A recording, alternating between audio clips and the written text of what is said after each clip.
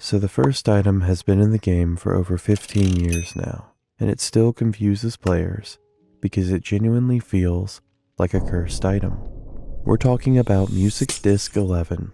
Music discs generally serve as a good addition to your base to make it feel less lonely, but for over a decade, people legit believed that if you had this disc in your base, it would make your whole world cursed. And honestly, I don't blame them, because if you actually hear it, you'll think the exact same thing. What makes this disc even more interesting is the fact that it has some deep lore that many of you might not even know. So before we dive into more details about it, let me play the disc for you.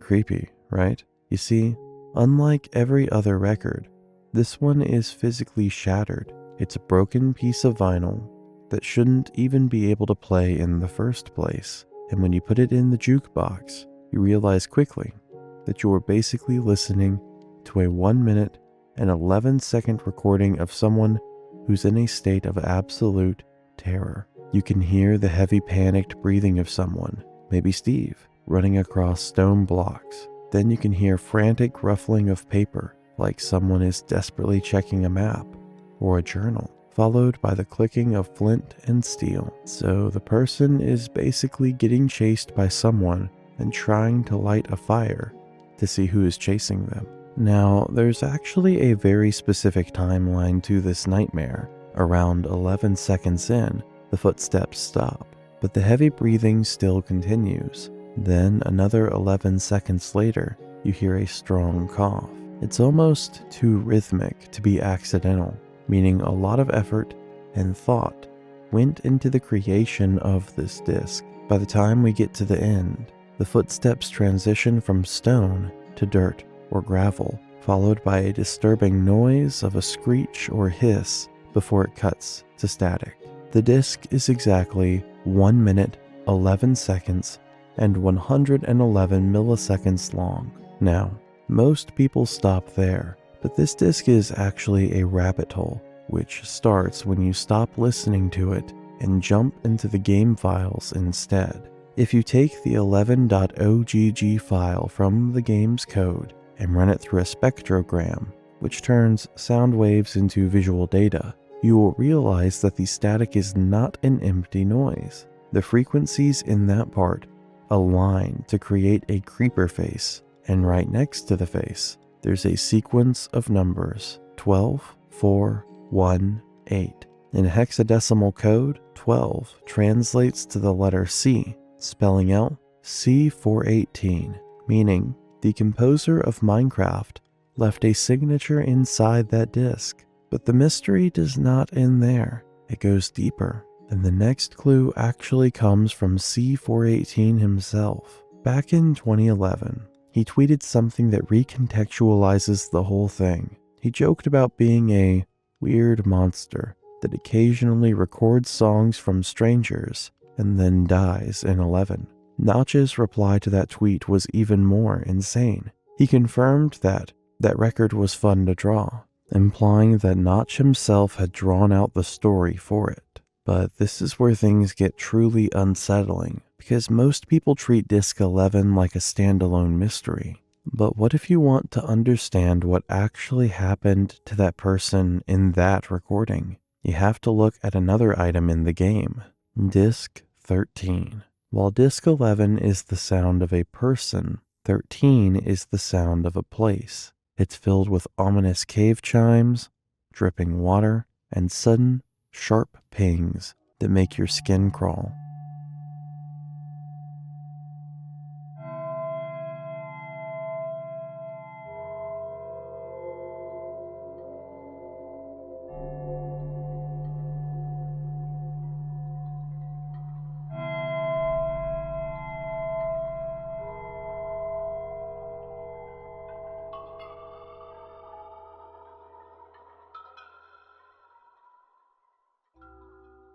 On its own, Disc 13 feels like a collection of scary cave noises, but there is a technical link between 11 and 13 that the community could not solve for a long while. Disc 13 does something extremely weird where, at one point in the recording, the audio cuts to total, dead silence, and theories suggest that Disc 11 is supposed to be played at this exact moment.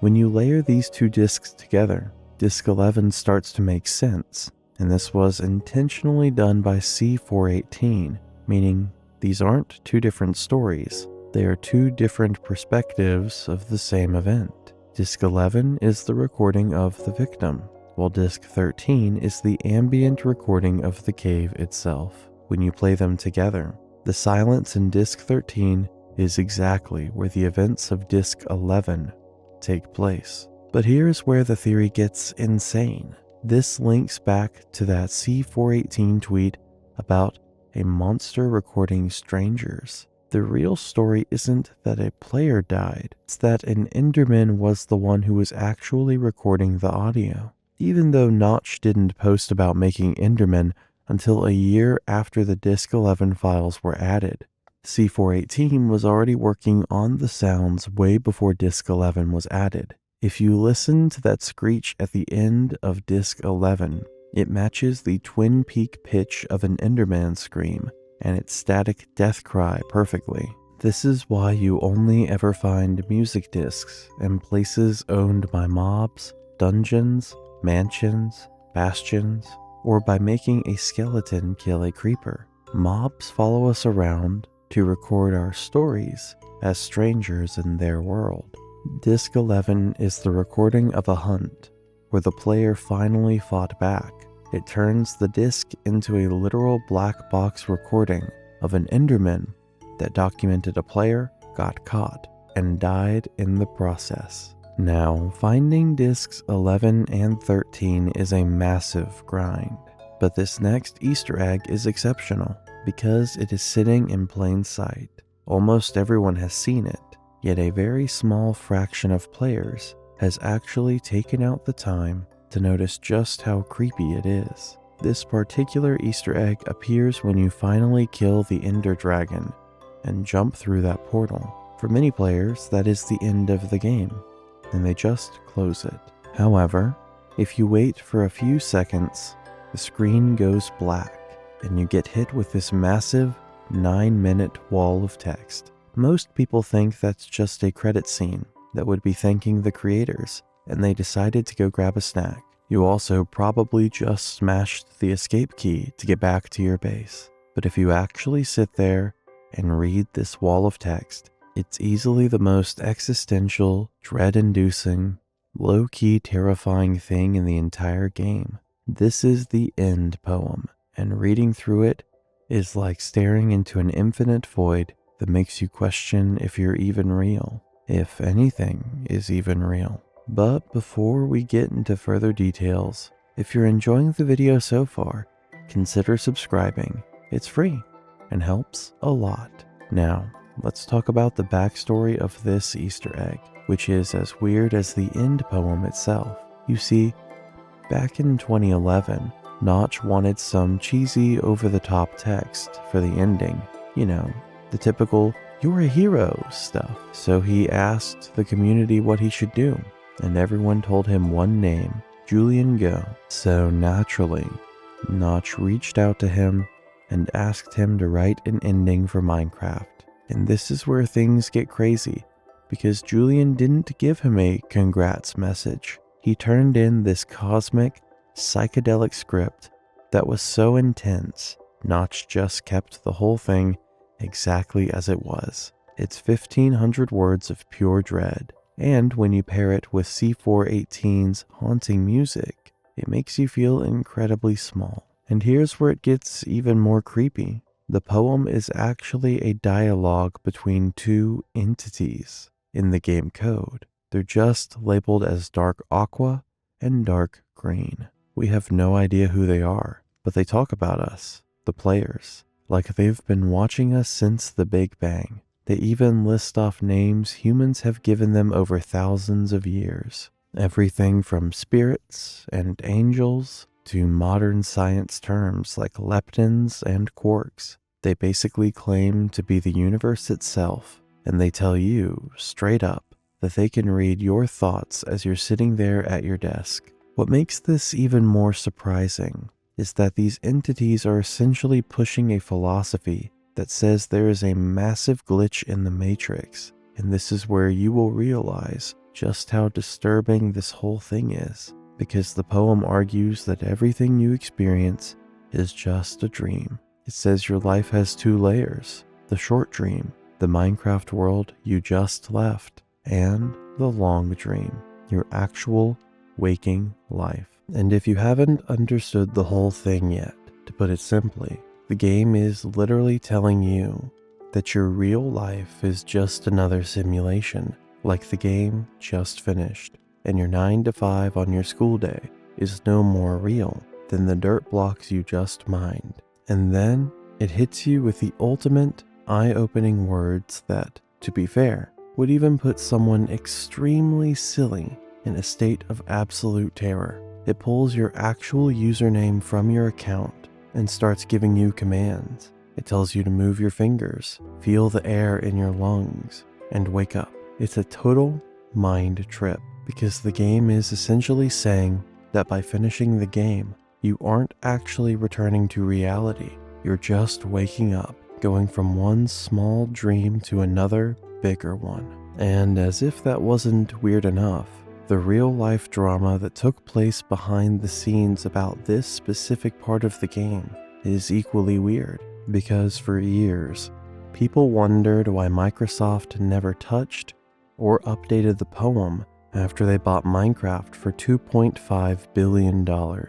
Well, in 2022, Julian Go dropped a massive secret, and it was that Microsoft didn't actually own the ending to their own game, because Julian never signed the contract back in 2011. He said the terms were bad, so when the big buyout happened, the legal rights to the end poem got stuck in this weird limbo. And then Julian made a move that made him stand out as a true artist, a move that feels like a final middle finger to the system. He ended up releasing the entire poem into the public domain for free. He said the universe, aka the fans, should own the poem and not a billion-dollar company. So, the one part of Minecraft that tells you nothing is real is technically the only part of the game that actually belongs to us. Moving on from the old school history, we need to talk about what's actually happening in the game right now,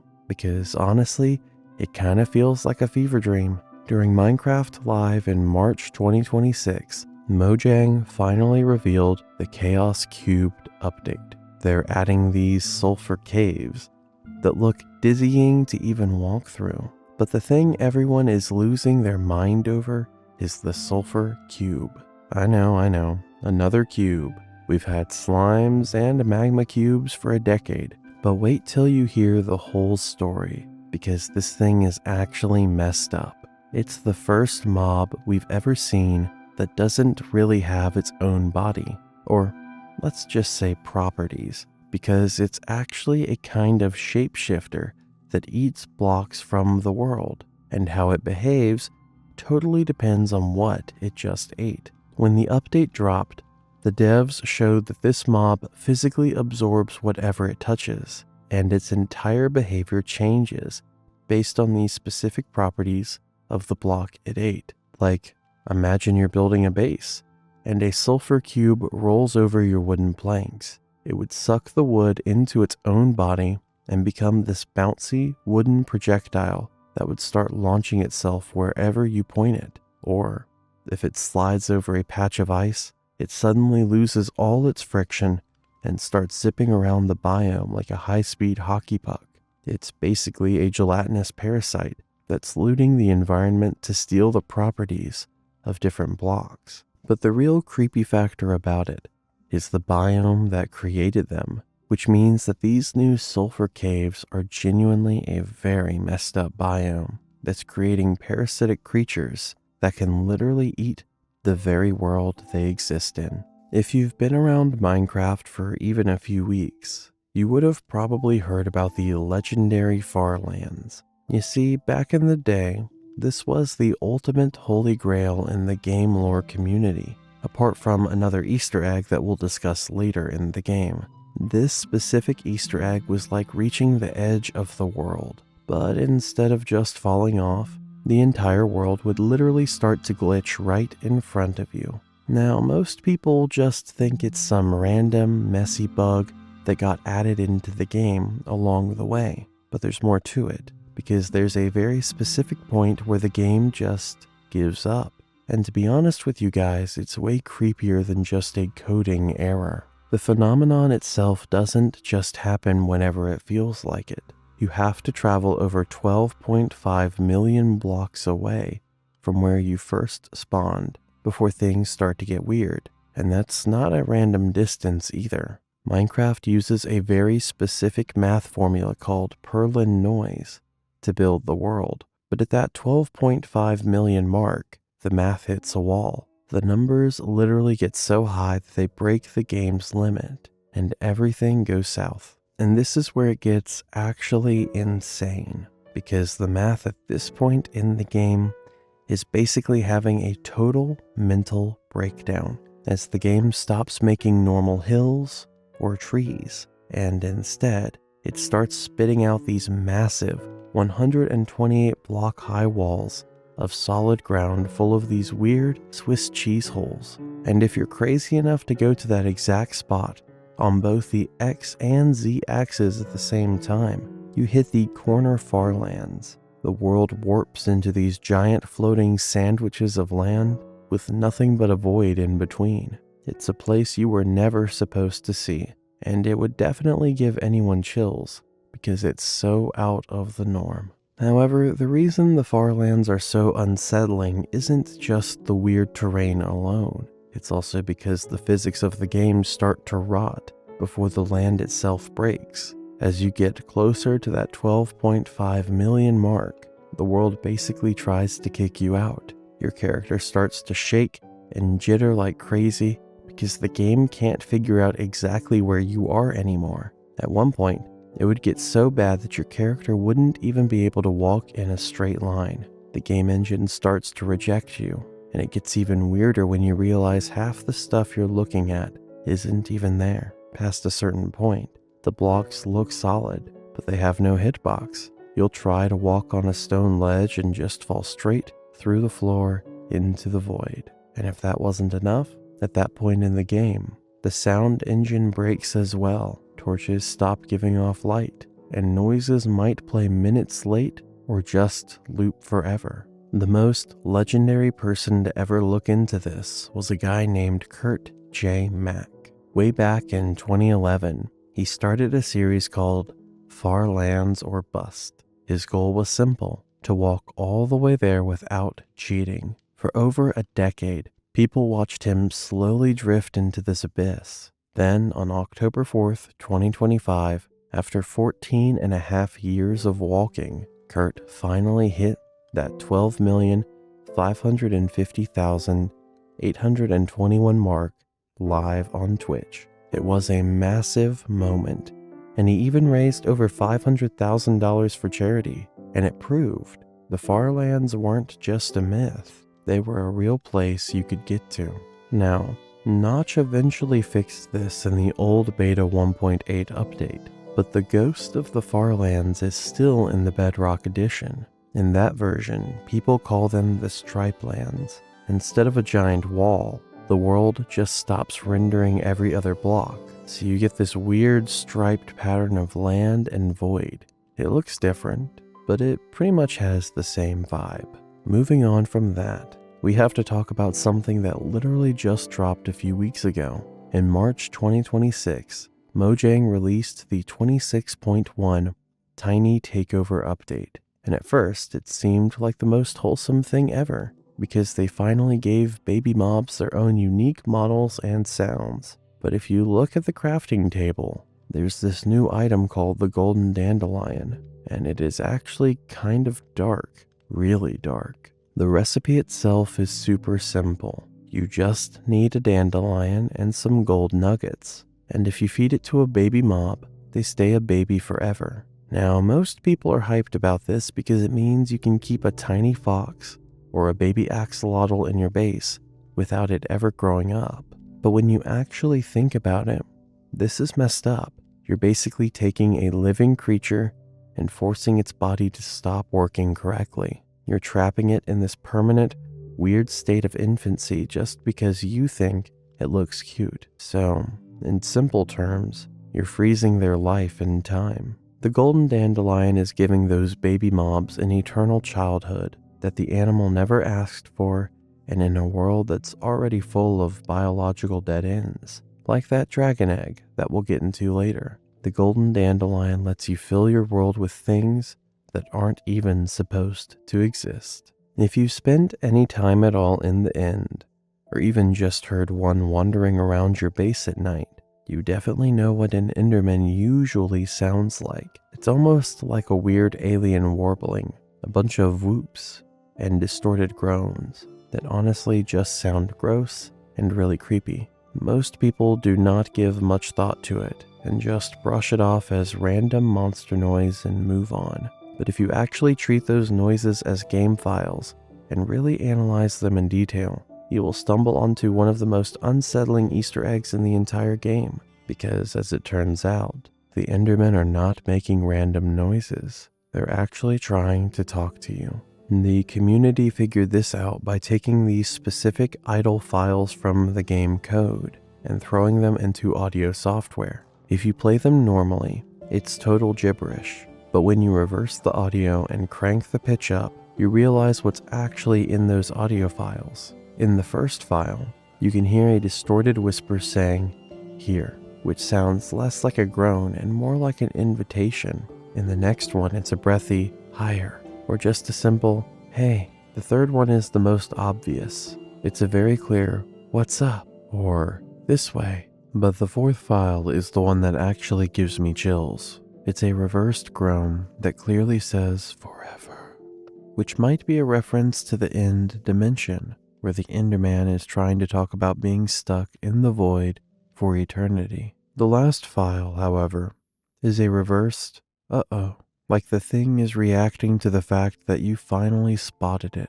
Now, most of you might be wondering that this could just be a shortcut taken by the composer, where he got lazy and decided to make them like this. Well, you would be surprised to know that it was a deliberate choice to make them sound almost human, which is actually way more terrifying, because this discovery is basically the backbone of the ancient builder theory. The idea behind that is that Endermen were once humans, builders just like us, who went to the end ages ago to escape some disaster, and after being trapped there for thousands of years and eating nothing but chorus fruit, they evolved into these tall, purple-eyed shadows. They lost their bodies, but they kept these tiny broken pieces of their language buried somewhere deep inside their hearts. It's a very specific kind of horror that can't really be put into words, because it means when an Enderman is making noises outside your house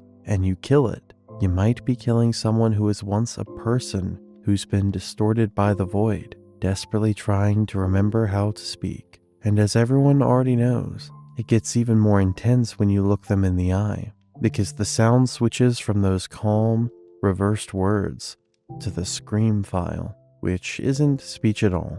Instead, the scream sounds are just pure, processed static, designed to make your brain hit the panic button. The fact that they can go from a chill, "what's up?" to a chilling speech in a split second is exactly why the Endermen are still considered one of the most disturbing mobs in the entire game by many people. Next up, we are going to talk about an everyday item in the game. You see, in Minecraft, if you put a name tag on a mob, it usually just gives them a little floating tile. Sometimes you get a funny Easter egg, like flipping a cow upside down or making a sheep turn rainbow. But there's one specific name that actually triggers one of the most violent shifts in the entire game. And it might be one of the creepiest Easter eggs in normal gameplay. It's a 6-letter name, and it is used for a very specific mob. If you write out the name and put it on that mob, you are actually rewriting its brain, and it is not some random joke that the devs decided to add. In reality, it is a hidden tribute to one of the most famous horror movies ever made. This secret Easter egg only works on the Vindicators, and to understand why it works the way it does, you need to first understand where these mobs spawn.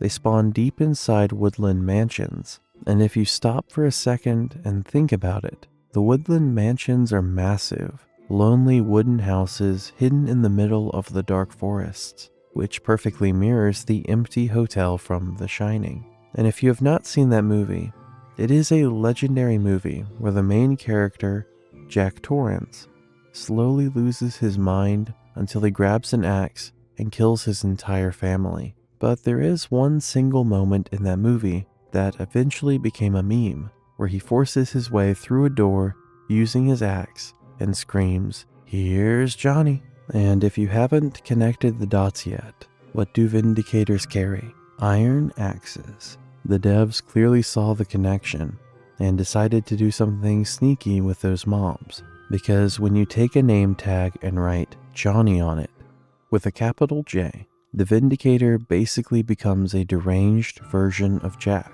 Now, normally these guys are actually pretty chill. They just defend their houses. Their default AI tells them to only attack players, golems, or villagers when they feel like they are under a threat. And usually, they'll walk right past a cow or a pig without a second look. But the second you name the mob Johnny, a hidden switch flips in the game's backend. His logic is completely overwritten. At this point, the mob loses all sense of self-preservation. He turns into a mindless killer that will charge at and slaughter literally anything that moves. He'll hunt down sheep, pick fights with Endermen, and he'll even go after a boss like the Wither without hesitating, just blindly swinging that axe at the very first living thing he sees. But even in this state of total rage, the Johnny AI has two weird blind spots. He'll never attack other illagers, and strangely enough, he won't touch ghasts. But it actually makes sense when you look at the code.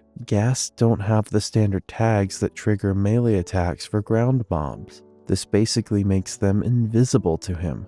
It creates this eerie vibe where the only things safe from the crazy Johnny are literal ghosts and his own cult members. However, the most disturbing part of this isn't even the movie reference, though. It's what players actually decided to do with it. Because the Johnny AI is so aggressive and ignores the normal rules, the community turned this horror reference into a dark mechanical exploit. People started building these automated slaughterhouses where they trap a Johnny in a pit and use him as an infinite, autonomous killing machine. They just drop animals or hostile mobs into the hole and let the crazy mob do all the work while they sit back and collect the loot through hoppers. It's pretty wild. We took a secret hidden reference to a psychological horror movie and turned it into an industrial farm. But as dark as that is, it's nothing compared to the next mob on the list. Now, this next Easter egg hits way different than anything else we've talked about. It's not a movie reference or a glitch, but it's actually pretty sad. Most people see it as a cute little Easter egg, but when you look at why it's actually in the game, you'll understand why I called it sad earlier. I'm talking about the rabbit named Toast. Minecraft is a game that is full of random animals, And Toast is basically a grave you can interact with. It's a permanent memorial to a real-life pet that went missing over 10 years ago. The whole thing started back in 2014. This Mojang dev named Ryan Holtz was working on adding rabbits to the game when he saw a post on Reddit. Some guy's girlfriend had a pet rabbit named Toast that had just disappeared, and he was heartbroken. He just asked if there was any way the devs could add a skin that looked like her pet to cheer her up. Ryan saw it and went like, "Yeah bro, I got you." And a few days later, Toast was officially in the code. To see it yourself, you just need to take a name tag and type Toast with a capital T. The second you slap that on a rabbit, the game completely changes how it looks. It forces this very specific black and white pattern on the normal rabbit skin, specifically with a white stripe between the eyes. And here's the weird part. You can't really find this rabbit normally. You could wander through every desert and forest for 1,000 hours, and you'll never see a Toast rabbit naturally. It only shows up if you specifically name it. It's almost like you're reaching into the game files to pull out something that isn't supposed to be there. And there's something interesting about how this Easter egg works, because if you breed a Toast rabbit, the babies don't look like him at all. They just come out with whatever normal fur the rabbit had before you named it. The Toast look isn't part of the animal's DNA at all. It's just an add-on skin that sits on top of the mob for a little bit. The reason this one always ends up on creepy lists is because of how heavy it is. See, the real-life Toast was never found, and by adding this to the game, the dev took an animal that vanished from the real world and trapped it in a digital loop forever. So technically, when you name a rabbit Toast, you're basically summoning the ghost of a pet you never even knew. Even after that dev left Mojang, they kept this Easter egg in the game. Back in 2022, when they updated the rabbit models to be more detailed,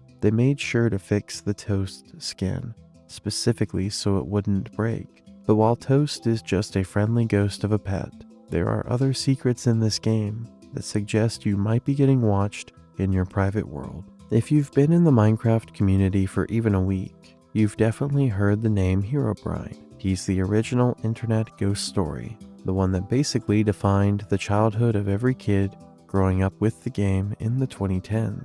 But what's actually wild is that even though we all know he's fake, the way the legend was born is way more interesting than just some random campfire story. If you want to just brush it off, thinking that Herobrine was just some simple rumor, you'd be seriously mistaken, because it was actually this massive, multi-layered prank that actually used the game's own developers and official update notes to keep the mystery alive for over a decade. It all started back in 2010 with a single, lonely post on 4chan. This anonymous user claimed they were playing a solo world on an old version of the game when they suddenly saw something moving in the distance. At first, they thought it was just a cow, so they chased it into the fog. But when they finally got close, they realized it was a character using the default Steve skin, except there was something deeply wrong with him. His eyes were solid, glowing white.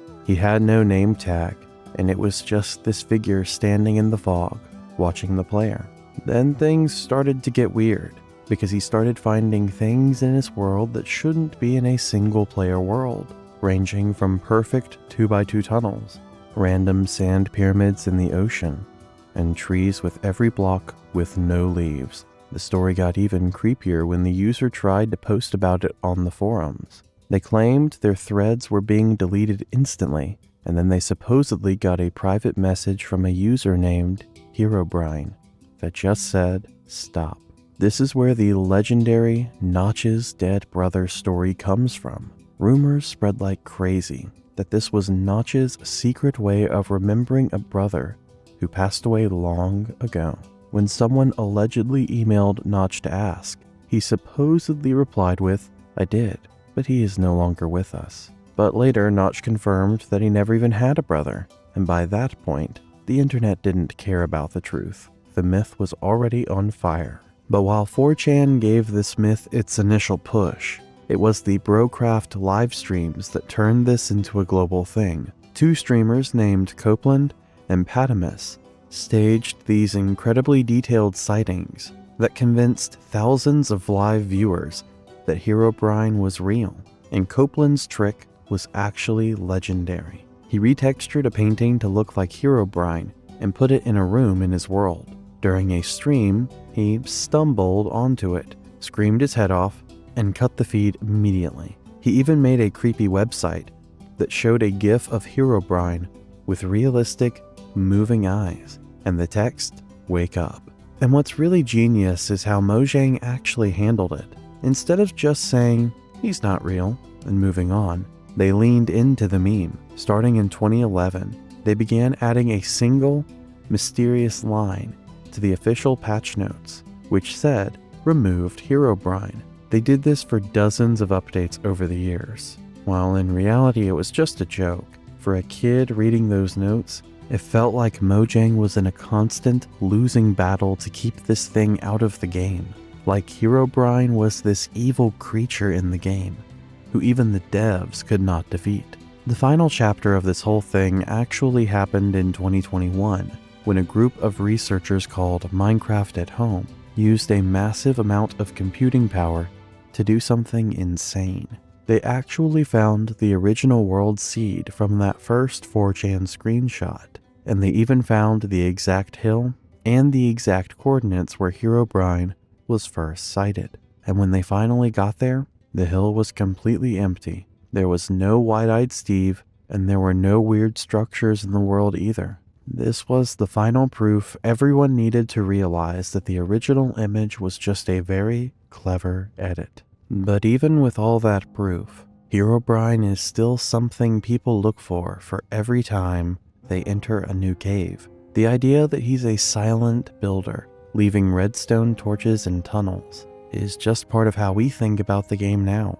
Mojang still says he's not in the game, but in a way, they don't even have to add him, because as long as players are still afraid of what's hiding in the fog, Herobrine is never truly gone. But if you think a ghost in the fog is scary, wait until you hear about the secret mobs that literally nobody knows about yet. Because if you think Herobrine is the peak of Minecraft horror, you probably haven't seen the dock mobs yet. We're going all the way back to 2010, to the early in-dev days when Notch hired this artist named Hayden Scott Barron, aka Doc, who wasn't really vibing with the bloxy, pixelated style we know today. He was an illustrator who loved this specific chibi anime look, and for exactly 2 weeks, Minecraft felt like a corrupted crossover from a totally different game. These things were basically the first attempt at adding NPCs.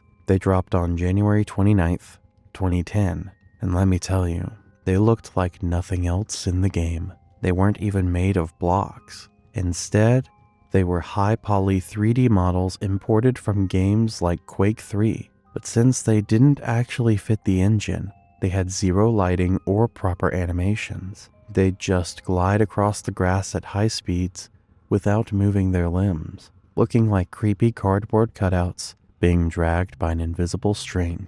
The main one was Rana. She was this little girl in a giant frog hat, and while she was technically peaceful, she had one detail that made her genuinely unsettling to stumble across in a dark cave. She was the first mob to ever use human pain sounds, and if you hit her, she'd let out this heavy male oof, the exact same sound the player used back then.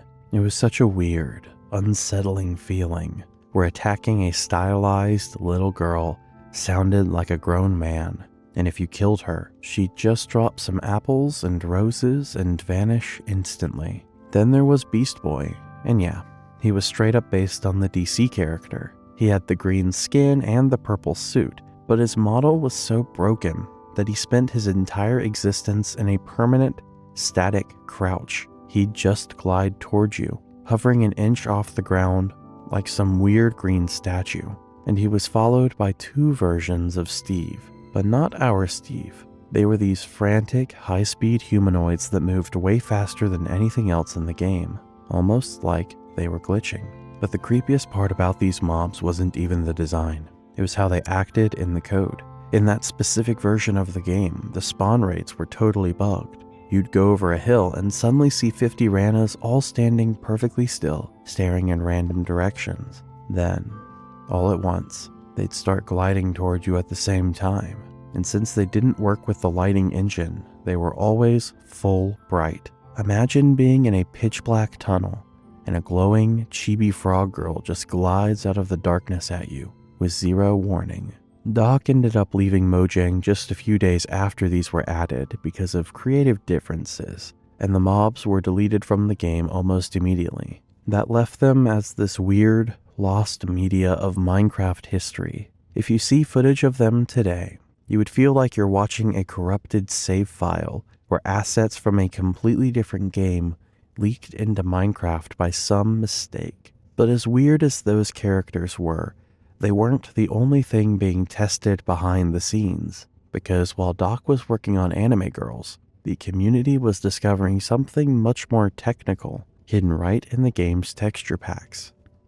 You see, sometimes the creepiest Easter eggs in Minecraft aren't even in the world you're walking through. You can also find a ton of them buried in the game's code, and sometimes they can be pretty weird. If you go back to the older versions and get the texture file for the classic zombie pigmen straight from the assets, you'll find something you'd never see just by playing the game.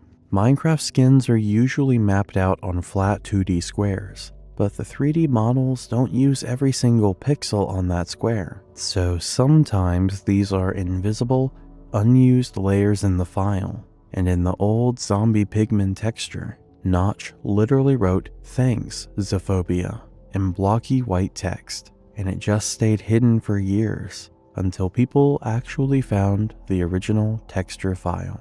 Now, I know what you're thinking. Zophobia sounds like some edgy creepypasta or a new boss like Herobrine, but he was actually just an early community member. Back in the alpha days, Notch didn't create every single mob design himself. Zophobia was the artist who pitched the concept and made the skin, and Notch loved it so much he dropped it straight into the game for the Nether update. That hidden text was Notch's way of crediting and respecting him in a way, where only coders or texture artists would ever stumble across it. But the truly unsettling part about this whole thing isn't even the hidden text. It's what Mojang forced him to change before they released it. You see, the original versions Zophobia submitted didn't have the green, rotting flesh we all know today.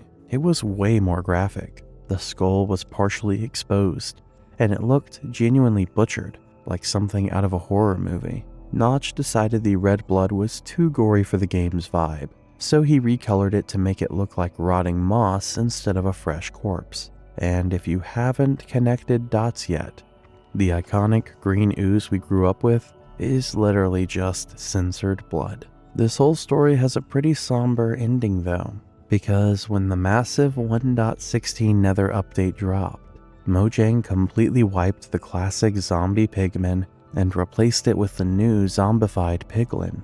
They completely revamped the entire model and redrew the texture from scratch. And in that process, the original file was deleted from the active game.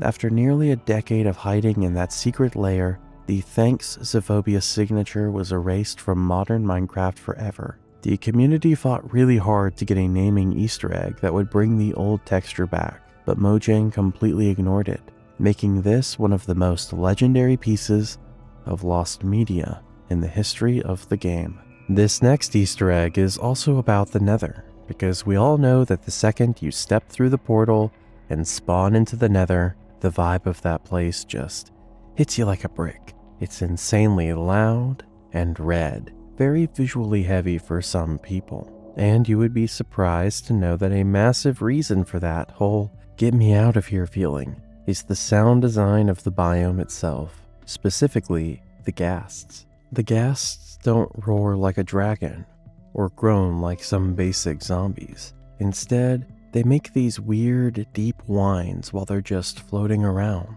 And then sometimes, they let out this absolutely horrific, ear-piercing shriek the second they're about to spit a fireball right at your face. For years, everyone thought these sounds were made in some high-tech lab, or were just heavily edited human screams to fit that whole hell aesthetic of the Nether. But the truth is actually just kind of hilarious. The legend himself, C418, the guy who made the original soundtrack for Minecraft, didn't use human actors or fancy software at all to create the sounds of the ghast. And believe it or not, the voice of the Nether's scariest monster was actually just his pet cat. I'm dead serious.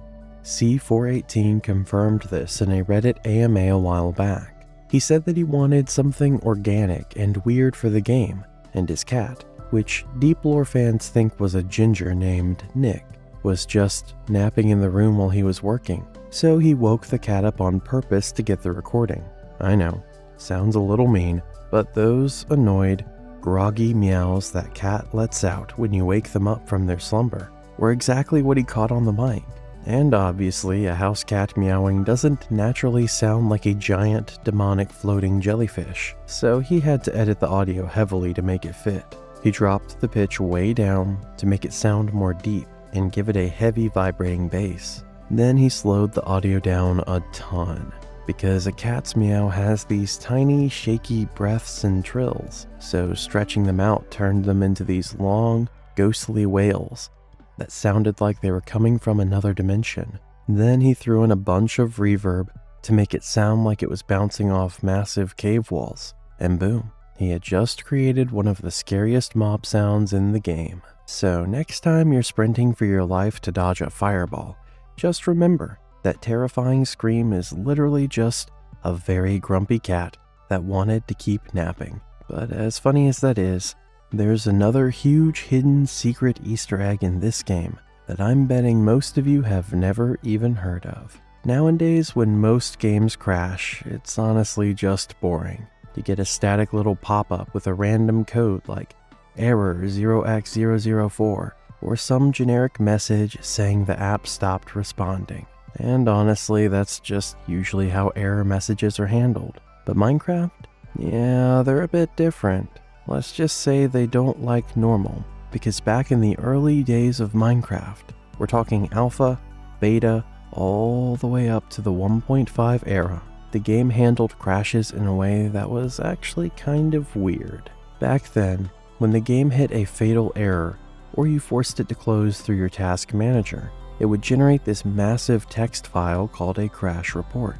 Most people just ignored the giant wall of code because it looked like gibberish. But if you actually scrolled to the very bottom of that file, before the game died, it would print one final line. And it didn't say error or close. It just said, "Someone is closing me." To understand why that's so weird, you have to look at how the game was actually built. Since Minecraft runs on Java, the devs use this thing called a shutdown hook. Think of it like a digital tripwire. So when the system detects the game is being killed from the outside, that hook acts like a last dying breath. It gives the game a tiny fraction of a second to try and save your files or print one last message before it's wiped from your memory forever. Now, here's the thing. Notch didn't have to put a message there at all. He could have left it blank, or written something professional like "process terminated." Instead, he specifically chose this panicked first-person sentence, and that's exactly why it became such a legendary creepy fact in the community. It gives you this heavy sense of dread that you just don't see in software anymore. By using words like "someone" and "me," the error log stops feeling like cold code and starts making the game engine sound like a conscious entity that's aware of its own digital existence. It honestly just completely flips the script and makes you the villain of the story, like you're there just closing a window to do homework, and the program is frantically trying to report its death in its final millisecond of life. However, it's a pretty interesting fact, as it turned a boring technical crash into something everyone would remember for years. Microsoft eventually phased this out as they modernized the launcher, but it's still archived in thousands of old forum posts from a decade ago. It's a secret little creepy Easter egg in that launcher that we all just collectively ignored for years. Now let's talk about an Easter egg that's been sitting right in front of our faces this whole time, yet only a few people know about it. We're talking about the literal face of Minecraft, the Creeper, which is easily the most iconic monster in the history of Minecraft. You see that green face on t-shirts, backpacks, even cereal boxes. But here's the thing most people don't realize. The Creeper has absolutely no reason to exist. It doesn't fit the whole fantasy vibe of Minecraft, like a dragon or a zombie. And that's because the Creeper is quite literally just a walking glitch. The story of how this thing was actually made is probably the ultimate happy accident in gaming history. It all started back in August 2009. We're talking the super primitive days when the game was barely even a game yet. Notch was just sitting at his computer, trying to add some basic animals to the world. And he started with a pig. But back then, he wasn't using 3D modeling software like Blender. He had to manually type the dimensions, the length, width, and height of every single body part directly into the code.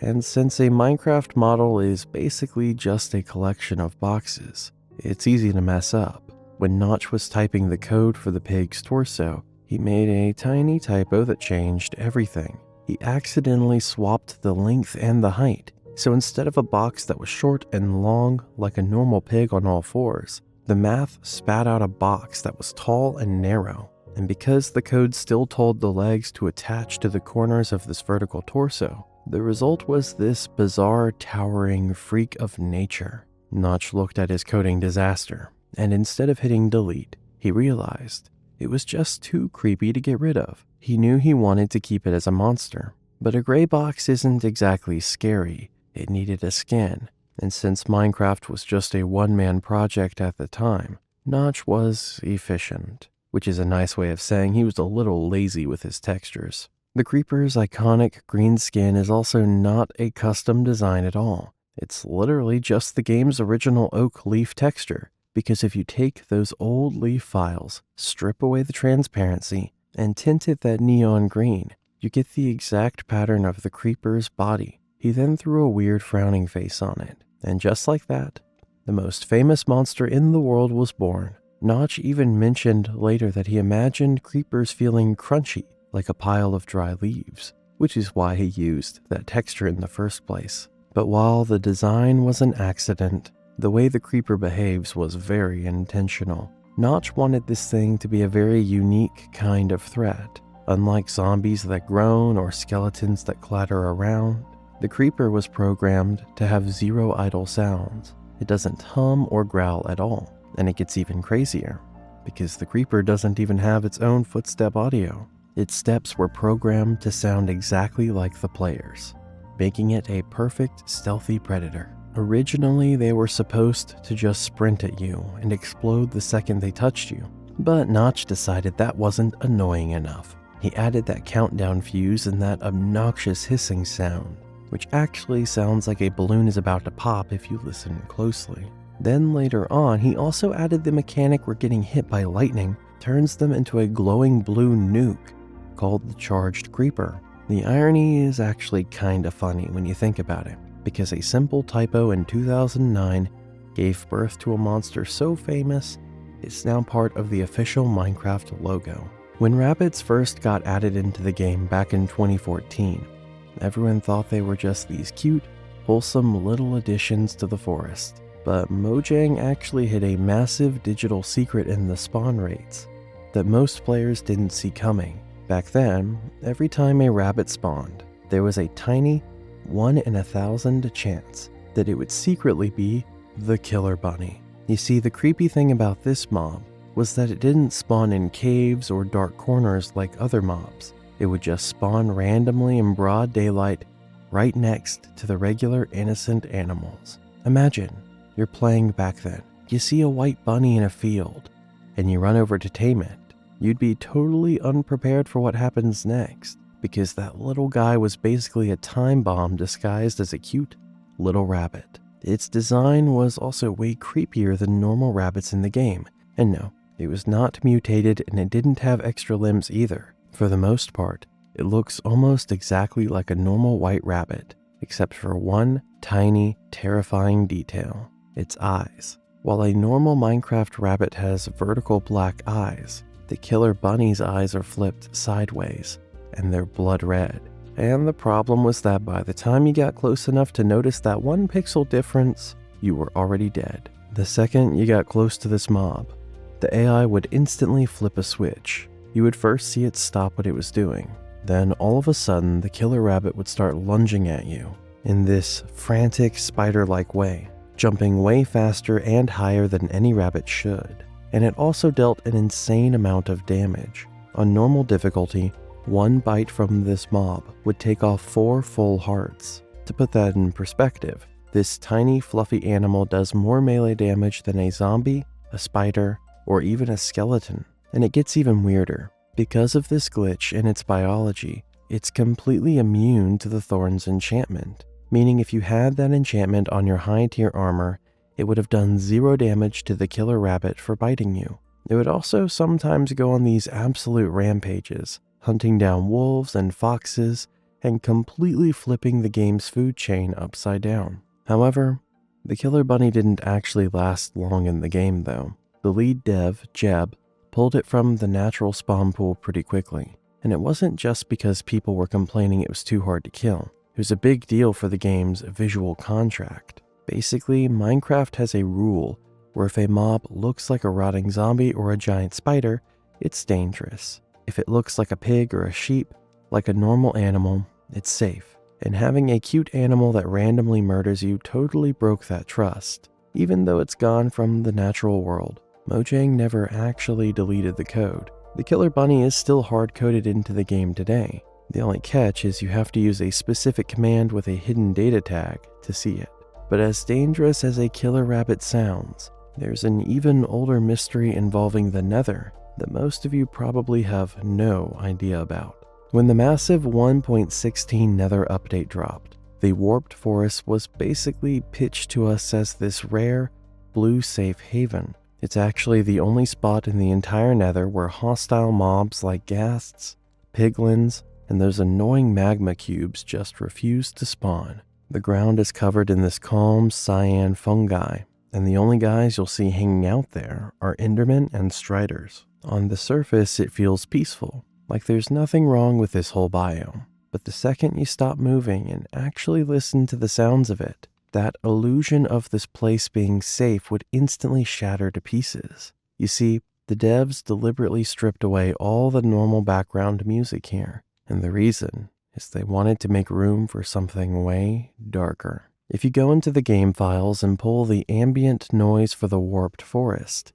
you'll find out something insane, because the noises in this specific region are not random cave sounds. Every single audio track that is being used in this region is actually a heavily distorted Enderman noise. The first few files are a weird blend of standard Enderman sounds that are mixed with audio from Minecraft dungeons, but the 6th file is where it gets genuinely disturbing. It's officially the sound of an Enderman screaming, but the audio has been reversed and slowed down a lot. Even the random mood sounds that play here are just the cackle of a witch, pitched way down and drowned in reverb. So in short, all the sounds you hear in this biome are literally just the distorted voices of the creepiest mobs in the game. And this actually leads into one of the most cryptic pieces of dev lore ever. When people started piecing these files together and noticed there was no music,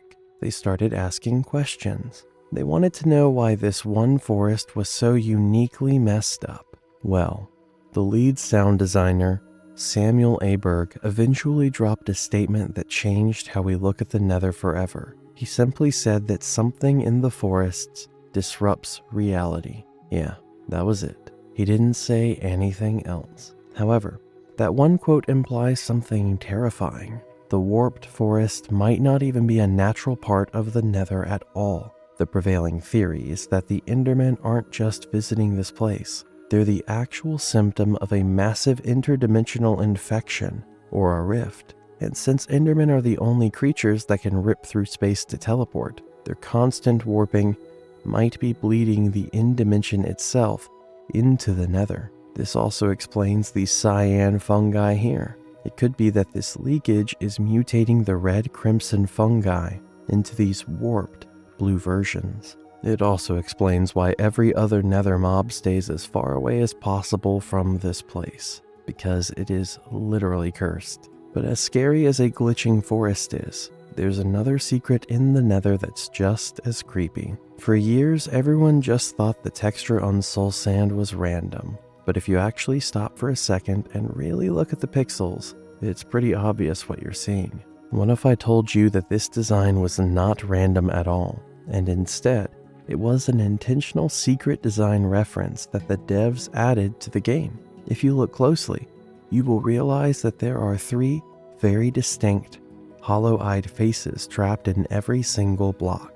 And what makes this even scarier is that this hand-drawn art of people literally looks like they are screaming in agony. But hold up, this is where the whole thing actually gets really creepy. Everyone knows that whenever you walk on the soul sand, it slows you down. And it's not just you, it slows down the mobs as well. And if you think it's because the ground is muddy, then my friend, you are seriously mistaken. Now try to understand this. You get slowed down when you walk on the soul sand because the trapped souls are physically reaching out of the sand, grabbing your ankles, and trying to pull you down into the block with them. And the lore gets way darker when you get into a soul sand valley. Honestly, the background noise in this place is the most disturbing sound design in the history of the game. The community actually decoded the sound files from this biome, and what they found was seriously chilling. Most of these sounds are just heavily pitched down and stretched out audio from other mobs, twisted to sound like thousands of people echoing off the walls, turning the whole biome into a massive, humming graveyard. Now, there's a big theory about these blocks that we need to clear up. For a long time, people thought the screaming faces on soul sand always pointed west to lure you toward a nether fortress, but that's actually a total myth. It's true you can use soul sand like a compass, but it's not because these souls are pointing at danger. In Minecraft, blocks that don't rotate, like soul sand, just have a static texture. That means the top of the block always looks the exact same on the map, no matter which way you're facing. Players just learned to recognize the pixel patterns so they could figure out north, south, east, or west when they're lost. The real connection to the fortresses is just how the game builds them. They usually spawn in long,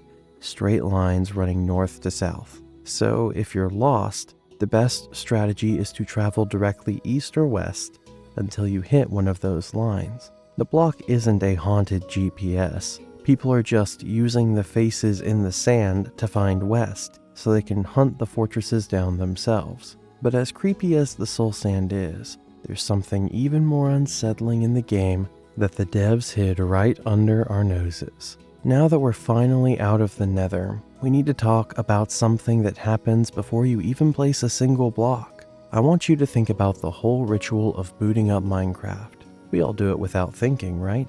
It's almost an automated process in your brain that mostly never ever gets registered. You double-click the grass icon, and you load into the main game interface where the massive Minecraft logo drops. You've probably seen this happen a bazillion times.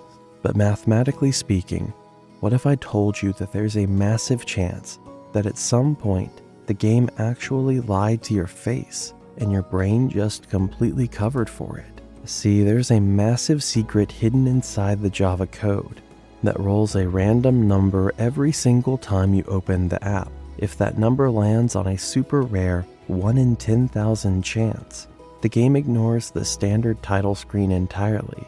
Instead, it subtly swaps the C and the E, so the logo actually says Minecraft instead of Minecraft. And here's the crazy part. The difference is so small that you probably didn't even notice. There's this psychological thing where your brain automatically fixes misspelled words, as long as the first and last letters are right. So most people who actually got that 1 in 10,000 roll just clicked single player and went about their day, never realizing they were looking at something incredibly rare. The whole thing actually gives us a weird look into Notch's head back in the day. He specifically designed this to be a secret that lived in the shadows, without anyone ever realizing that it existed. And the reason behind that is really weird. Back in 2012, he started a Reddit thread called Minecraft, a post-mortem. And to understand why he did that, you have to remember what the gaming scene was like back then. Anytime a dev tried to hide a secret in the game, the data miners and sweats would rip the files apart and post them on the wiki within hours. Notch was honestly tired of people ruining his surprises.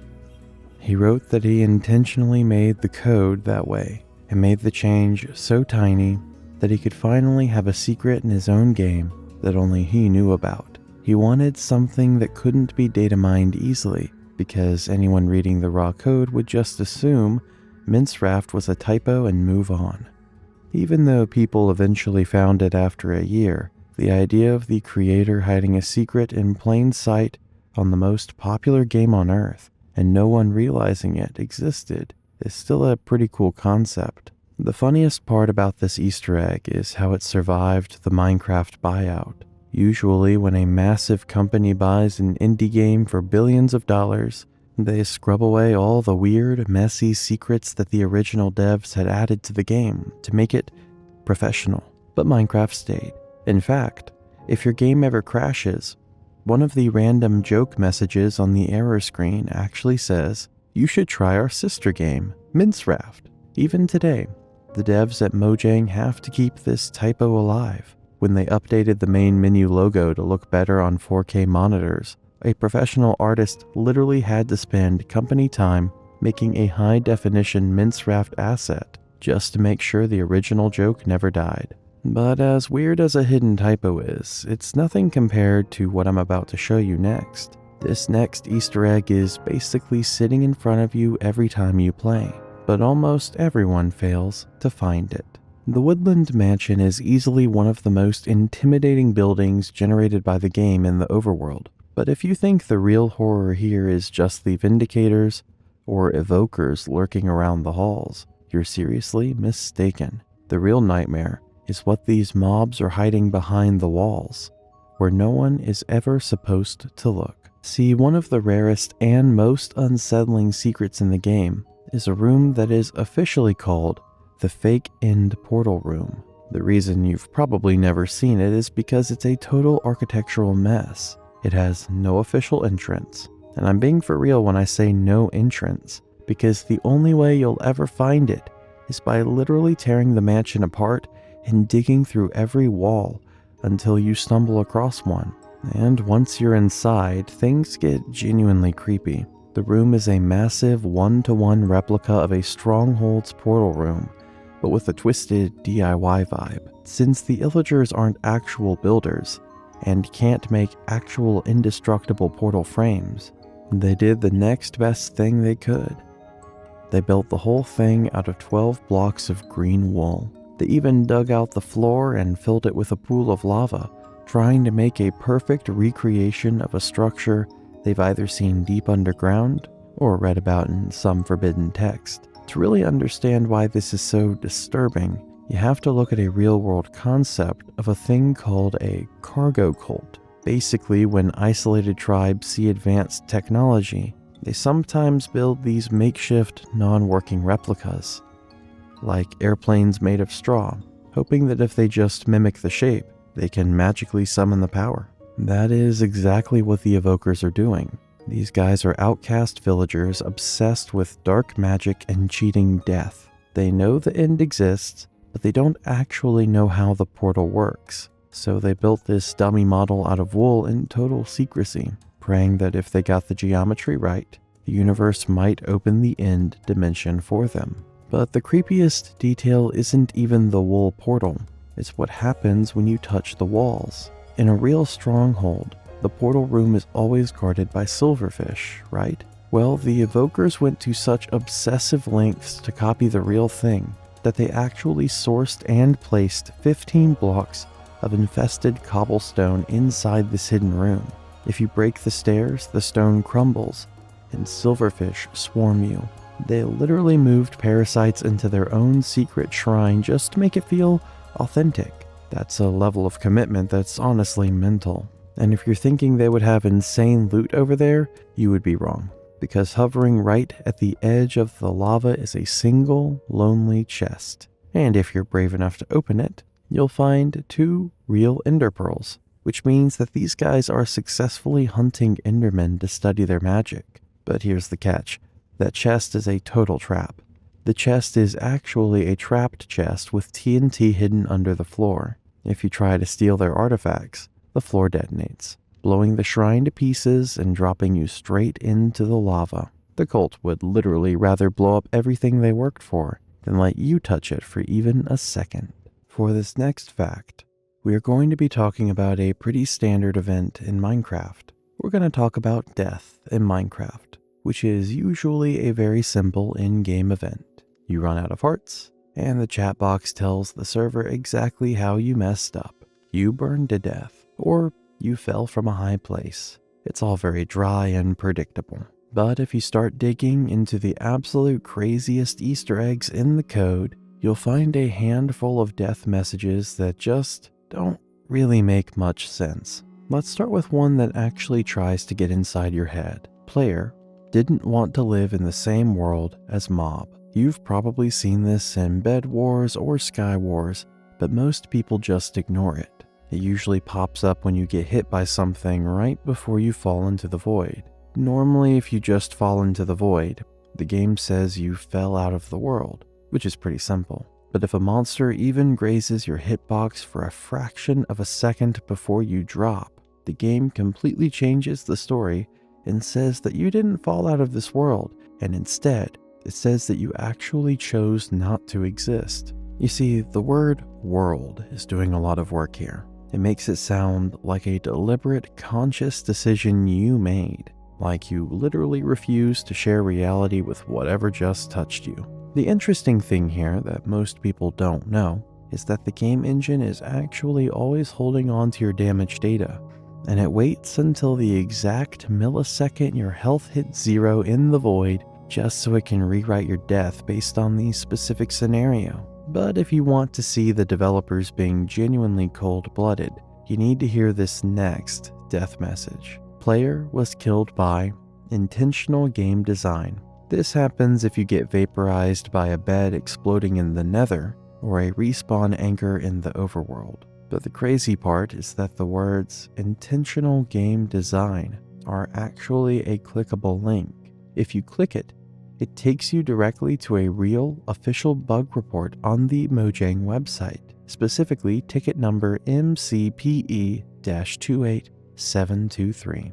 This is an actual archived ticket from years ago where a confused player reported their bed exploding, thinking it was a bug. Instead of fixing it, the devs turned that player's confusion into a permanent game feature. And no, the game isn't trying to be cute. It's looking you in the eye and telling you that they knew exactly what would happen and they just decided not to fix it. Then there are the ghost messages, the ones that were never even supposed to be seen by normal players. If you somehow manage to die from fall damage while landing in a pool of water, the chat box gives you the following death message: death.fell.accident.water. You'll notice right away, it's not even a proper sentence. This is what's called an internal string ID, and it was never translated into English because the devs assumed no human would ever be able to trigger it. See, in Minecraft, water is supposed to cancel out every single point of fall damage. Dying this way is meant to be mathematically impossible, but players always find a way to break the game, like in this instance, landing on a waterlogged slab while riding a minecart at full speed. When you hit that water, the game essentially has a stroke, and it runs out of words to describe what happened, so it just ends up showing you the raw code. Sometimes, though, a death message is just a survival mechanic for the game to keep itself from crashing. Player was killed by even more magic is an example of this protocol. You'll never see this in a normal game, as it only happens on heavily modded servers when a death message is too long for the game to handle. Like, I'm talking over 150,000 characters. If a variable, like a mob's randomly generated name, gets too big, the engine can't render the message without a catastrophic hard crash. So rather than letting the server die, the game immediately scraps the text and gives you this tiny fallback string. It refuses to tell you what killed you or acknowledge the item that caused the error. But arguably the most disturbing one isn't even about a death that actually happened. It's about a death that almost happened. Let me explain. You see, the message, "Player was roasted in dragon breath," has been sitting in the file since 2015, even though you can't get it anymore. Back then, it appeared that if you were burnt to death by fire that was let out by a dragon, and who's the only dragon in the game? Duh, the Ender Dragon. And then the game mechanics changed. Fireballs don't do impact damage anymore. They just leave behind that purple acid. That means in every modern version of Minecraft, there is a perfectly translated death message for a way to die that absolutely no longer exists in our world. And finally, for the last creepy and weird death message, we have to look at the very edge of the map. In the 1.20 update, they added a brand new message for players who manage to cross the world border. And mind you, it's 30 million blocks from spawn. If you spend a massive amount of time getting there and glitch outside that blue wall, you'll start taking damage until you die. When you do, the chat says, "Player left the confines of this world." However, the creepy part is not the act of leaving the world. The word confines is the whole point. They didn't say you died beyond the border or fell off the map. The devs specifically used a word that implies imprisonment, and it tells us that the world border was never a safety feature designed to keep the game from crashing. It might actually be a cage. Now that we've talked about some creepy game design facts, we have to talk about something related to the devs. You see, when you spend hundreds of hours building a house in a single-player world, you probably assume it actually belongs to you. I mean, it's common sense, right? It's your world, on your computer or phone, so obviously it belongs to you. Most people treat it like this private, offline sanctuary where nobody can touch your stuff unless you invite them in. But back in 2014, Mojang decided to prove that your sense of ownership is basically just an illusion. They pulled off this massive, silent override that hijacked the game's servers overnight. The devs did not release any update to download, nor were there any patch notes. People just logged into their worlds and realized the developers had forcibly altered their entire game without a notice. It was like waking up in your own house only to find out the landlord had changed the furniture and the locks while you were sleeping. The first thing everyone noticed was their own characters, which were not how they left them. Mojang just randomly decided to completely shut down the custom skin servers. It didn't matter what custom avatar you had or how many years you'd been wearing it. Every single person who logged in that day was trapped inside the body of a standard, big-nosed villager. And what makes this even more creepy is that you could not change it at all, and your custom avatars had completely disappeared overnight, turning you into an NPC in a game where you thought you were the main character. But the part that actually made them absolutely lose their minds was what happened the second they tried to move. Mojang had secretly partnered with a YouTube channel called Element Animation to completely overwrite the entire audio engine with a forced resource pack. Even the legendary quiet music by C418 was gone, and in its place, it was just some guy awkwardly singing the Game of Thrones theme song. It sounds funny now, but when you're alone in a silent world and the music suddenly shifts into a random human voice, it feels kinda creepy. I bet some of the players at that time thought their PCs had gotten hacked, and some might have even wiped them clean, without even realizing that this was all just an elaborate April Fool's joke.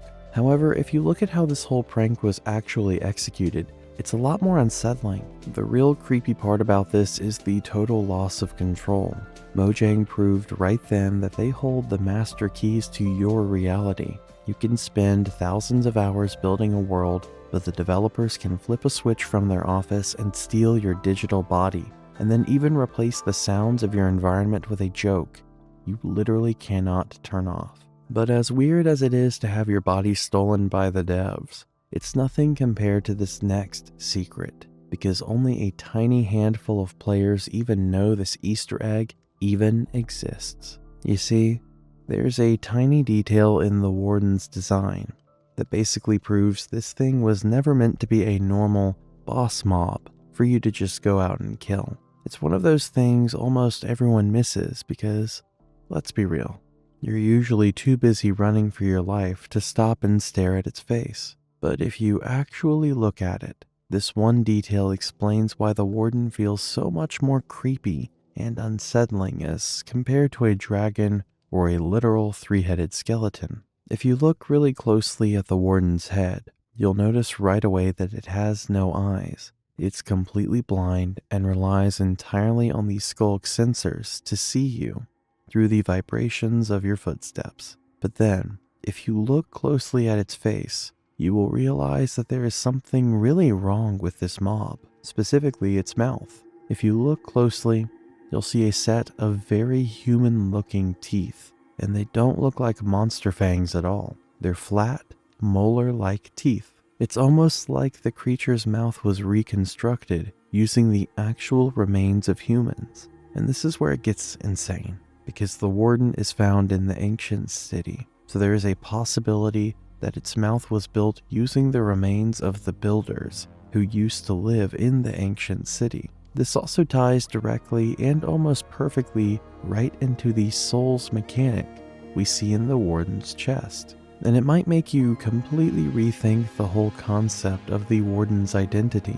It turns out that the warden is not an animal or a random mob that evolved in a cave over millions of years. It's actually a biological mass that's been grown or summoned by the skulk itself. The biggest theory among lore hunters is that the skulk is actually a sentient parasitic fungus that does not just grow on rocks. Instead, it consumes the experience and the souls of anything that dies near it. So to put it into simple terms, the warden is a golem made of compressed souls and recycled body parts. That's the real reason why it has a heartbeat and why its sounds are so creepy. Some people even say that if you take the warden's idle speech and clean up the audio files, you can hear muffled crying and faint screams buried under the heavy thumping of its heart. Mojang hasn't officially confirmed that part, so it's just speculation. But it fits the lore, so imagine this.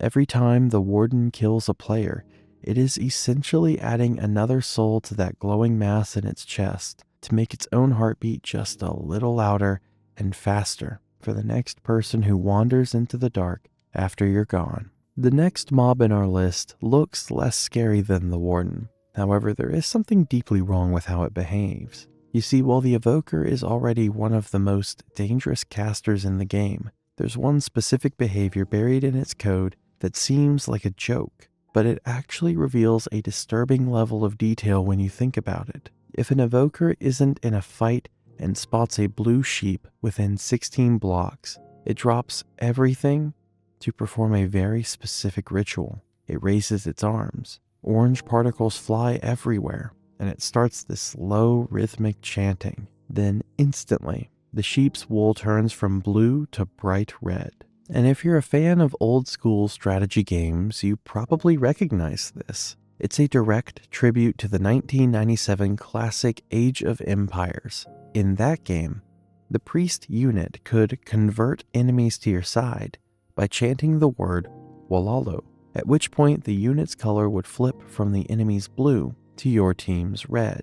Mojang didn't just give a little nod to this, they fully integrated it into their game in a very creative way. If you listen closely during the animation, the game actually uses a distorted, pitched-down version of that original Age of Empires sound effect. In the Bedrock Edition, this is even an official achievement called Walalo. But when you take a closer look at this whole scenario, it stops being a funny Easter egg and starts being kind of terrifying.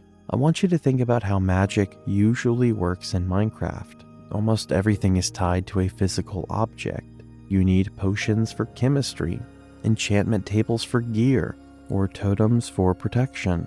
But the Evoker is one of the only things in the game that can alter the physical world through nothing but a simple incantation, which means that the Evokers might be more powerful than we assume. because they can literally command this change to happen with their voice, literally rewriting the core identity of that sheep through sound alone. This adds a massive creepy layer to the illagers, because we already know that they build those cargo cult shrines, and that they've also managed to be immortal by using the totems, and they are actively cheating death. The sheep conversion is literally the final straw. It's almost like they are mocking us, and while we think they are weak, they might hold more power and they're just hiding it. And on top of that, they're also choosing the most passive, defenseless creature in the game to practice their reality-bending magic on. The physical properties of the world are just toys to them. However, this next mob has something really creepy going on with it. What we're about to talk about next might have happened to you while normally playing the game, but there is a high chance that you might not have understood it. You see, when you finally take down a witch, you're usually expecting some decent loot. They have one of the most complex loot tables in the game, dropping everything from glass bottles and sugar to redstone and glowstone dust. Most of those items make sense, right? They're the literal ingredients for the potions the witch is constantly throwing at your face. But there's one item on that list that's always felt completely out of place: the stick. A witch has a 25% chance to drop up to 2 sticks when she dies. For years, most players just assumed these were meant to be broken wands or maybe pieces of a shattered broomstick. But the truth is actually way more specific. It's a hidden reference to one of the most famous scenes in movie history, the witch trial from the 1975 film Monty Python and the Holy Grail. In that movie, there's a famous bit where a mob of angry villagers uses this broken chain of logic to prove a woman is a witch. They start by saying that witches burn, and since wood also burns, all witches must be made of wood. Then, to test if she's actually wood, they ask what else floats in water, eventually landing on a duck. Their final conclusion is that if the woman weighs the same as a duck, she must be made of wood, and therefore, she's a witch. The early Mojang team were massive fans of that kind of British comedy. They loved it so much they decided to take that flawed movie logic and turn it into a literal law of the Minecraft universe. By giving the witch a high chance of dropping sticks, the game is essentially confirming that on a molecular level, Minecraft witches actually are made of wood. This whole reference has essentially taken a joke about mob justice and turned it into a biological fact of the game world, which is honestly genius. And if you think it's the only weird thing the devs have done with the game, think again, because the Monty Python influence runs deep through the early years of Minecraft development. Like we talked about with the killer bunny, right? It's one of the most dangerous things you can find. And that's also a direct reference to the killer rabbit of Kerbanog from that same movie. The devs clearly had a blast taking these absurd comedic concepts and turning them into real threats that can actually end your hardcore run. So the next time you're in a swamp, kill a witch and see a couple of sticks on the ground. Just remember, the game isn't just giving you junk. It's actually just messing with you in a funny but kind of creepy way. Now, this next creepy Easter egg is not about a hidden thing in the game. It's more like existential horror. You see, in the 1.16 update, Mojang added this simple little feature for multiplayer servers, a game rule that lets owners decide exactly what percentage of players need to be in bed to skip the night. It was honestly just a practical tool to stop that one guy who stays deep in the mines and keeps the whole server awake while everyone else is trying to sleep. But if you dig into the math of how this rule is coded, there's a hidden, incredibly weird, logical paradox that most players will never actually see. See, the game's code is flexible, maybe a little too flexible. It lets you set the sleeping percentage to whatever you want, including numbers higher than 100. But this is where things start to break, because if you use a command to set that value to 101, you effectively break the entire concept of morning. The game tries to do the math and realizes that even if every single person on the server is in a bed,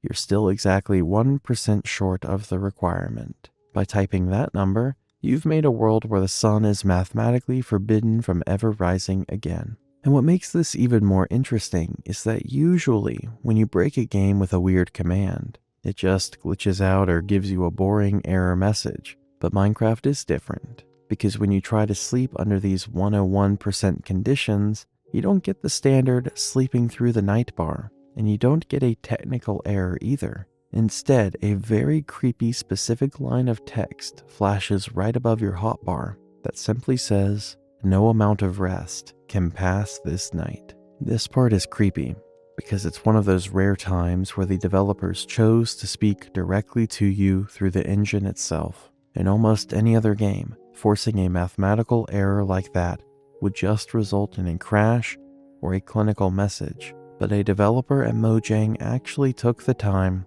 to write a specialized, almost poetic response for this exact situation.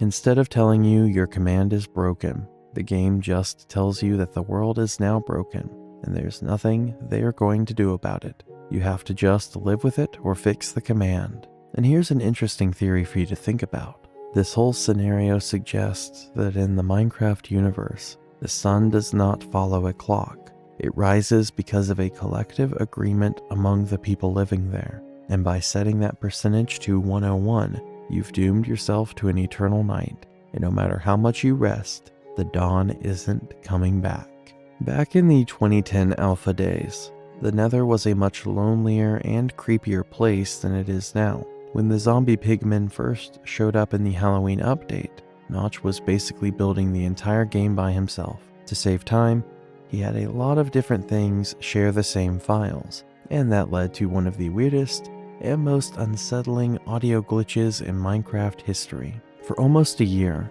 the zombie pigman didn't have its own unique sound for when it got hurt. Instead, the code just used the exact same files as the player. So when you hit one, it didn't squeal like a pig. Instead, it let out a deep human grunt. This was the famous oof sound that everyone remembers from early Minecraft. Hearing a human scream come out of a rotting pig monster was just weird. Since the pigman was the same size as you and had your exact voice, fighting one felt less like fighting a monster and more like you were attacking another player. Now, technically, Notch was just being efficient, so using the oof for the pigman was just a shortcut to get the update out. But for the people playing, it felt like a massive hint about the lore. There was an original plan for pigmen NPCs to live in villages in the overworld, but it never happened. By giving the zombie version a human scream, the game made it seem like these things used to be people, or that they were related to you in some dark way. It's what started the theory that the Nether was just the remains of a civilization that got wiped out. Eventually, in 2011, Mojang changed the player's hurt sound to the one we have today, to make it all sound more natural. But the zombie pigmen actually kept that human grunt for a while before they finally gave it pig squeals. That connection was officially killed off when the 1.16 update came out. They replaced the old pigmen with zombified piglins and wiped the slate clean. The new mobs just sound like animals. They snort and grunt, and that whole theory of the pigmen being humans in the post got lost with this change. Everyone here knows the evokers. They are not that big of a deal in Minecraft and just randomly exist for some reason. However, in Minecraft Dungeons, the evoker is a mini-boss that acts like a total bully. Now, in most games, if a boss kills you, they just reset to their starting spot and stand there like a robot. But the evoker actually has a victory dance coded into its brain. It raises its arms, bounces up and down, and makes this happy sound, like it's celebrating its victory. And the weird part is that this behavior isn't just in the spin-off. It's hidden in the regular Minecraft we all play too, and it happens during a raid victory. If the Illagers win a raid by wiping out a village or breaking every bed, their AI completely shifts, and instead of hunting you, the evoker starts celebrating. First, you will see it raise its arms like it's about to cast a spell, but instead of summoning Vexes, it just jumps around and makes this high-pitched laughing noise. And when you think about the lore, it's actually pretty dark. Most creatures in the game do things to survive, but the evoker is specifically programmed to feel joy. And what makes this creepy is that it only shows that happiness when everything around it is being destroyed, specifically when a village is being wiped out. That makes the evoker way worse than a normal monster. It's a creature that actually enjoys causing misery. What makes it even spookier is how the game works behind the scenes. Usually to save on processing power, mobs just stand still if you aren't around to see them. But the devs actually wrote a special piece of code just to make these guys celebrate, which means the game has these guys acting cruel, even if you aren't there to watch. Imagine walking through a dark forest and finding a woodland mansion. You look inside and see the evoker jumping and laughing because of a victory you didn't even know about. That's something really cursed. Honestly, I would crash out. In the winter of 2024, Mojang dropped an update that brought something genuinely spooky into the game. They added a place called the Pale Garden, and it's easily the creepiest forest they've ever made. When you walk into these woods, you will realize that it almost has no color. The grass, for instance, has a dusty gray color. The trees are bone white, and even the sky looks lifeless, which means that the devs wanted this biome to both look and feel creepy. But the part that actually messes with everyone's head is not the look of this biome, it's the monster that lives there. It's called the Creaking, and the way it's programmed makes the game feel like a terrifying version of red light, green light. To understand why the Creaking is so weird, you have to first realize that it's not actually a living animal. It's actually part of a block called the Creaking Heart that's hidden deep inside the trees. And because the monster is tied to that block, you can't actually kill it by hitting it. You can swing the strongest sword in the game or shoot 100 arrows, and it takes 0 damage. Every time you hit it, you will just hear a dry wood sound and see a trail of glowing orange dots. That trail, however, leads you straight back to the Creaking Heart. And the second you break that heart, the monster just instantly dies. Now, the way this thing moves is what really gets to you. People call it quantum observation, which is just a fancy way of saying it only moves when you aren't looking. If even a tiny bit of the monster is on your screen, it's a statue. It's just a piece of wood that can't hurt you as long as you stare at it. But the second you turn your head, even just a little, it wakes up.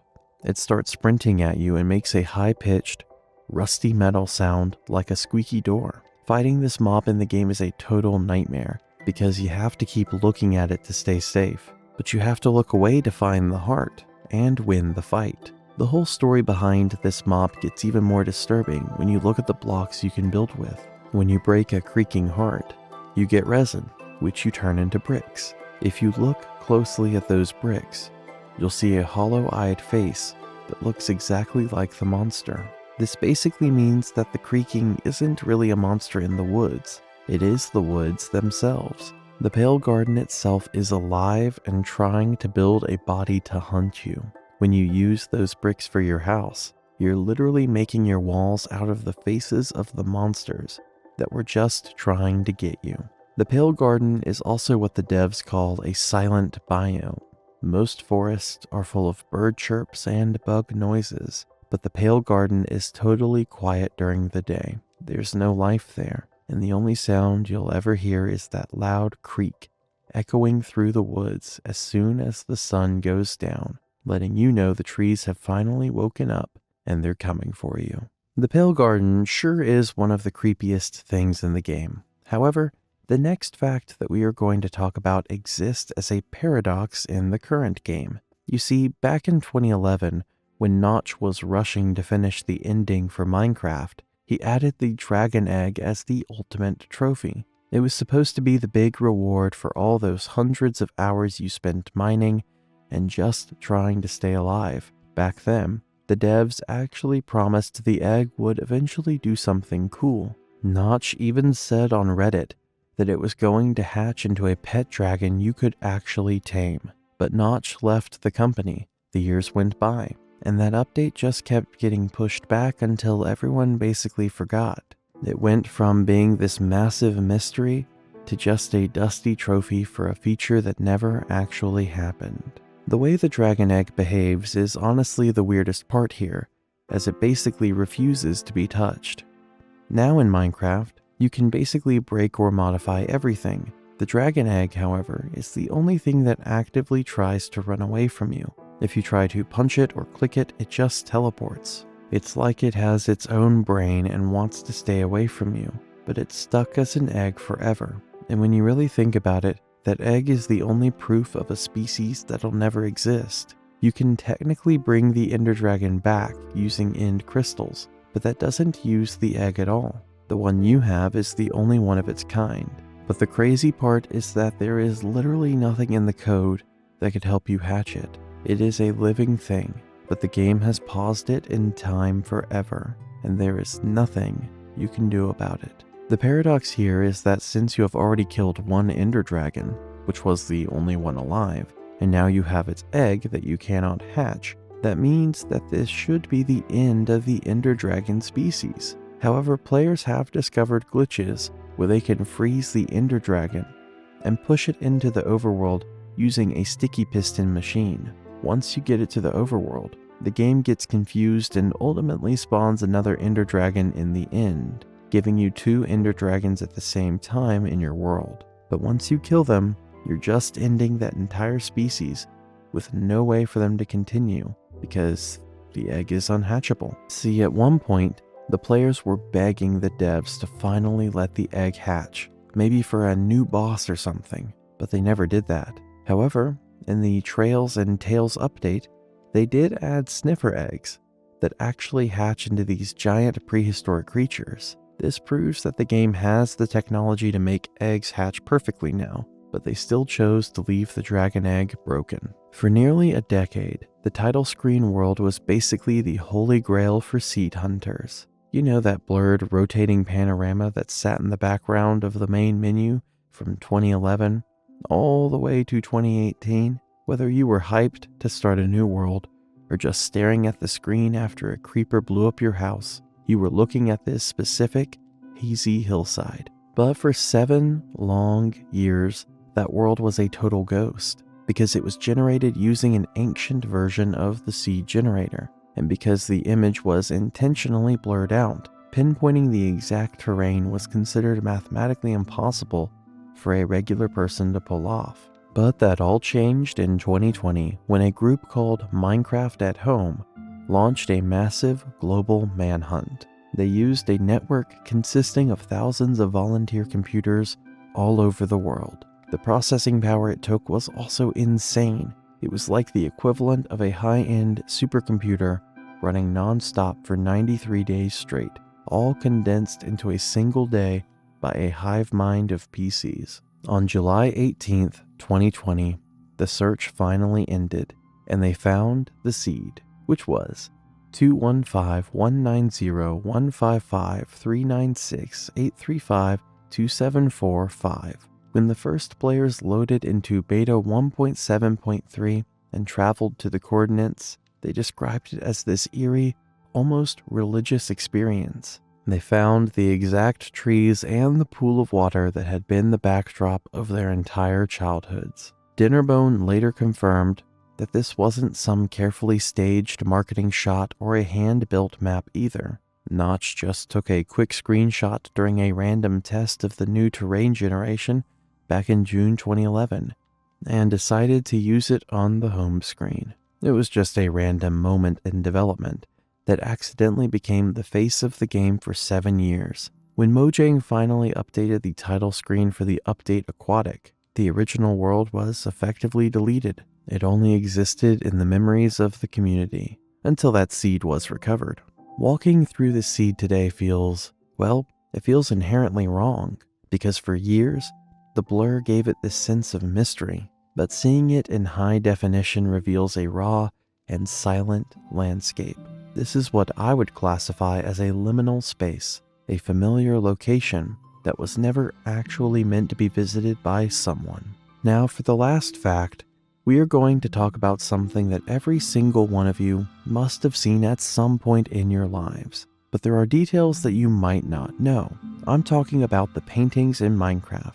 And what if I told you that these paintings are not random pictures at all? They're actually tiny windows into worlds that don't even exist anymore. For years, most of us just walked past these things without realizing We're looking at stuff that's been erased from the game. Almost all the original paintings were made by an artist named Christopher Zetterstrand, but when his oil paintings were ported into the game, they were chopped up and changed in a way that feels really weird. Take the Skull and Roses painting, for example, the 2x2 one with the skeleton head and the red flowers. It looks like a simple spooky decoration, right? But the original painting it came from is way darker. In the real version, there's a woman sitting on a couch in a flooded house, just staring into space, while a human skull floats in the water right in front of her. When they put it in Minecraft, they cut her out completely. They erased the person and the house, leaving only the skull. Then there's the painting called The Void. It shows an angel-like figure kneeling at the edge of a black hole with fire down below.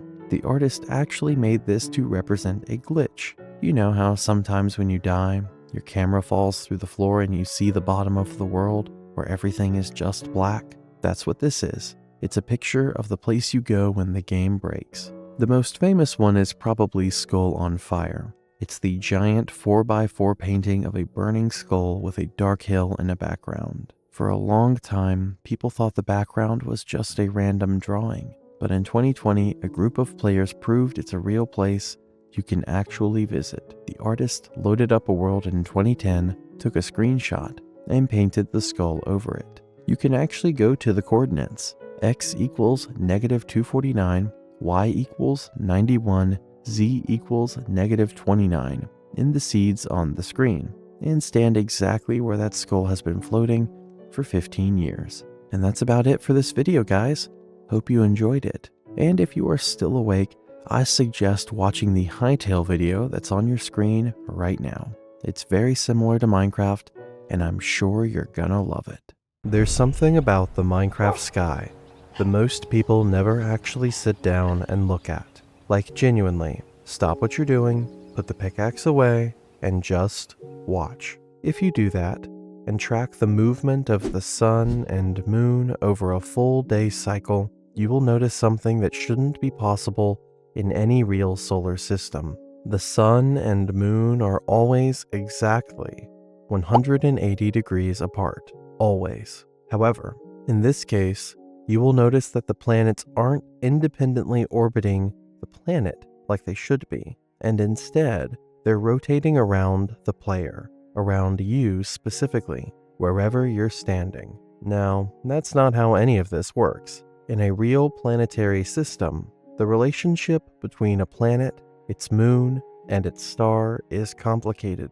There's a gravitational center, there are orbital mechanics, and two bodies are never just locked in perfect opposition relative to one person standing in a field.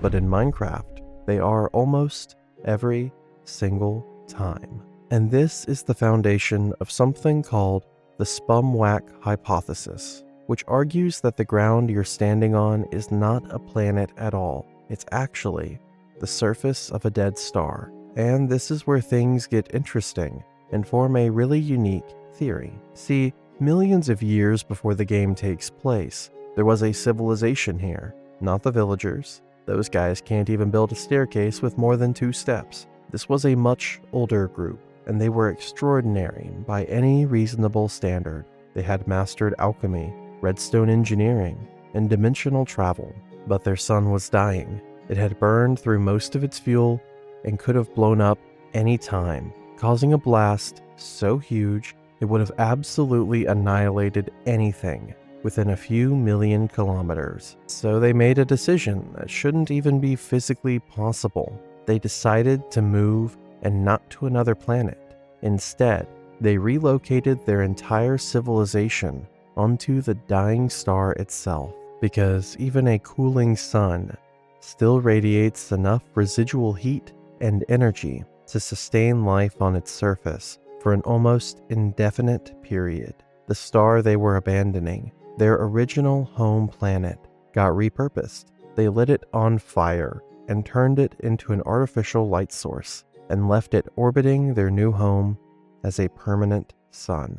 When you look up at that yellow, square disk in the sky, you're looking at a world where people used to live, and the ground beneath your feet is the surface of what was once a star. It explains everything that feels geometrically wrong about the Minecraft sky. The sun doesn't behave like a distant, massive object with its own gravitational pull, because it isn't one. It's a controlled light source orbiting a fixed point. The whole sky is essentially a projection, a controlled system built by people who understood physics well enough to engineer an entire solar system from scratch. What happened to them after all that is the question that drives basically everything else we're going to talk about. A civilization that can relocate itself onto a star doesn't just disappear quietly. Their end had to have been catastrophic,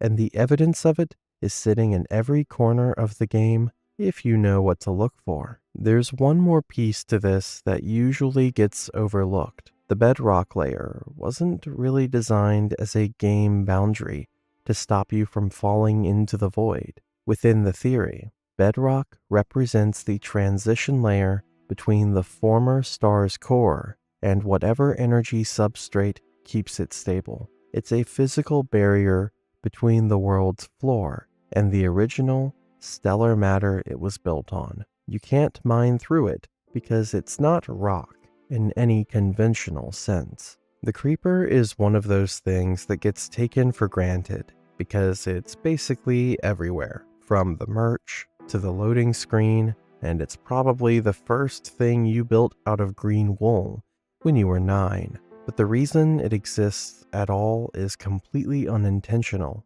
and the backstory behind it is both hilarious and genuinely unsettling. Back in 2009, Notch was working on the first animal for the game, which was going to be a pig. Now, what makes this interesting is the fact that he wasn't using any 3D software at that time, and instead was simply typing code into a text file to create the dimensions of the mob.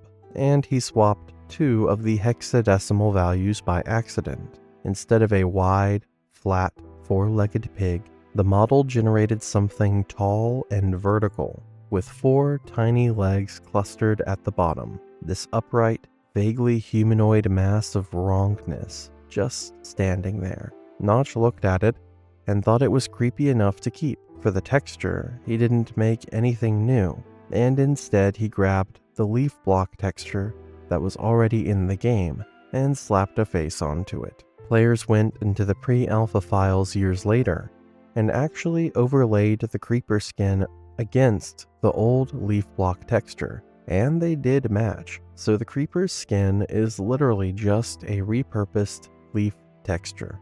Notch talked about this in a documentary. He confirmed the whole thing was an accident. Jeb has since mentioned that if they were building the game today, the creeper probably wouldn't make the cut, because it violates a lot of modern design principles around fair play. In short, it doesn't give you enough warning before it destroys everything you built. But this is where we have to take a look at a very crucial detail that you won't find anywhere in the game, which is partly the reason why so many players miss it. When Notch was asked in an interview what a creeper would feel like if you touched it, he said it would feel crunchy, like dry leaves. Dry leaves, the same texture it was built from. This opened up a theory that's been circulating for a long time, and it's more coherent than it first sounds. Creepers might not be animals or alien creatures, and they might be a plant-based organism instead. The leaf texture, the crunchy description, the way they explode to release themselves across the environment, it all maps almost perfectly onto how real-world peat moss works. Peat moss is genuinely combustible, and certain fungal organisms use explosive dispersal mechanisms to spread spores. The creeper might be something like a mobile, aggressive fungal entity that exists to spread itself and protect the ecosystem from being industrialized. They're perfectly camouflaged in forests. They feel like plant matter, and their behavior, wandering silently until something approaches, then detonating, is consistent with a passive biological defense system rather than a predatory animal. When you combine that with everything we'll get into about the mushroom biomes and the skulk, there's a case to be made that the Minecraft world has a whole layer of biological defense mechanisms that target specifically the things players do normally in the game. Most of what we assume about our relationship to the world in Minecraft is completely backwards, and Mojang officially confirmed this during Minecraft Live 2024 in a way that a lot of people just ignored. They released an animated short called The Monster in the Woods, and the setup is exactly what it sounds like. A group of villagers are heading into the forest to investigate a creature they're terrified of.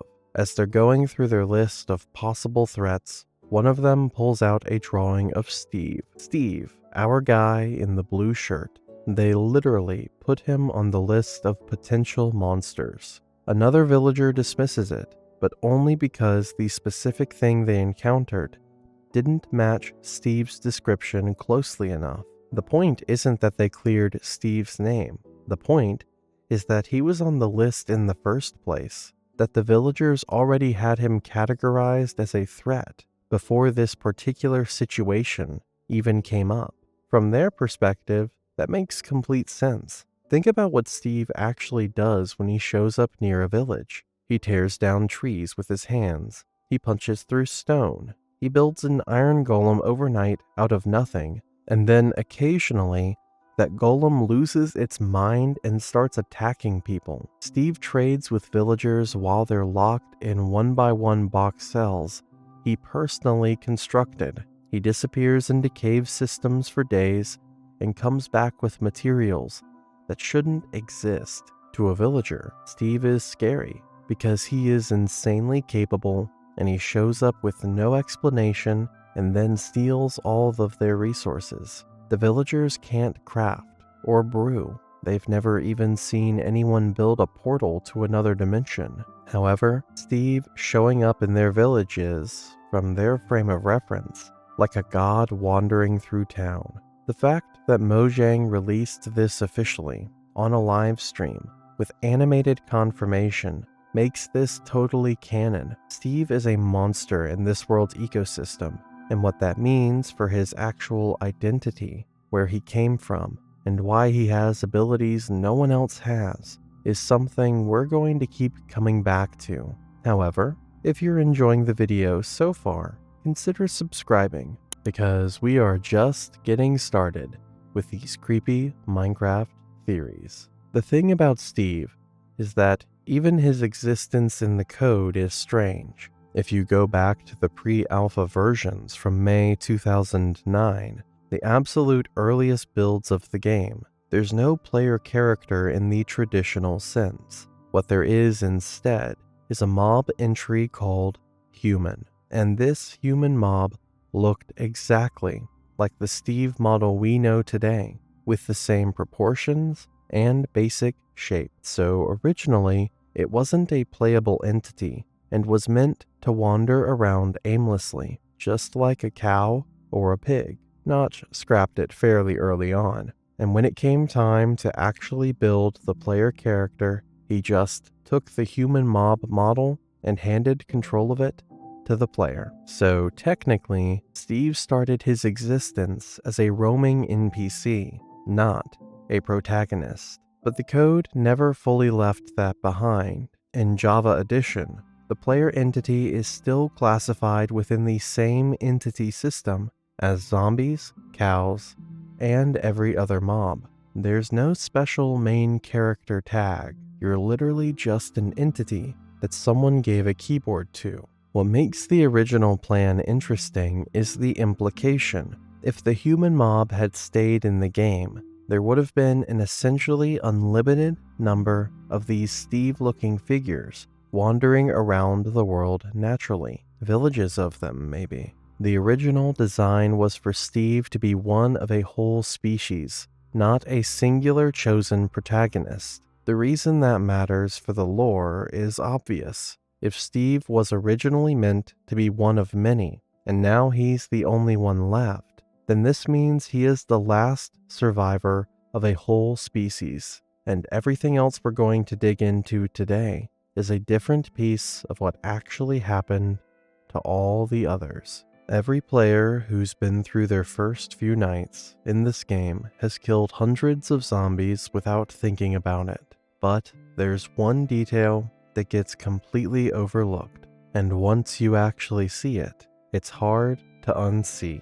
Zombies are wearing the exact same outfit as Steve, blue shirt and purple pants. And no, this isn't a simple case of asset reuse, because the zombie skin is literally built directly on top of Steve's base texture. The zombie model is a degraded version of Steve's with the same structure. However, it has decay layered over it. See, every other mob has its own distinct look.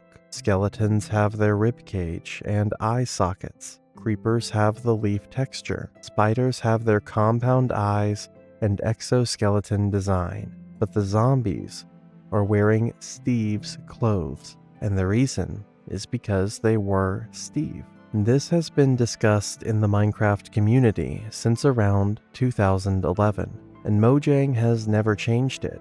They even added zombie villagers later, and crucially, zombie villagers keep their villager clothing. The infection doesn't strip them and redress them.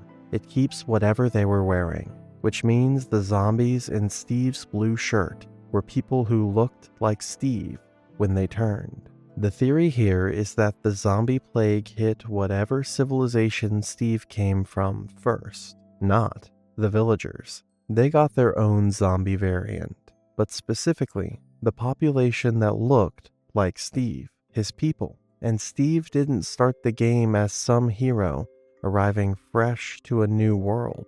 He woke up surrounded by the walking remains of everyone who came before him. This reframes the entire early game. Those zombies pounding on your door at night aren't generic monsters, but people from an older civilization who turned.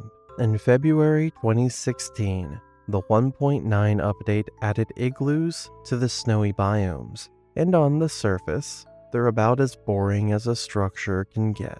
A snow dome with a bed, a crafting table, and a furnace. If you're traveling through a night and you find one, you're mostly just relieved to have somewhere to sleep. But roughly half of all igloos have a trapdoor hidden under their carpet, and what's underneath changes everything. Drop down the ladder and you land in a stone brick basement. Right away, that's strange, because stone brick is a processed, manufactured material, and it doesn't appear naturally, so someone had to make it. The room looks like a quarantine facility, because there's a brewing stand already loaded with a splash potion of weakness, a chest containing a golden apple, and 2 jail cells. One cell holds a villager cleric, the other holds a zombie villager. If you use the potion on the zombie and feed it the golden apple, it actually reverts back to its original form. It takes a few minutes, but it reverts from zombie to a healthy villager. In standard Minecraft, that's the only way to cure the zombie infection, and this basement has every component you need for the process laid out like a tutorial or a working experiment. The community's reaction when the snapshots dropped in late 2015 was very clear, because they came up with a theory that someone was out here in a frozen wasteland running clinical trials on the zombie virus. The technical detail that confirms who built it is even more specific. The walls of that basement contain silverfish blocks. The only other place in the game these appear is inside strongholds. That's it. Just 2 locations. The same building material with the same biological security system in both places means the same civilization built both. The people who constructed the massive underground strongholds and the people hiding in this igloo lab are the same group. Every one of these labs is abandoned now, The cleric is still in the cell, the zombie is still in the other one, and whoever was conducting the research left in a hurry and never came back. Now, the fact that silverfish blocks appear in both the igloo basements and the strongholds isn't just an interesting connection. It actually reveals something very deliberate about how the civilization that built these places thought about security. The Minecraft wiki has the exact positional data for silverfish blocks and strongholds because they're not random. They're placed in specific locations with a consistency that you don't see in naturally generated terrain. And when you look at the game's code, how silverfish spawners function in these structures, they're classified as structure-dependent entities, meaning they don't spawn because of biome conditions or light levels. They spawn because the building requires them to be there. Think about that design choice here now. You need to get past someone without triggering the alarm system, so you start breaking blocks to find a path. The second you hit the wrong block, a swarm of insects erupts from the wall. It's an organic tripwire with no redstone and no complex machinery. It's just a biological deterrent embedded directly into the architecture. The fact that someone thought to design a security system like that and then used it in both a remote igloo research lab and a massive underground stronghold tells you a lot about how this civilization operated. They were hella paranoid. They designed their most important buildings with the assumption that intruders would come, and they built defenses accordingly. It means the igloo labs weren't just improvised field stations. They were official facilities, built with the same specifications as the strongholds. Whoever was running these experiments had the full backing of the civilization behind them. Mushroom biomes are weird, and the weirdness usually gets framed as a positive because mobs don't spawn there. You won't find any zombies or skeletons or anything hostile in this biome. Most players treat these places as a lucky find, like a safe zone, where you can build without constant interruption. But the reason mobs don't spawn there is deeply uncomfortable once you actually try to understand it. See, the game treats mycelium, the purple-gray fungal block that covers every surface in a mushroom biome, as biologically active territory. The mob spawning algorithm checks the surface material, and mycelium is flagged in a way that suppresses natural mob generation. Now, if you think the mushroom biome is peaceful, you would be gravely wrong. The real reason for that peace is because the fungal infection covering the ground is so strong that the normal rules of the ecosystem break down. It's closer to a dead zone than a safe zone. Watch what mycelium does when you put it next to a regular block. It spreads, and not even slowly or randomly. It actively colonizes adjacent blocks over time, converting dirt to mycelium until every surface is covered. It behaves exactly like a fungal plague, and its spread pattern is aggressive and consistent. The mushrooms make this explicit. There are cows in the game that have been completely consumed by the fungus. They literally have mushrooms growing directly out of their backs, covering them like a second skin. And here's the thing, the cow is still alive underneath. If you take shears and clip the mushrooms off, the cow immediately reverts to a perfectly normal, healthy animal. The fungus is using the cow as a host without killing it.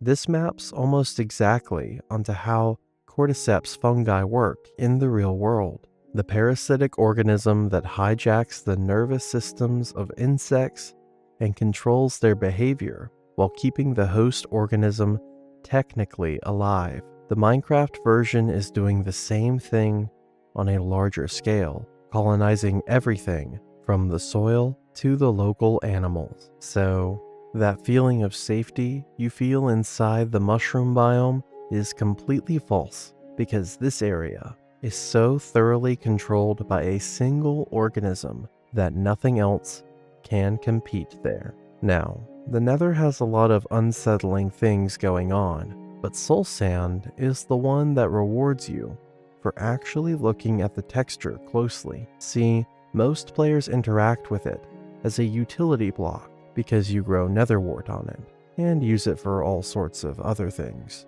But the surface of a soul sand block is covered in faces. Now, these are not abstract patterns that vaguely look like faces. If you look closely at the block, you will see faces with sunken eyes and open mouths pressed onto the surface like they're trying to push through from the inside. Now, the theory that people came up with is that these faces look like people who were screaming because they actually got compressed into the block. The mechanics also back this up in a specific way, because you see, the soul sand slows your movement speed by a lot when you walk on it. The most persistent theory for why that happens is that the faces you're looking at are still somehow alive, and they're reaching out through the surface and grabbing your legs as you move over them, trying to drag you down into the block with them. So the reason you are slower is because something is actively pulling you down while you try to move. And since the 1.16 Nether update, Mojang has leaned fully into the soul energy concept. Like the Soul Sand Valley became a whole biome. Then Soul Fire was added, along with soul torches. And the ambient audio in that biome is literally labeled as voices in the game files. So when you stand in a Soul Sand Valley, you are standing on land filled with souls that are actively producing sound. Though there is one last detail here that makes this whole thing genuinely unsettling. You see, pigs aren't afraid of regular fire because, well, they literally live in a biome that's filled with lava, but they are scared of soul fire to an extent that they would start to run if you light one near them. They won't go near it because they know what's burning in it, and whatever is in soul sand, whatever those faces represent, the native population of the Nether wants nothing to do with it. They would prefer to stay as far from it as possible. So here's the thing about the Wither that most players miss when they're grinding through the process of summoning it. The construction method for the Wither is identical to the Iron Golem, and the reason for that is because the Wither is not actually a monster, but a golem that went catastrophically wrong at some point in time. Think about how you build a Wither with that little T-shape of soul sand and the skulls on top. You literally make an iron golem the same way just by swapping out the blocks. Minecraft even groups them together in the code as animated constructs because you literally have to piece them together yourself to bring them to life, instead of them just spawning into the world normally. The community started connecting these dots around 2012, and the theory that emerged from it has held up. Everyone knows that the ancient builders already knew how to make iron and snow golems to watch their backs. But remember, their world was basically ending right in front of them, with that whole zombie virus spreading everywhere, and their society just completely crumbling. And having a big iron guy guarding your village is cool and all, but that is definitely not going to help you survive the Nether or stop an actual apocalypse. They clearly needed to build something way more powerful to stand a chance. So they got desperate and tried using that exact same golem trick, but with way more advanced blocks. And that is where the soul sand comes in.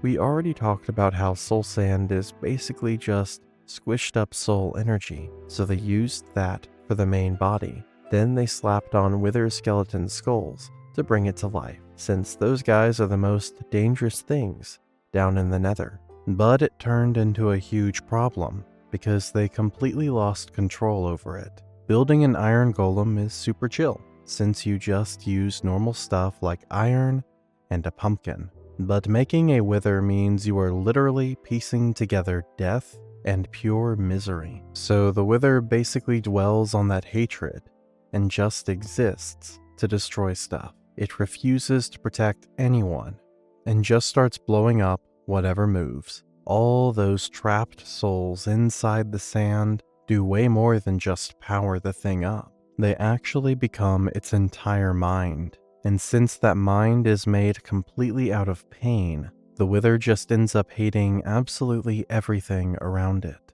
Okay, we are about to get into the absolute craziest theory of this entire video right now. But before we get into it, make sure you hit subscribe real quick. So think about all the crazy stuff we just went through, like the zombie plague, and those weird hidden igloo labs along with the whole wither disaster, and even how the strongholds form perfect circles around the map. Every single piece of that points to one massive answer that basically explains the entire game. Any structure you find that is not just pure nature was left behind by a real civilization, and we know for a fact the villagers did not build them because they are too dumb. People used to think the ancient builder idea was just some wild internet rumor, but it honestly pieces the whole story together perfectly. The proof is literally staring you in the face the second you actually start paying attention to the world around you. There is absolutely zero chance the villagers built all those complicated structures we see in the world. They literally do not know how to use enchantment tables or carve stone, so they are basically completely useless at building. And whoever actually made all those structures had to know exactly what we know when we play the game. They were basically just an entire civilization of normal humans that looked exactly like Steve. Now Steve is literally the only one left standing. The way their whole society fell apart was just one massive disaster triggering another one, just like a domino effect. The zombie virus was the first thing to hit, and it just infected everyone way too fast for them to handle. If you look at those creepy little basements hidden under the igloos, you can actually see that those people were desperately trying to invent a cure while the whole world was getting overrun. Then they panicked and tried to build the wither, hoping it would save them. But that plan totally backfired. That monster just turned around and started hunting down their own cities, which basically caused a massive apocalypse. So once the wither started tearing their whole world apart, everyone completely panicked and split up into 3 different groups. A bunch of them ran way up north to hide out and try to find a cure for the plague. Another group escaped right into the nether because they figured dealing with fire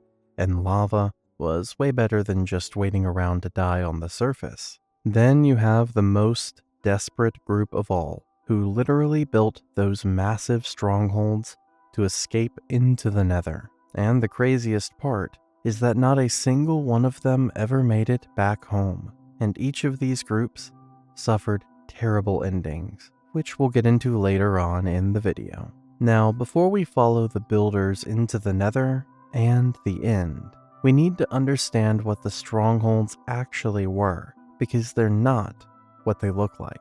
The conventional belief is that a stronghold is a dungeon, kind of a defensive structure built for protection. But if you look at it from a different perspective, a whole new theory starts to form. See, their structure makes them feel less like a dungeon and more like an evacuation infrastructure. The Java edition has exactly 128 strongholds, and they don't generate randomly to be real. While their generation is random, they always appear in concentric rings radiating outward from world coordinate 0, 0. They spread out from there almost like the distribution is mathematically planned, because each ring has a predetermined number of strongholds. No matter where a builder was living on the surface, they were within a calculated maximum distance of an escape point. When the collapse happened, there was a plan. The library rooms were for preserving everything the builders had created so far, like history, alchemy formulas, maps, and technical knowledge. The assumption was that the people who went through the portals would need to rebuild eventually and couldn't risk losing their entire intellectual inheritance. The Eyes of Ender complete the narrative here because you can't craft an Eye of the Desert temple or a dedicated navigation item for any other structure in the game. The Eyes of Ender exist specifically to locate strongholds, and the theory is that they were built as emergency navigation tools, like something you could just throw into the air during a chaotic evacuation and follow without needing a map or coordinates. Basically a flare gun for refugees who might be running in the dark. The fact that these things exist means someone thought through every contingency for getting as many people as possible to the portals, even if everything was falling apart around them. What the libraries contained matters too, and it's worth sitting with. The shelves and chests in stronghold libraries are actively coded to contain books, and the density of them suggests a civilization that took written records extremely seriously. You even at times find papers and compasses, and on top of all that, all the books that you find in strongholds are almost always high-level enchantments. The fact that Minecraft didn't add actual lore to the books in this part is either a technical limitation or a deliberate design choice where the devs didn't want to reveal the truth. Honestly, a bummer.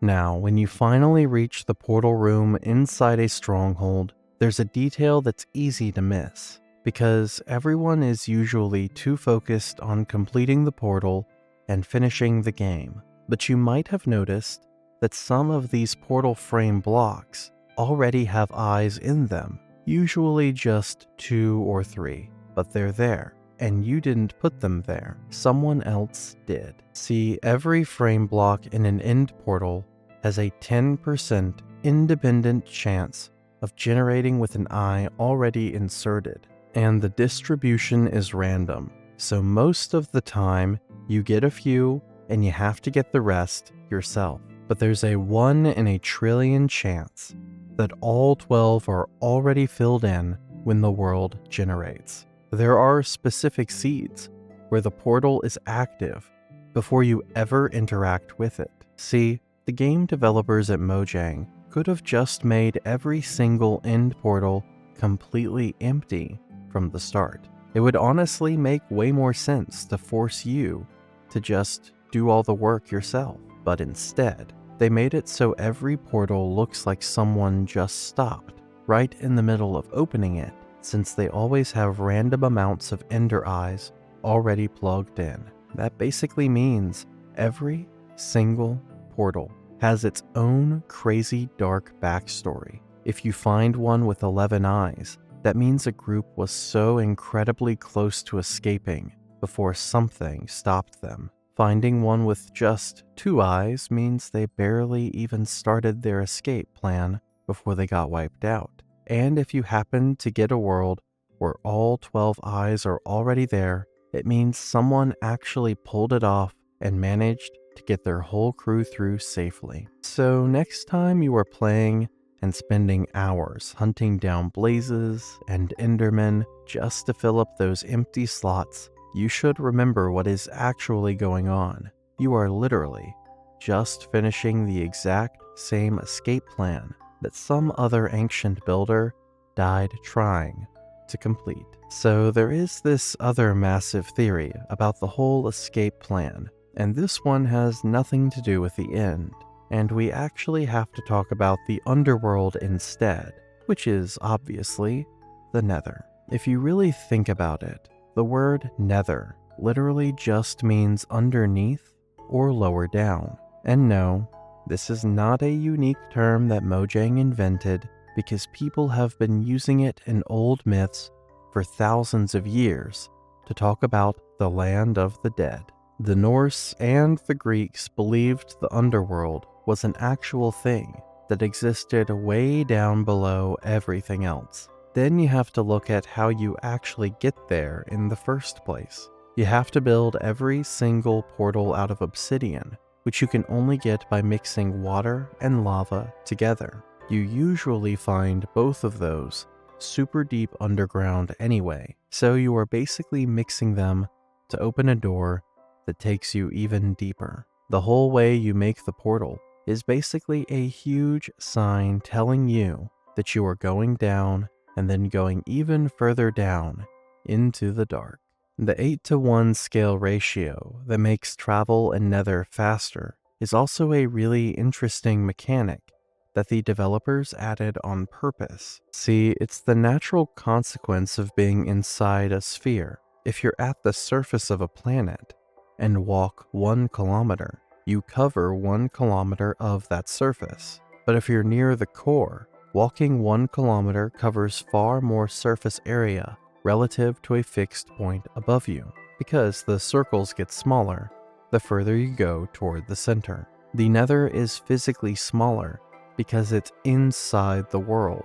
1 block of walking covers 8 times the ground above because you're closer to the center of the sphere. So when you are standing in the Nether and look up at that huge bedrock ceiling, you are actually just staring at the bottom of the surface world. Plus, think about the achievement you unlock the very first time you walk through a portal. The game just calls it, "We need to go deeper." So technically, Minecraft is straight up telling you that you just went really far underground. So those ancient builders probably thought they were running away to a completely safe place to hide from the zombie virus and that crazy wither, but they just trapped themselves deep inside the core of the planet, hoping all that lava would protect them.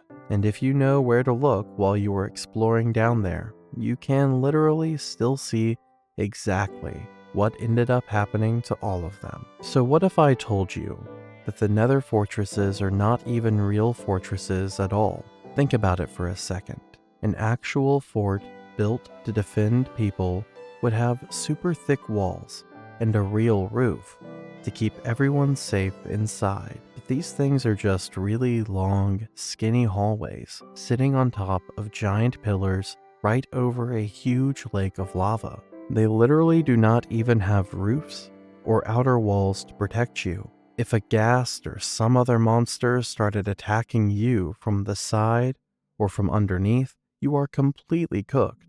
It is honestly the absolute worst way to build something if you are trying to stay alive.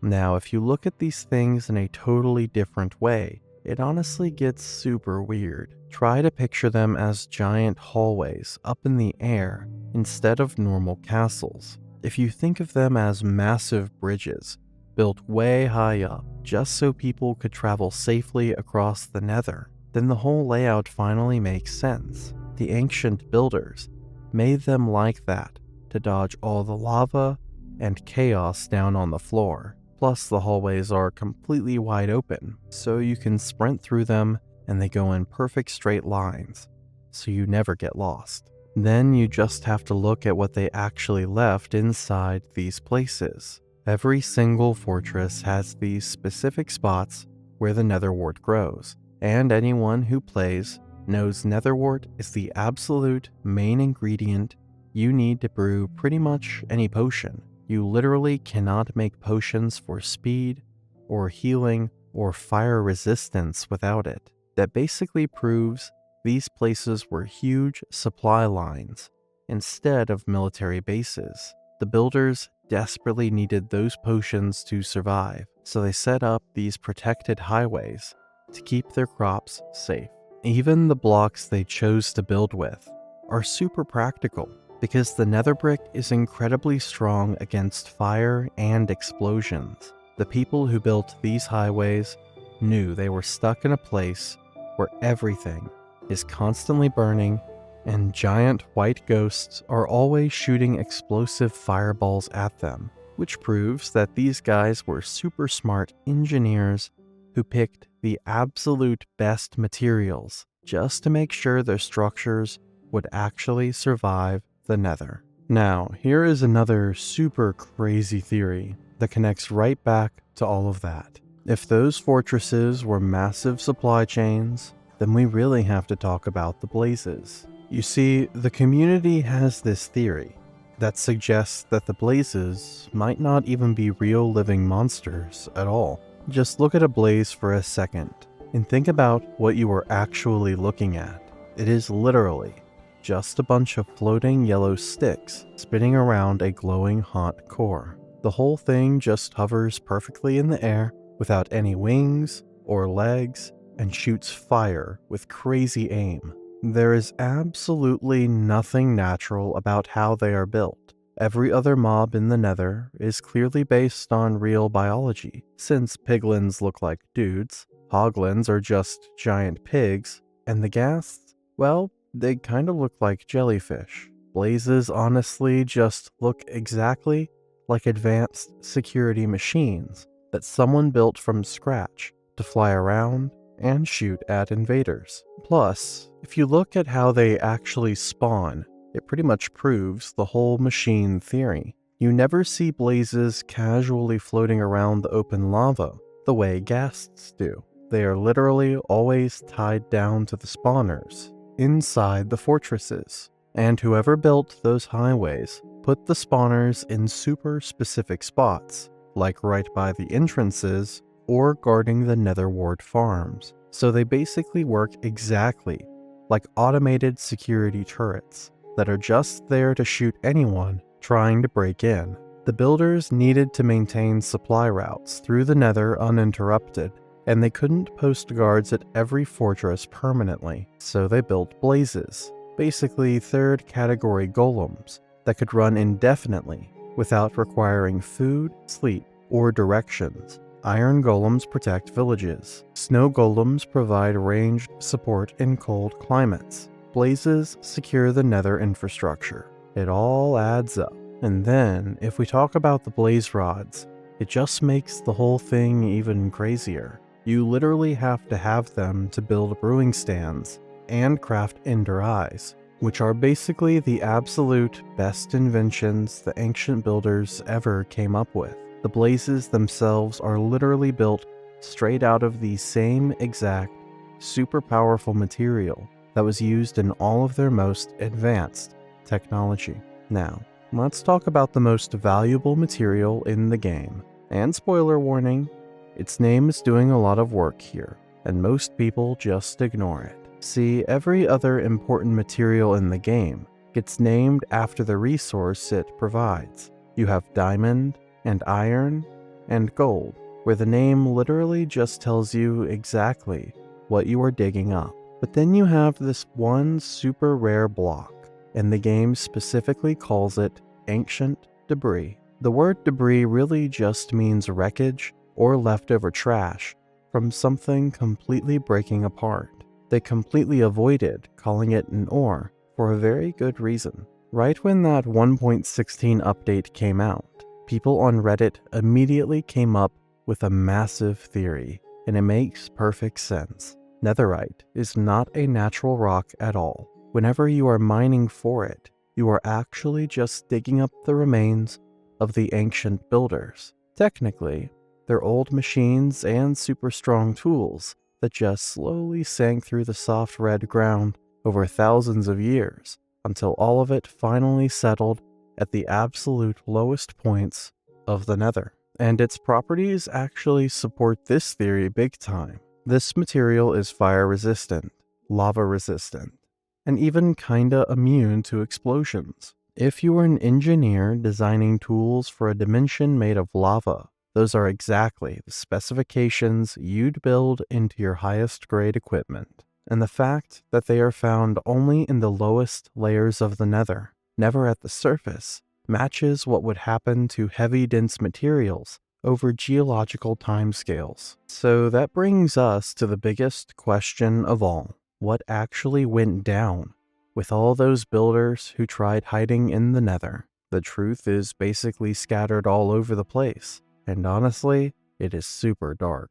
We have to start by looking at the ghasts. Think about how massive they are, and how they just float around, crying all the time. If you turn on the subtitles, the game literally says they are crying instead of making roaring or attacking noises. Plus, you always find them in soul sand valleys, where the ground is literally made of screaming faces. The main theory people believe is that ghasts are basically created when a spot just soaks up way too many dead souls. All that soul sand squishes the dead people together until there is so much pressure that their energy evaporates right up into the air and turns into a giant physical ghost. So these ghasts are literally just the builders who never made it out, and now they just float around, constantly grieving about it. It gets even crazier when you look at the achievement you unlock for actually dragging a ghast back through a portal into the normal world. The game calls it Uneasy Alliance and completely frames it like you are finally bringing someone back home. That pretty much confirms they are just lost human souls from the surface who ended up getting completely trapped down in the center of the earth. Now, the piglins are a completely different story. These guys actually survived and figured things out. They made it to the Nether and started organizing and building a whole society. You can tell they are smart because they trade with you and wear armor and even form groups to patrol the area. But they have been stuck down there for so incredibly long that the whole dimension physically changed them. That explains the weird pig faces and why they like gold religiously. That weird obsession with gold, however, is super important to look at. The original builders just used gold as regular money to buy stuff, but for the piglins, it just turned into this deep gut feeling. They honestly have no idea why they want the gold so bad. They just want it. They completely forgot what gold actually means, but their brains are still permanently wired to collect it. Then you have the game mechanic where a piglin turns into a zombie within seconds after walking into the regular world. That basically proves the zombie virus from the surface never actually went away. The Nether is literally the only place where their bodies can actually survive now. The second they step out into the sun to see the world their ancestors made, that old infection just immediately destroys them, so they are completely trapped. These guys are the great-grandkids of the original builders who managed to stay alive, but the price they paid is that they can literally never go back home. And lastly, we need to talk about the Bastion remnants. The developers specifically chose the word remnants for a very good reason. The piglins definitely did not build those massive castles. The original builders made those places right when they first escaped to the Nether, and still knew how to do crazy architecture. Those bastions have actual treasure rooms and gold veins everywhere near them. The current piglins have zero clue how to build anything even close to that. After a bunch of generations passed, the piglins just completely forgot how those places were made. Now they just squat in the ruins, like rats in an old abandoned house. Now we have to talk about the saddest part of the entire game. You see, the group of builders who actually made it through the end portals just found complete emptiness on the other side. The Ender Dragon completely blocked the exit, and the only thing they could even eat to stay alive was the chorus fruit. And we all know that fruit makes you teleport randomly the second you eat it. Now just imagine if that was literally the only food you had for thousands of years. For the builders, the teleporting trick eventually stopped being a side effect and literally rewired their entire body. That brings us to the final piece of the builder theory, which is the Endermen. After thousands of years surviving in a dark void and eating nothing but the chorus fruit, their descendants completely changed. They got super tall and skinny to deal with the environment, while their skin turned pitch black and their eyes changed colors. That teleporting power soaked so deep into their actual blood that they started doing it naturally without even needing the fruit anymore. Their bodies mutated to survive the void. It became impossible to fix. The creepiest piece of evidence is actual audio files in the game. If you take the random noises Endermen make and slow them down or play them backwards in an editing software, you start hearing some really messed up things. You actually hear real human words like hello and what is up, or even look for the eye. They are literally just normal people who have been trapped in the void for so incredibly long that their actual voices have degraded. The developers definitely hid those secret voice clips in the files on purpose, just to prove that the Endermen are what happened to the last group of ancient builders. And there's more. You see, when Endermen pick up blocks like grass, dirt, or flowers, and just stand there holding them, the standard explanation is that it's a pathfinding behavior, or a grief mechanic. The dark reality is that it's an instinct. They pick up pieces of the surface world that don't exist in the end, because something in their degraded nervous system recognizes them. They don't know why they do it, they just do it. So when you stare right into an Enderman face, they snap because they might just be super ashamed of what they turned into, or maybe they are just incredibly sad about it. Most people either skip the end poem or sit through it once with vague discomfort, and then never think about it again, because it's really weird. Well, that's a mistake, and not just for lore reasons.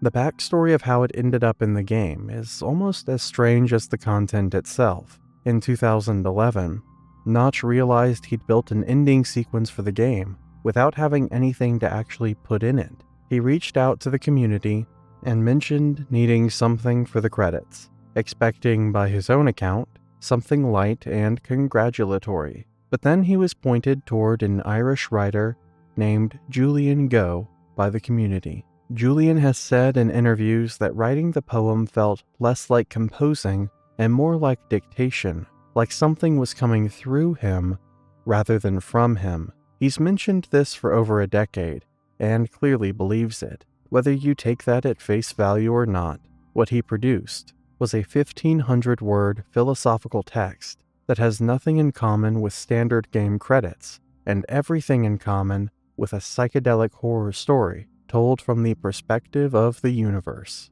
The poem is structured as a conversation between two random voices, talking entirely about you. If you actually dig into the game files, they do not even have real names, and are just called Dark Aqua and Dark Green. They casually mention how they have been hanging around since the beginning of time. They say humans have called them all sorts of weird stuff over the years, like spirits, or even quarks. Then they start talking about your actual mind, like it is just some dream you are having right now. They straight up tell you they can read your thoughts, and that they always could. The part that really starts to mess with your head, the longer you sit with it, is how they describe reality. The poem basically says the entire Minecraft world you just beat was literally just a dream. But then they take it a step further and say the actual real world you are sitting in right now is also just a dream. They actually call it the long dream of life, so it implies there are two completely fake layers of reality, and you are just this soul wandering through both of them without actually being tied down to either one. There's a section with scrambled text that reads, "Sometimes I wish to tell them, this world you take for truth is merely scrambled text and scrambled text." The words in the brackets are unreadable, which feels intentional. The game is telling you something is fundamentally wrong with the nature of your reality, and then censoring the specifics. The poem ends with your actual username. It knows your name. It tells you to move your fingers, feel your lungs, and wake up. The legal history behind this poem is also very strange. See, Julian never signed a contract. Mojang owned the rest of the game's content, but the ending technically existed in a legal gray zone for years. When Microsoft bought Minecraft for $2.5 billion in 2014, they inherited this ambiguity. By 2022, Julian had released the entire poem into the public domain for free. He said a billion-dollar corporation shouldn't own a story about the meaning of life and that it belonged to everyone. The one part of Minecraft that tells you nothing is real is the only part of the game that now legally belongs to all of us. There's an interpretive layer to the poem that doesn't get discussed enough, which is the identity of the two voices. They describe themselves as having been present since before the universe existed. They're not characters with personalities, so much as they're the universe itself, split into a conversation format, attempting to explain itself to the thing sitting at the keyboard. Everyone always talks about how those voices are actually talking directly to you instead of Steve, and the proof is honestly right there in the text. They specifically bring up stuff like the flat, infinite world and the square sun. Those are things only someone playing a video game would actually understand. The game completely knows it's just a game, and the voices know it too. They are literally looking right past the screen and talking straight to the person holding the controller. Then they tell you that the game is actually inside you, which sounds crazy at first, but it makes total sense. Think about how your memory actually works. When you spend hundreds of hours playing, your brain remembers all of it, the exact same way it remembers real-life events. All those times you spent building bases and surviving just become real memories wired right into your head. The experience of playing Minecraft is just as real to your brain as anything else you have ever done in the real world. Honestly, that thought is either super comforting or just completely terrifying, depending on how you feel about all the creepy lore we just went through tonight.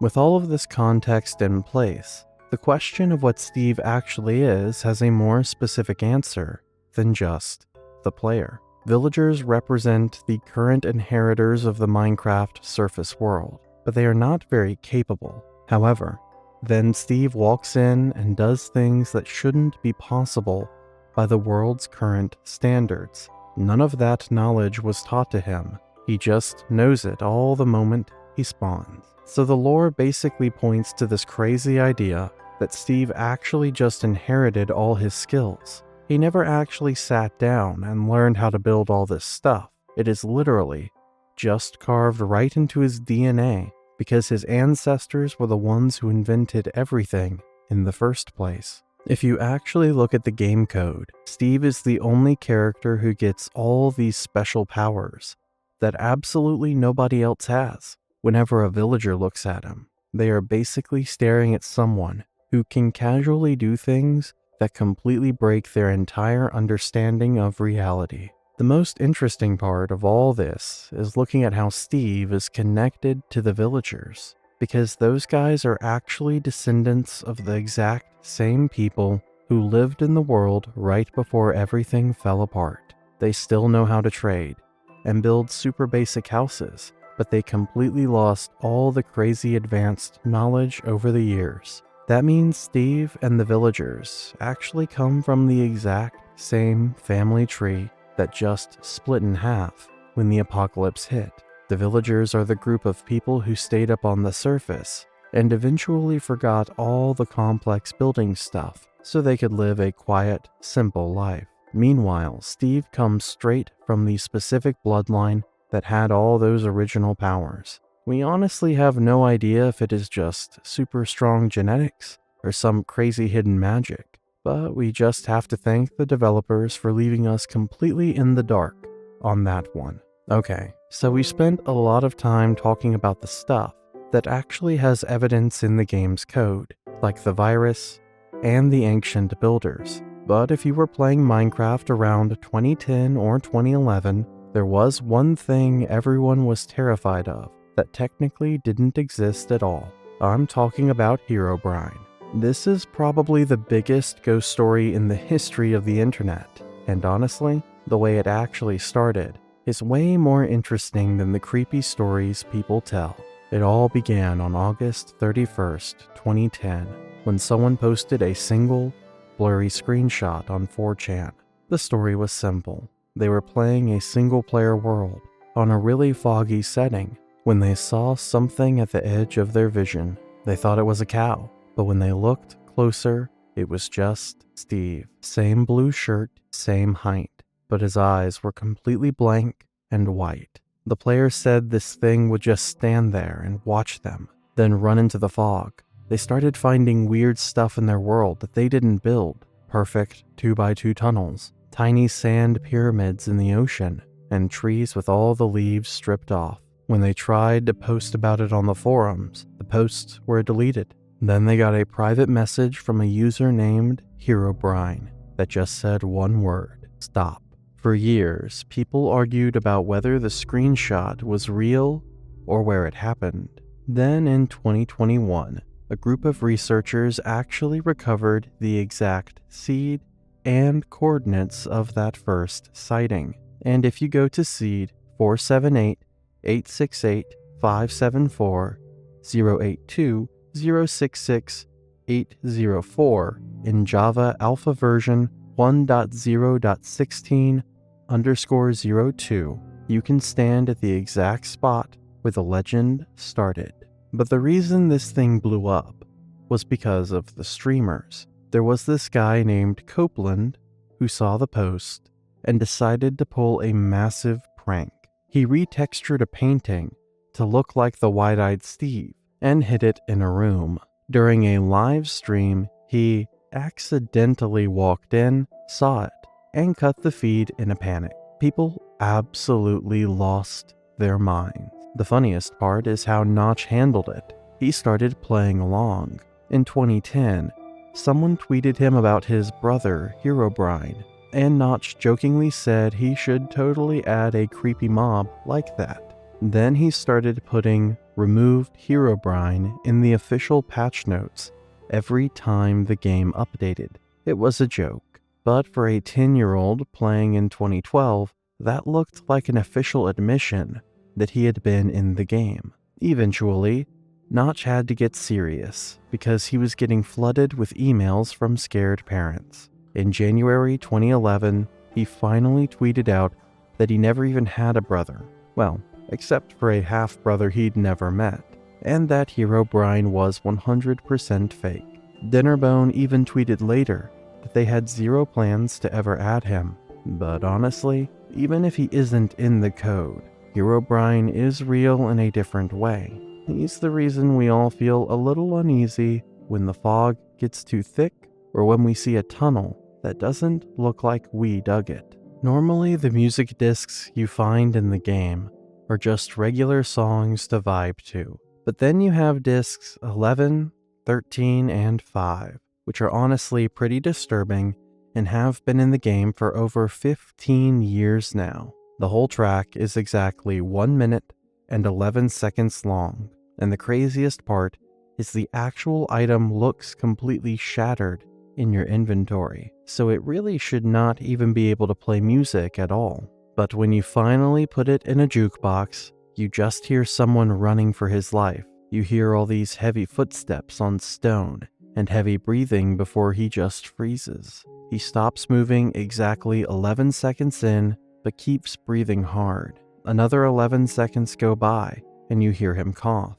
Then it sounds like he is frantically flipping through some paper or a map to figure out where he is. Next, you hear him click a flint and steel to make a fire, but right after that click, he just starts sprinting away as fast as possible, right before a massive screeching noise completely takes over. The timing is too consistent to be accidental on this disc. I mean, someone designed it this way deliberately. When you pull the audio file from the game's code and run it through a spectrogram, which is a tool that converts sound waves into visual frequency data, the static at the end isn't blank.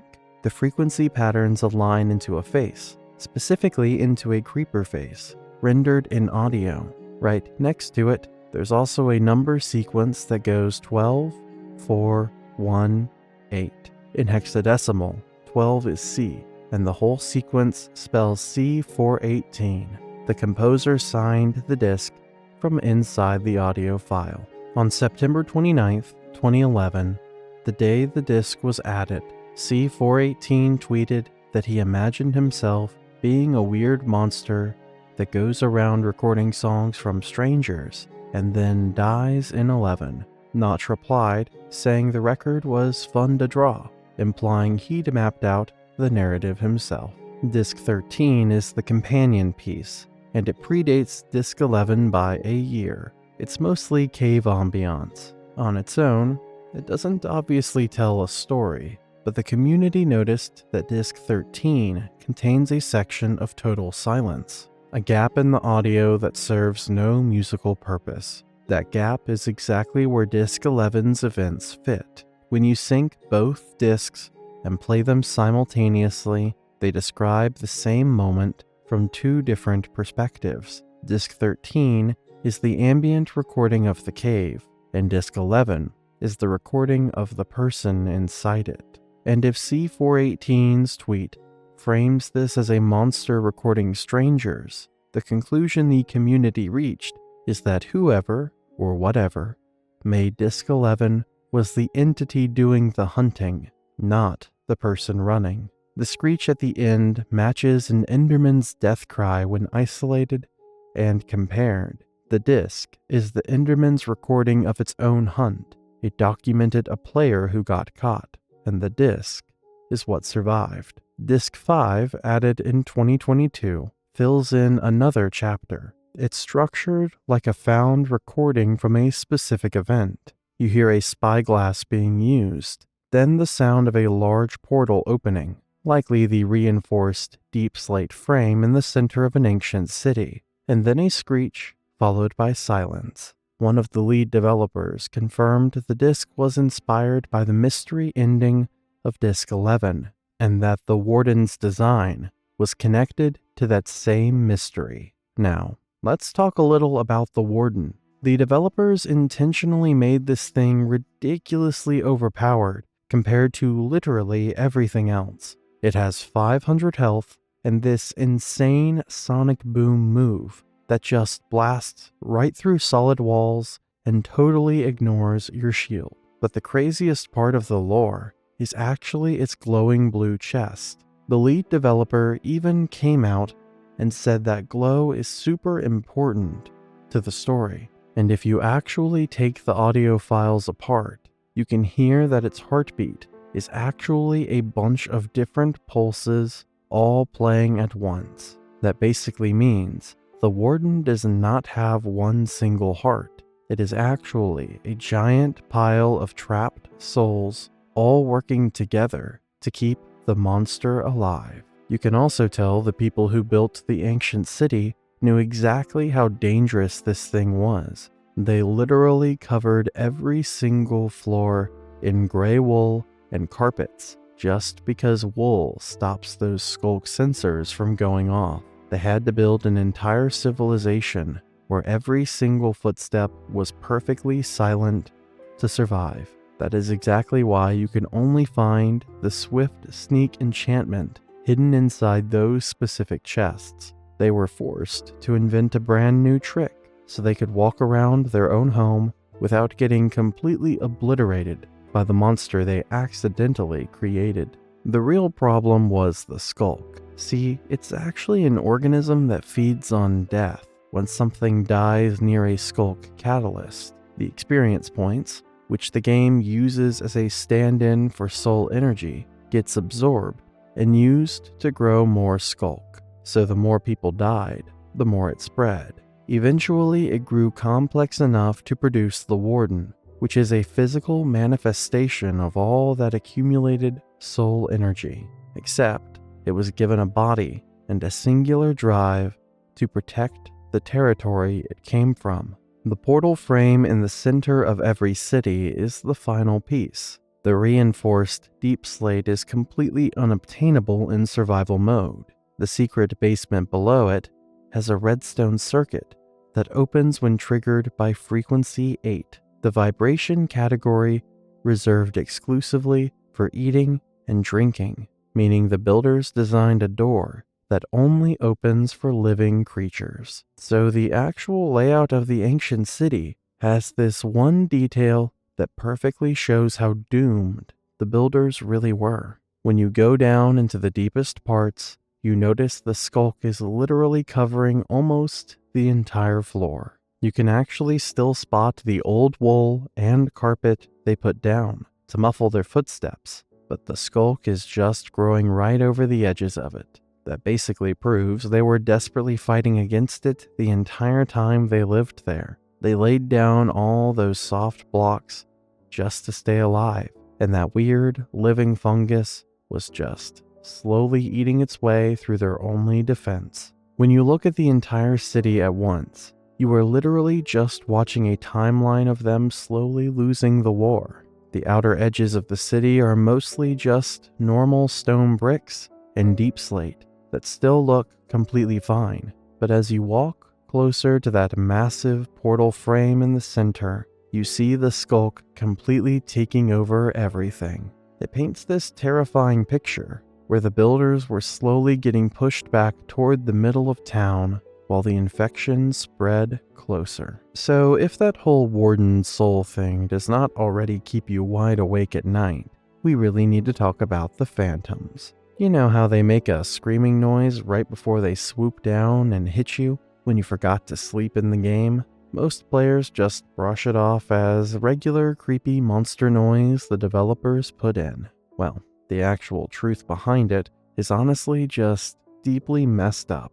That super loud screeching sound is literally just a hidden audio clip of a real human baby crying. I'm dead serious. Samuel Aberg, the lead sound designer, confirmed this himself. He literally recorded his own infant son screaming, then took the audio and distorted it until it became the Phantom's vocal. This isn't even hidden. It's documented right on the wiki. When you're sitting in your room at 2 a.m. and a phantom screams at you from the dark, you are listening to a processed recording of a human baby in actual distress. It's a layer of psychological horror that most players never even realize they're experiencing. Honestly, I would be scared to death if I had to listen to that in a dark room for too long. This is kind of Aberg's thing. He honestly just loves doing weird stuff like that. He refuses to use normal audio clips and always goes out of his way to record the craziest things, just to make the game feel super uncomfortable. Take the Crimson Forest in the Nether for example. That place already feels completely terrifying, but the background noise is literally just him squeezing and stretching regular party balloons. He wanted to make it sound like something was physically snapping right next to your ear. He even takes trips to actual wildlife parks just to record real animals, which he uses as samples to create weird audios. But turning a real crying baby into the Phantom is definitely the wildest thing he ever pulled off. That is exactly why dealing with those things is so incredibly stressful. Like your brain is naturally programmed to freak out when you hear a baby cry. So the game is basically just hijacking your actual biology to punish you for staying awake. It honestly changes the entire vibe of the game once you know the truth. You sit there thinking you are just surviving in a simple block world, but every single noise you hear is actually a sound from real life that got modified by the sound designer just to keep you on edge. Honestly, uncovering crazy secrets like this is what makes digging into the lore so addictive. Anyway, if you guys want to see more insane deep dives, make sure you hit that subscribe button real quick. So we already talked about how Disc 11 is just a terrifying recording of some random guy dying in a cave. But the actual story behind who is chasing him gets so much crazier when you look at what the guy who wrote the music actually said about it. And obviously we all know who made all the old Minecraft music, C418. See, back in 2011, on the exact same day the disc got added to the game, he tweeted out something super weird. He basically said he pictures himself as this creepy monster that sneaks around recording strangers, and then finally dies in 11. Just think about how dark that really is for a second. He literally put himself into his own horror story. In his mind, that terrified guy you hear breathing and running away was just some random person he was actively hunting down so he could record a brand new song for his album. That means the guy who made the peaceful game music is literally the actual monster hiding in the dark.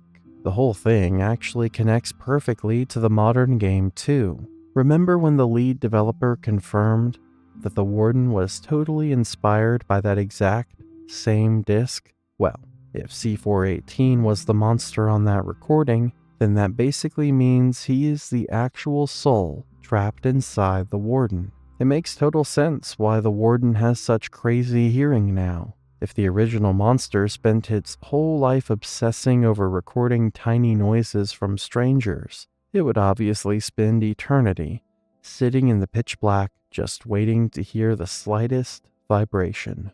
Did you know that the weird symbols you always see floating around the enchantment table are actually a totally real alphabet? You can literally sit down and translate every single word because it has an actual cipher. And the craziest part is that the language has absolutely nothing to do with Minecraft lore. See, way back in 1990, a game designer named Tom Hall made up a thing called the Standard Galactic Alphabet for a super old DOS game called Commander Keen. It was basically just a game about a kid exploring alien planets, and the whole alphabet was just a one-to-one swap for normal English players, so players could read the alien signs. When Mojang finally built the enchantment system in 2011 and needed some cool-looking magic runes, they just straight up ripped that exact alphabet right into their own code. So all those ancient magical symbols flying into your books are literally just a 35-year-old alien language from a random 90s platform game. If you actually translate what the table is saying, it doesn't tell you what enchantment you're about to get. It's mostly Easter egg text and Lovecraft references like Cthulhu, and classic sci-fi phrases like Klaatu Barada Nikto. So technically it's still random gibberish, because it literally has nothing to do with the actual enchantments. Though for over a decade, millions of players stared at those symbols and assumed they were witnessing unknowable ancient magic, while they were just reading a font designed for a game most of them have never heard of. But if you actually plug that real-world fact right back into the whole ancient builder theory, it honestly fits together perfectly. See, if those original builders were really as insanely advanced as the lore suggests, they were probably pulling knowledge from all kinds of crazy places, and maybe even making contact with actual aliens. So borrowing an extraterrestrial alphabet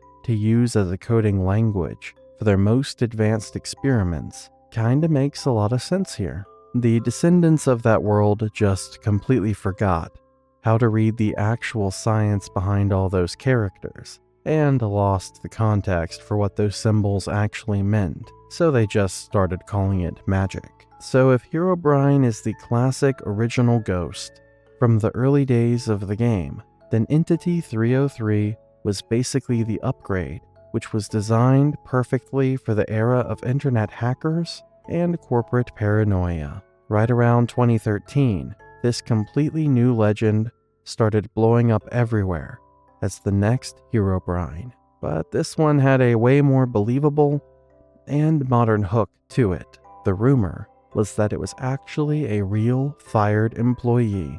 The whole story claimed that Notch straight up fired this one Mojang developer who got so insanely mad that he built an entire team of hackers just to get his revenge. The theory was that they were sneaking into the game code to completely dismantle it from the inside out by corrupting your personal save files and crashing random servers. And if you actually happened to run into the entity while playing, people always described seeing a creepy figure wearing an all-white hood with glowing red eyes. But here's the creepiest detail. See, when Entity 303 was in a world, you would find signs that said Hulp, which is Swedish for help. The lore says that's actually Herobrine trying to warn you, because even he's scared of this guy. I'm dead serious. When the local legend is calling for backup, you know you're cooked. Unlike Herobrine's anonymous start, we actually know where this one came from. A YouTuber named TheSpeed179 cooked up the original creepypasta in 2013, and it spread like wildfire because it tapped into that specific fear of corporate betrayal. This was right when high-profile hacks were making headlines, so the idea of a disgruntled dev with backdoor access to the code felt too real, honestly. I would crash out too if I got fired from the biggest game in the world. But then things got actually weird. As per the original creepypasta this legend is based on, something crazy happened in 2013. Because one day in December 2013, players who opened the Minecraft launcher saw something they weren't supposed to. The launcher was totally distorted and corrupted, and the version selected was labeled as Minecraft at 303. It only lasted for a few minutes before Microsoft patched it. However, it was most definitely made up, as I could not find any real records of it. But for the community, this was the holy grail. It's one of those rare moments where they got to link an in-game legend with something that might have actually happened with the game. So now, there were a lot more players who had started to believe in Entity 303, and it just sort of never went away. The rational explanation is probably right, but the fact that a decade-old creepypasta got people to believe like it was actually in the game and rivaling the legend Herobrine is what makes this theory extremely creepy. Did you know Minecraft has a completely hidden mechanic buried in the code called the mood variable, and it is literally just running constantly in the background to track how vulnerable you are. The whole thing is basically just a scale from 0 to 100, 20 times every single second. The game is secretly scanning a massive cube of blocks right around your character's head. If you are standing in the sunlight or hanging out around torches, the game decides you are safe and drops your mood score back down. But the second you step into pitch black darkness, that number starts climbing. The tighter and darker the space you are trapped in gets, the faster that hidden number shoots up. And the exact second it finally maxes out at 100, the game just randomly picks one of those 23 terrifying cave noises to play right in your ear before resetting the whole clock back to 0. If you actually know how to read code, you can literally watch this tracking happen in real time on the Java edition. I obviously have absolutely no idea how to code, so I definitely did not do that myself. But the fact that the game is actively stalking how scared you should be in the dark is honestly just insane. But the interesting thing here is that the system is responsive to player behavior. If you keep your tunnels lit, your mood stays low and the cave sounds stay normal. If you mine in darkness to conserve torches, the mood climbs faster, and the jump scare plays sooner. The game is registering that you're in a more vulnerable state and rewarding that vulnerability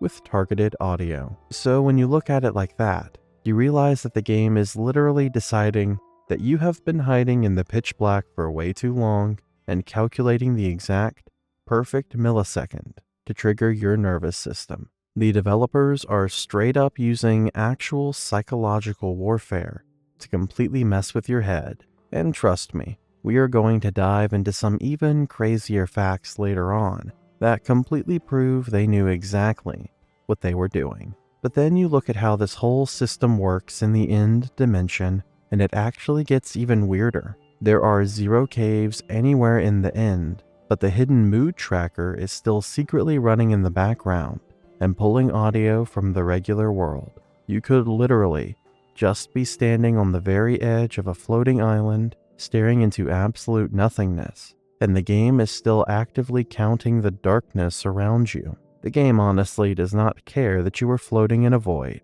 It just wants you to be completely terrified. So we already talked about the mood variable and how the game literally tracks your fear. But it turns out there's actually a second hidden clock constantly ticking in the background that is honestly way more personal. If you dig into the actual game files, you will find out that the devs named it Donsomnia. See, every single game tick, there is this hidden counter called time since last rest that just constantly goes up.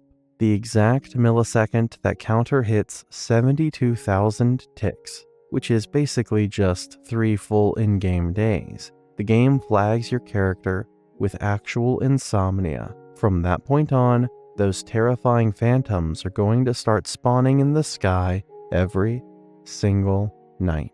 And the longer you try to push past that limit and stay awake, the more of those things the game is going to spawn to hunt you down. Think about how literally any other video game handles sleeping. It is usually just a super convenient way to save your game or skip past all the dangerous nighttime stuff. But Minecraft completely flips that and actively punishes you for refusing to sleep.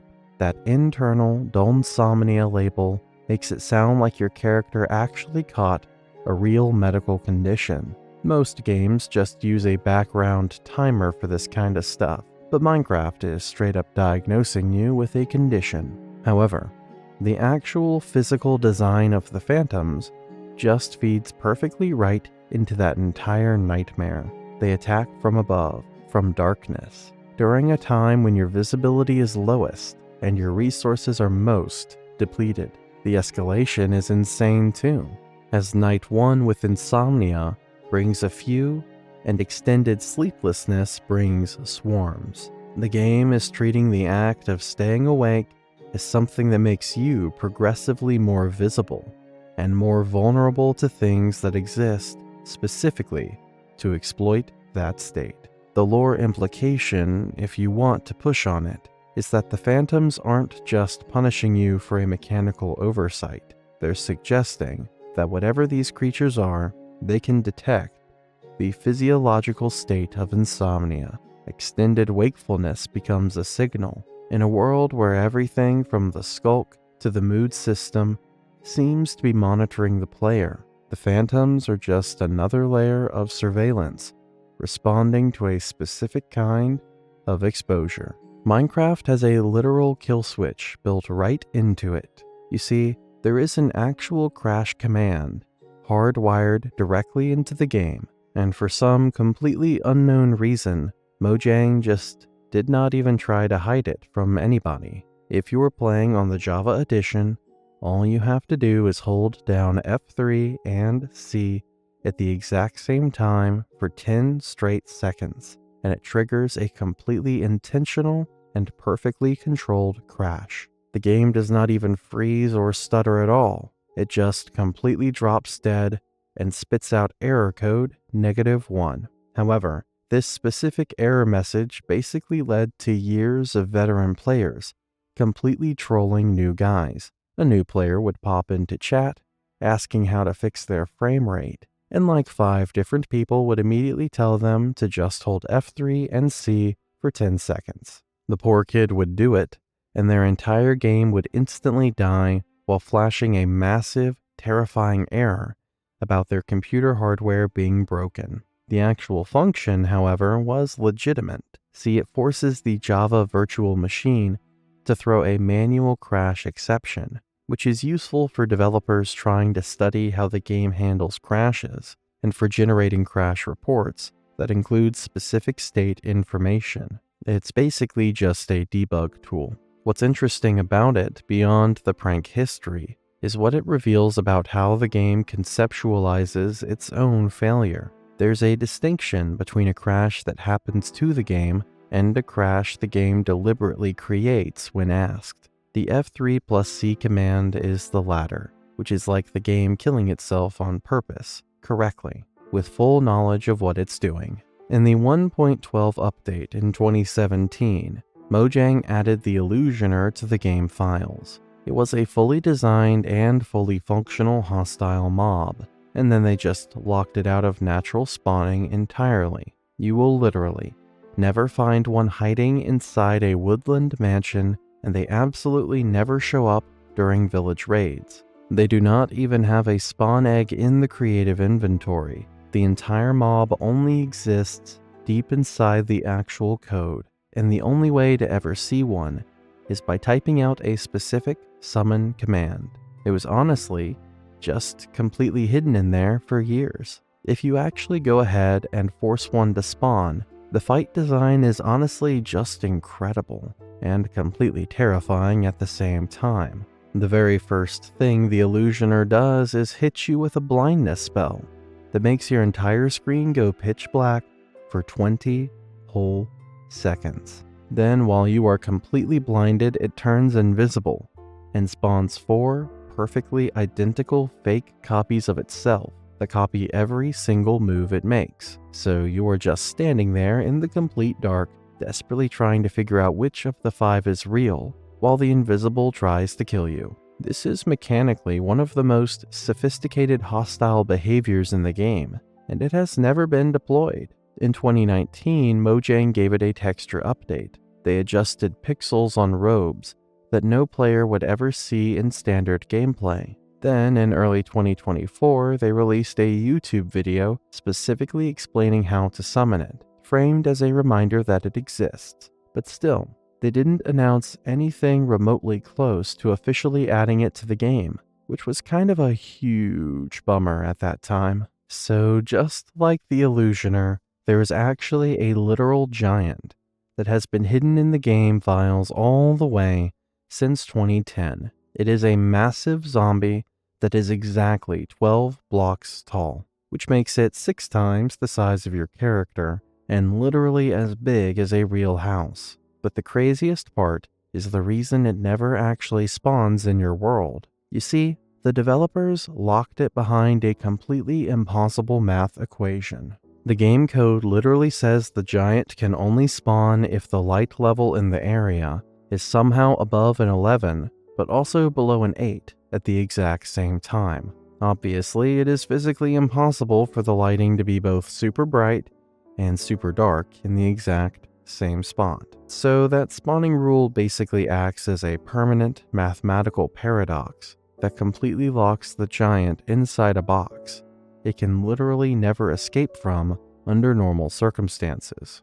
If you actually go in and use the summon command to force one to appear, the whole thing is super unsettling because the giant has 0 AI programmed into it, so it physically cannot walk around or even try to attack you. It just stands there like a massive 12-block tall statue staring off into absolute nothingness. It is basically a completely finished character model with absolutely no brain running inside it. The weirdest part is that back in 2018, Mojang actually turned its AI back on for one single test update, and for about 1 week, these massive giants were actually chasing players around before the developers completely deleted their brains again in the next patch. They even brought them back as a joke for the potato boss fight during the 2024 April Fool's event. So the developers clearly know if it is still sitting in there,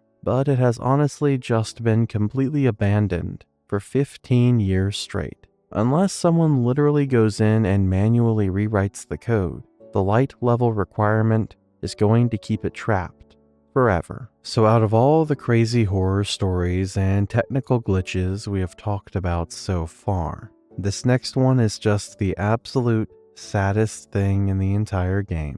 If you take a name tag and specifically name any regular rabbit Toast, it instantly transforms into this unique black and white Dutch rabbit skin. You cannot find this exact rabbit anywhere out in the wild, and it is completely impossible to breed it. But the actual reason it is in the game's code in the first place is not because this is a random Easter egg.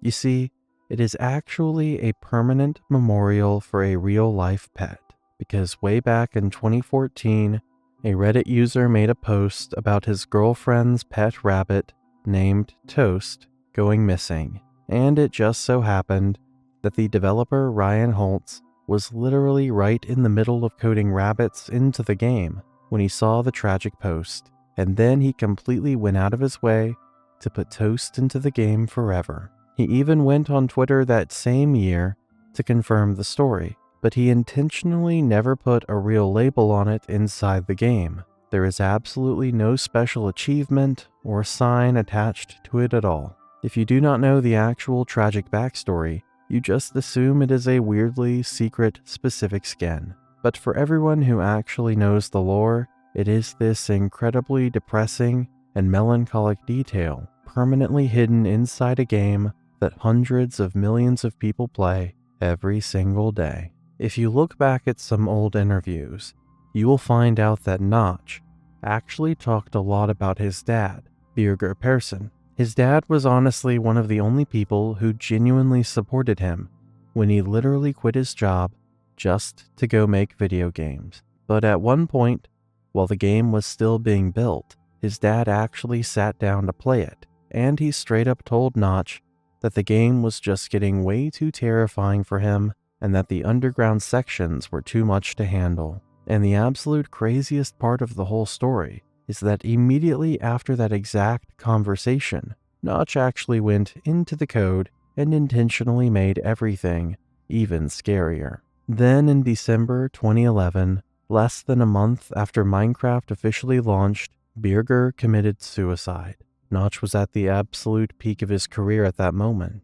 The game had just exploded into something neither of them could have fully anticipated. The money was incomprehensible, and the one person who had been in his corner through all of it was just gone. He sold Minecraft to Microsoft for $2.5 billion in 2014 and said afterward that the success had felt isolating rather than good. He hasn't touched the game since. But the craziest part is that the caves just kept getting darker and darker, even after Notch completely left the company. It honestly just shows how massive of an impact his dad really had on the entire vibe of the game. All that insane stuff like the terrifying hidden cave sounds, the warden, the deep dark, and those massive ancient cities, like literally all of it, was built by brand new developer teams that Notch had absolutely nothing to do with. The game basically just took that original creepy design instinct he coded into it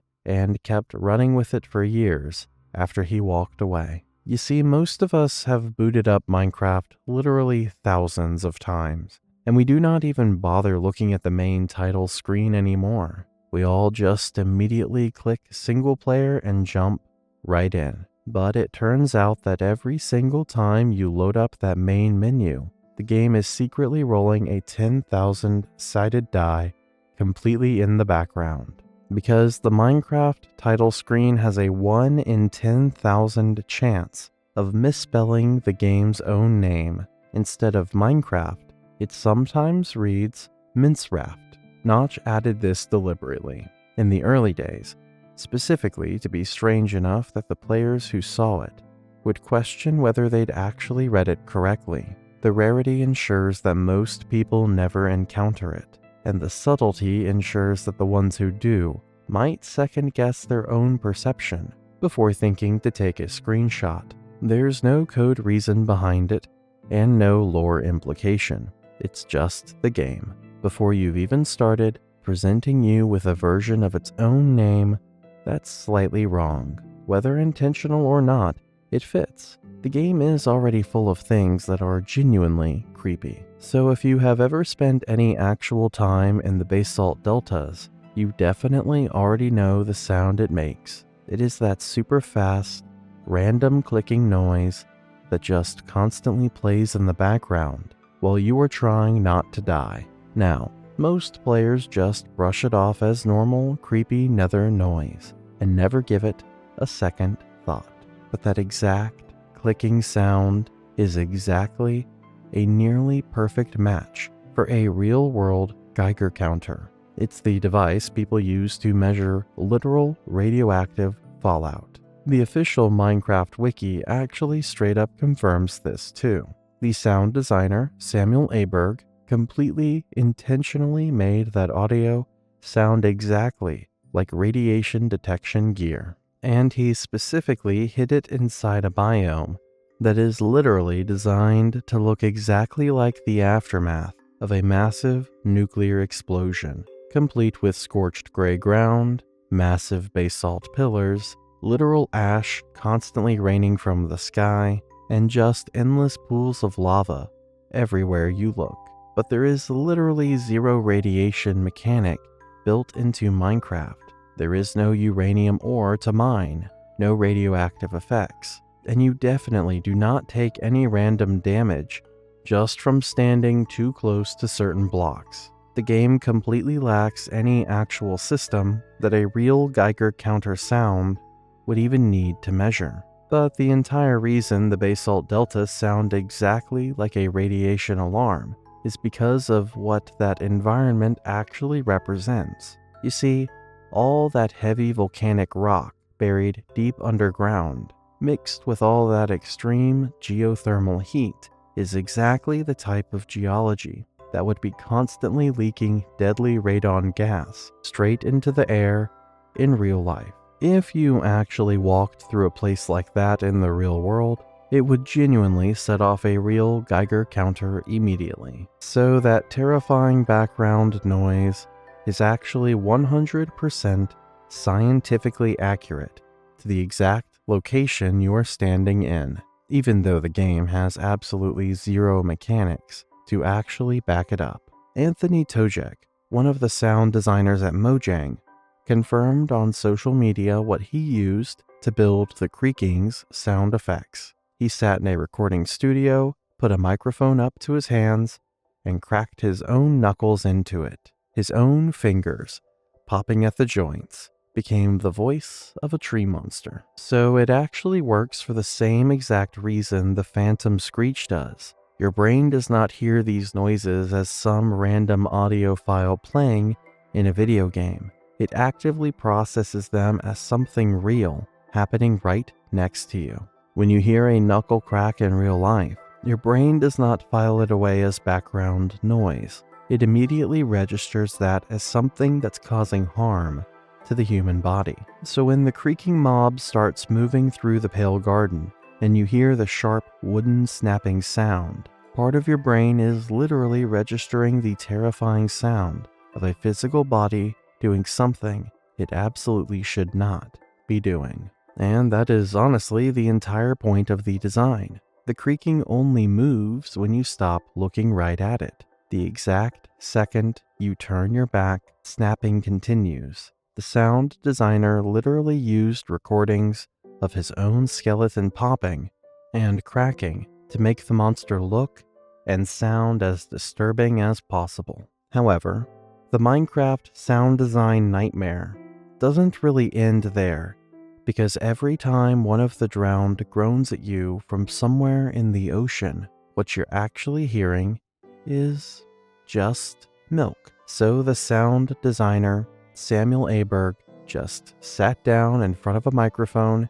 and started gargling actual milk to create the terrifying voice for the drowned. And the reason it actually works so perfectly is just the basic physics of milk itself. See, milk is actually slightly denser than regular water, and your ears can literally pick up on that extra density when you hear it being gargled. It creates a super heavy, incredibly viscous noise. He basically just took that raw audio and ran it through some crazy processing, which gave the drowned their iconic, horrifying gurgling sound that instantly makes you want to get out of the water. But once you actually realize that, you start pulling on this massive thread that makes the entire Minecraft audio experience feel genuinely unsettling, because it is honestly not just the drowned whose sound design has weird history. You see, the sound of the ghast is straight up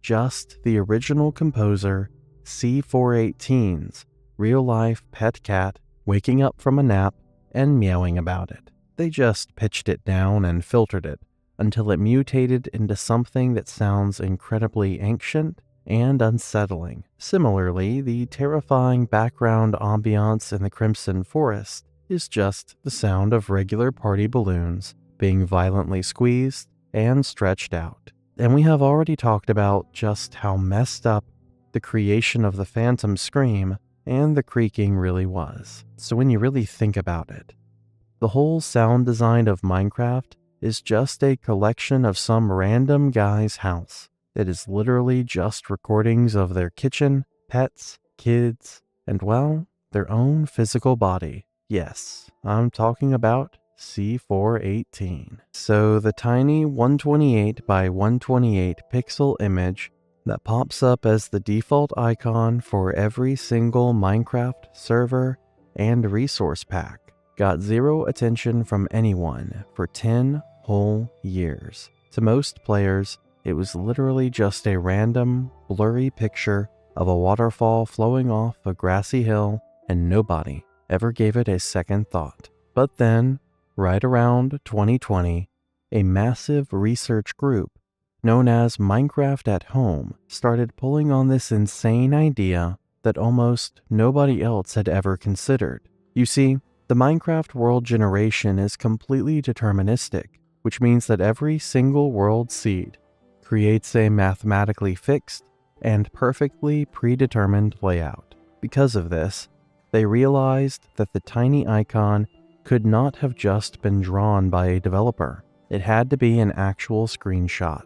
And if it was a real screenshot, that meant it was an actual physical location, hidden inside a real-world seed, sitting at some fixed coordinates, which meant that mathematically, it had to be completely findable. So they went looking for it, and the process of actually finding it is genuinely one of the most unhinged things this community has ever done. They spent 8 months on it.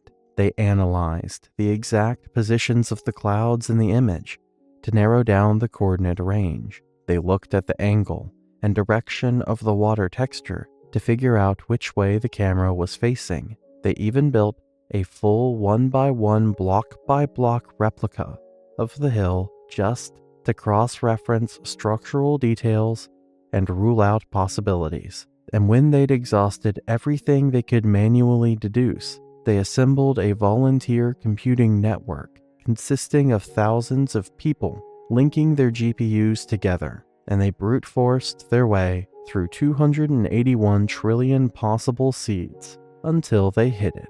They found it on September 5th, 2020, and it was on Java Alpha 1.2.2. Coordinates x equals 49, z equals 0. And they found it in the final 5% of the search space, meaning they went through roughly 267 trillion seeds before they got there. It was almost the last place they looked. When they reached out to Notch and Dinnerbone to see if either of them remembered where the screenshot was taken, neither of them had any idea. It was a random moment from 14 years earlier that meant nothing at the time. A screenshot Notch took of a hill while he was building the game, which then became the default image that millions of people stared at for a decade without ever questioning it. The community spent 8 months and 281 trillion attempts to find a spot that the person who took the picture couldn't even remember. But the story of this research group does not end there. You see, every single time you loaded up Minecraft between 2011 and 2018, that nostalgic rotating panorama playing right behind the main menu was an actual physical place. It was literally always just sitting right there in the background while millions of players just clicked through their settings. And for 7 straight years, absolutely nobody ever bothered to ask where it actually was. The Minecraft at Home team actually ended up finding this one way faster than the pack.png image, and the exact method they used to pull it off is honestly what makes it so crazy. In the super old versions of Minecraft, the way the clouds move in the sky is exactly what gave them their biggest clue. They realized that the cloud movement was completely deterministic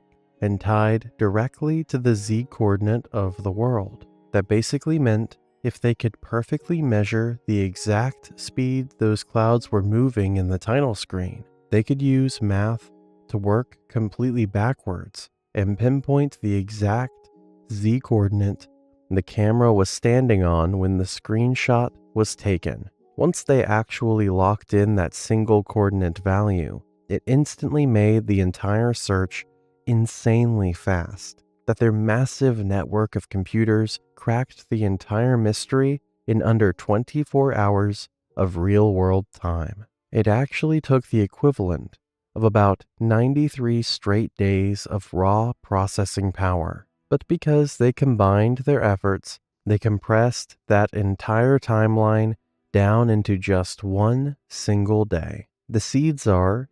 215-190-155-396-835-2745 and 809-186-798-749-3326-313. And the reason there are two of them comes down to a special feature in how older Minecraft generated worlds. The random number generator used in those versions ran on 48 bits, and that bit depth is low enough that certain seed pairs end up producing identical terrain in specific areas. The community calls them sister seeds, and the title screen could have come from either one. You see, every single Minecraft world is built entirely from a seed, which is a massive string of numbers assigned the exact second the world is generated.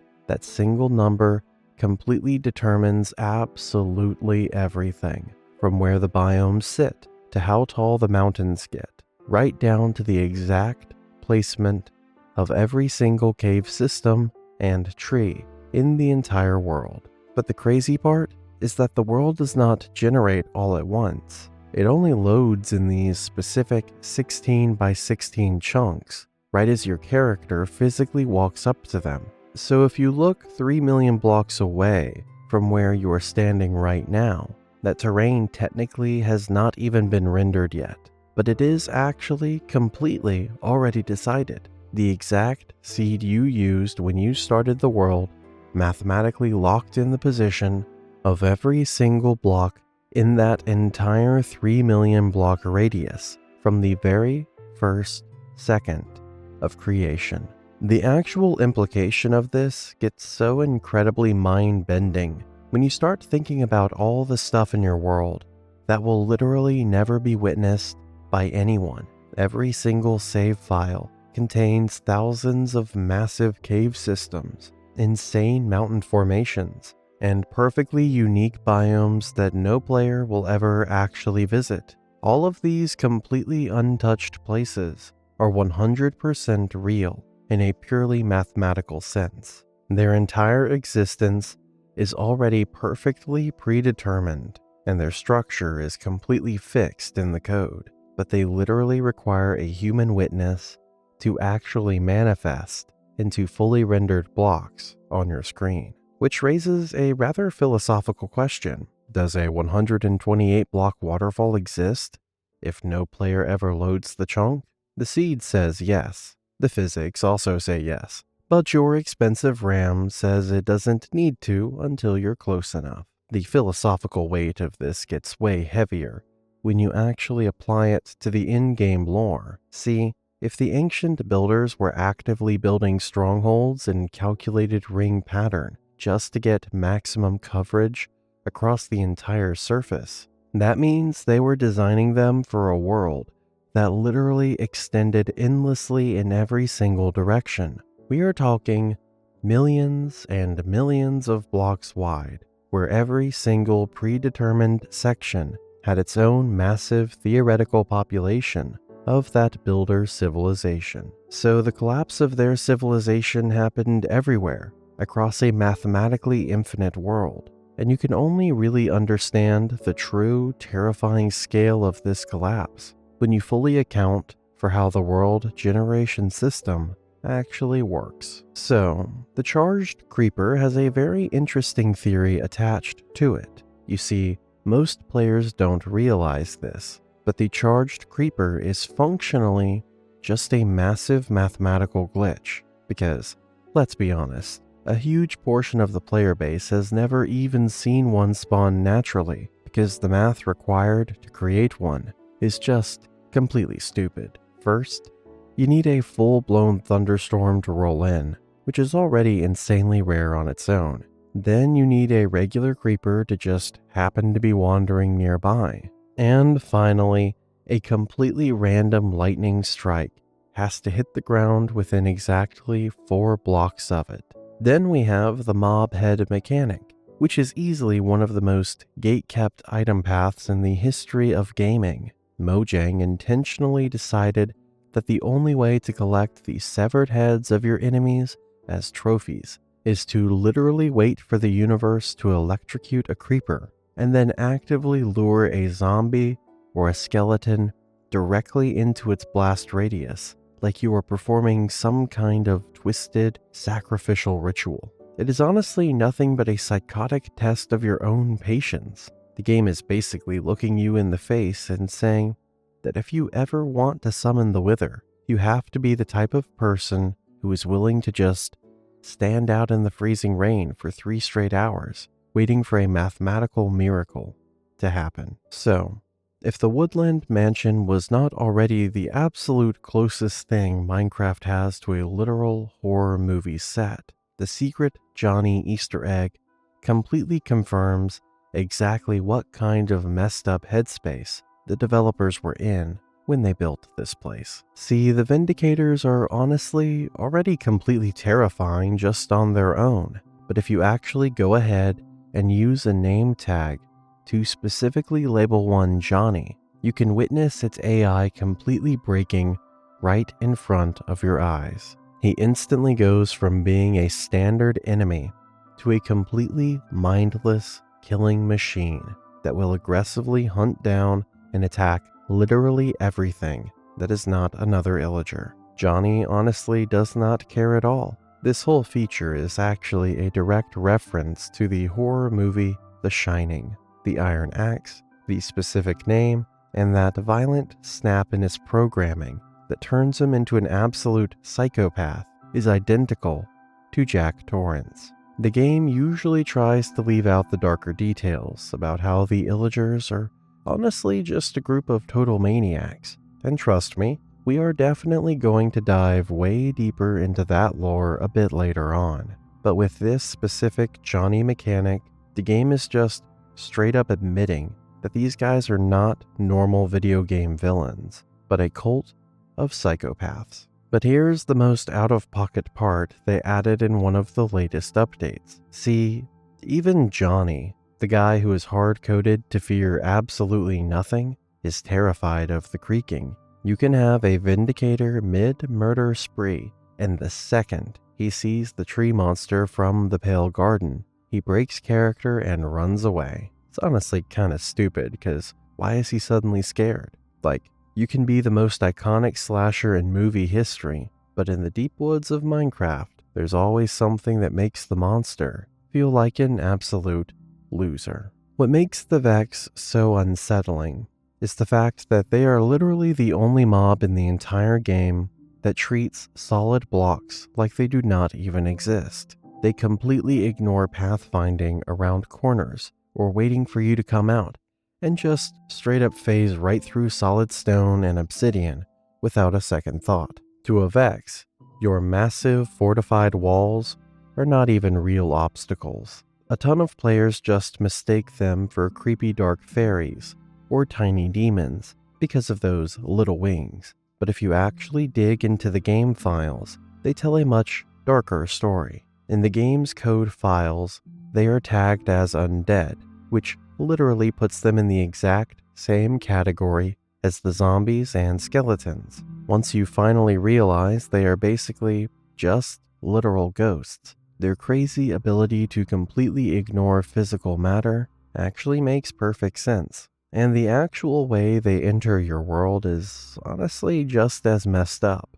When an evoker summons a swarm of them, most people just assume they magically pop out of nowhere, but they are actually immediately starting a terrifying countdown right toward their own death. They take constant decay damage from the exact millisecond they spawn into the world, which means every single Vex flying straight at your face is already actively dying. The evoker is basically just weaponizing their absolute final seconds of existence. violently throwing these dying spirits directly at you, hoping they can drag you down to the grave with them. However, this whole mechanic points towards a terrifying detail in Minecraft. You might think that you're safe inside your house, but there are things in Minecraft that do not care about your defenses, meaning you are never fully safe. Did you know that you actually start experiencing the deep dark long before you hit the lower coordinates? Most people think they're safe as long as they're in a standard cave. The game's mood system is much more invasive than that. It's constantly scanning a radius around you, including the floor beneath your feet. So if there's a massive ancient city sitting at y equals minus 52, while you're mining 20 blocks above it, your mood meter is already spiking. This creates a really eerie detail, because you start hearing the low cave groans and metallic clicks while you're still in the safe zone. It's basically a psychological trick, where the game is feeding you the soundtrack of a biome you haven't even entered yet. If a warden has already been triggered downstairs, maybe by a stray mob or a previous explorer, that overlapping heartbeat starts thumping through the deep slate floor. It's usually very faint, layered, and totally irregular, making you feel even more scared, even though you are not even remotely close to an ancient city yet. You see, the trick that Mojang pulled here was that the deep dark doesn't actually rely on jump scares. It relies on a process that feeds details to your brain slowly. By the time you finally break through the ceiling and see ancient city, you've been mentally prepared for it for 20 minutes. So as we talked about before, Mojang really likes to get into the minds of the player, using sound and visual cues to make them even more scared. The bond you have with a tamed wolf is totally unique in Minecraft, mostly because it's the only relationship that actually has a real history behind it. But the brutal part is how easily you can completely destroy it by total accident. If you happen to clip your dog with a sword swing or catch it in some splash damage, the game simply does not care about context. It doesn't matter if you spent 100 hours feeding it, keeping it alive, and dragging it through dangerous dungeons. The code doesn't weigh any of that history and registers that impact instantly as an attack. The exact same animal that was desperately defending you 10 seconds ago instantly flips and tries to kill you with that exact same level of dedication. The bond you had with that animal just breaks all of a sudden, and on top of that, the damage is permanent. Like the only way for you to get out of that situation is to actually kill that wolf. Otherwise, it would end up killing you instead. There is a certain method where players get out of its range, then quit the game, and load back up. And for some reason, the wolf goes back to normal. But that is probably the game's memory being flushed out. Maybe the devs coded this behavior in a way that resets when you load up a brand new session, which makes it feel pretty fake if I'm being honest. What makes this thing really weird is that wild wolves run on a system that is somehow way more unsettling. If you hit one wild wolf, every single other wolf in the area immediately responds. And I mean all of them, like wolves that were facing the other way, wolves sitting completely idle, even ones sitting in chunks the game hasn't fully loaded yet. That aggression state literally just synchronizes across the entire group at the exact same time, like a master switch getting flipped. It's almost like a hive mind if I'm being fair, because those wolves did not even see the event happening or hear anything, but still, for some reason, they end up getting triggered and start attacking you like crazy. This brings up a really dark detail buried in Music Disc 13 that the community caught a while back. If you listen closely underneath the cave echoes, near the end of the recording, there is this faint, super distorted barking sound. People have theorized for years that the person frantically running in that audio wasn't being chased by a creeper or some skeletons. A pack had already caught their scent. And when you understand how that hive mind mechanic actually works, knowing a completely synchronized pack is hunting you through a pitch black cave is honestly way more terrifying than any standard monster the game could throw at you. So this next one is the hidden basement in the ancient city, and it's hidden right under that massive portal frame in the center. Most people just walk right over it, but the way you actually get inside is genuinely weird.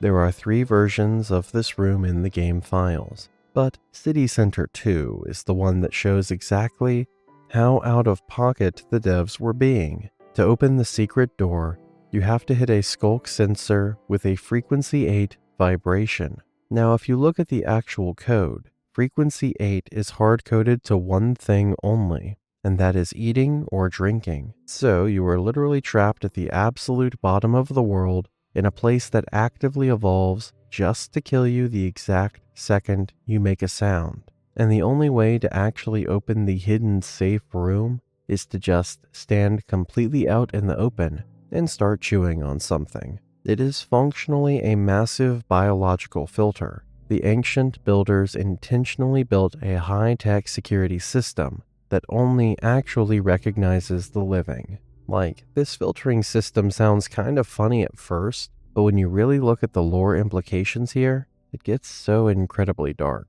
The actual logic behind it is completely messed up. If you are the last person left alive, while this terrifying blue-black mold violently swallows up your entire city, your only way to get to safety is to prove that you still have a body that actively needs to be fed. That hidden basement is actually a doomsday bunker for a desperate civilization that was running out of actual humans at a very rapid rate. But before we get into the next fact, make sure you hit that subscribe button for more deep lore videos. You see, every hostile mob in the game is locked into a single mode. Let me explain. You know how zombies always attack, skeletons always shoot, and creepers always try to get close to you so they can explode. But there's actually no condition in the game where a zombie decides it doesn't care about you. The spiders are different, and most players never actually register how different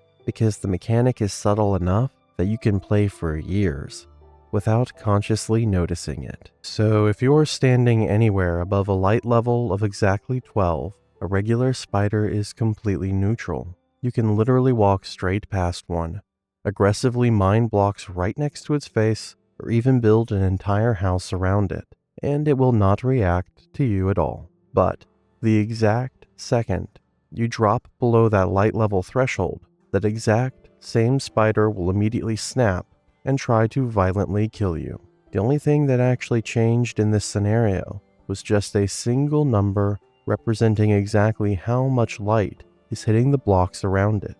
What that actually means is that the total capacity for complete non-aggression is already hard-coded right into their brains. That exact same terrifying spider that literally launched itself straight at your face at midnight was probably just chilling on your roof at high noon, actively watching you move around and genuinely not caring at all. Meaning the spider is literally a calculated predator that strictly hunts on a biological schedule, and that entire schedule is completely built around the sun.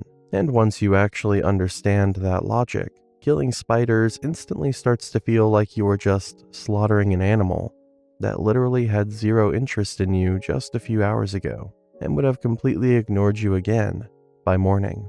But cave spiders are where this entire concept gets incredibly dark, because their physical environment completely and permanently removes that distinction. The light level down there mathematically never crosses 12, which means a cave spider's peaceful neutral state has literally never once activated in its entire natural habitat.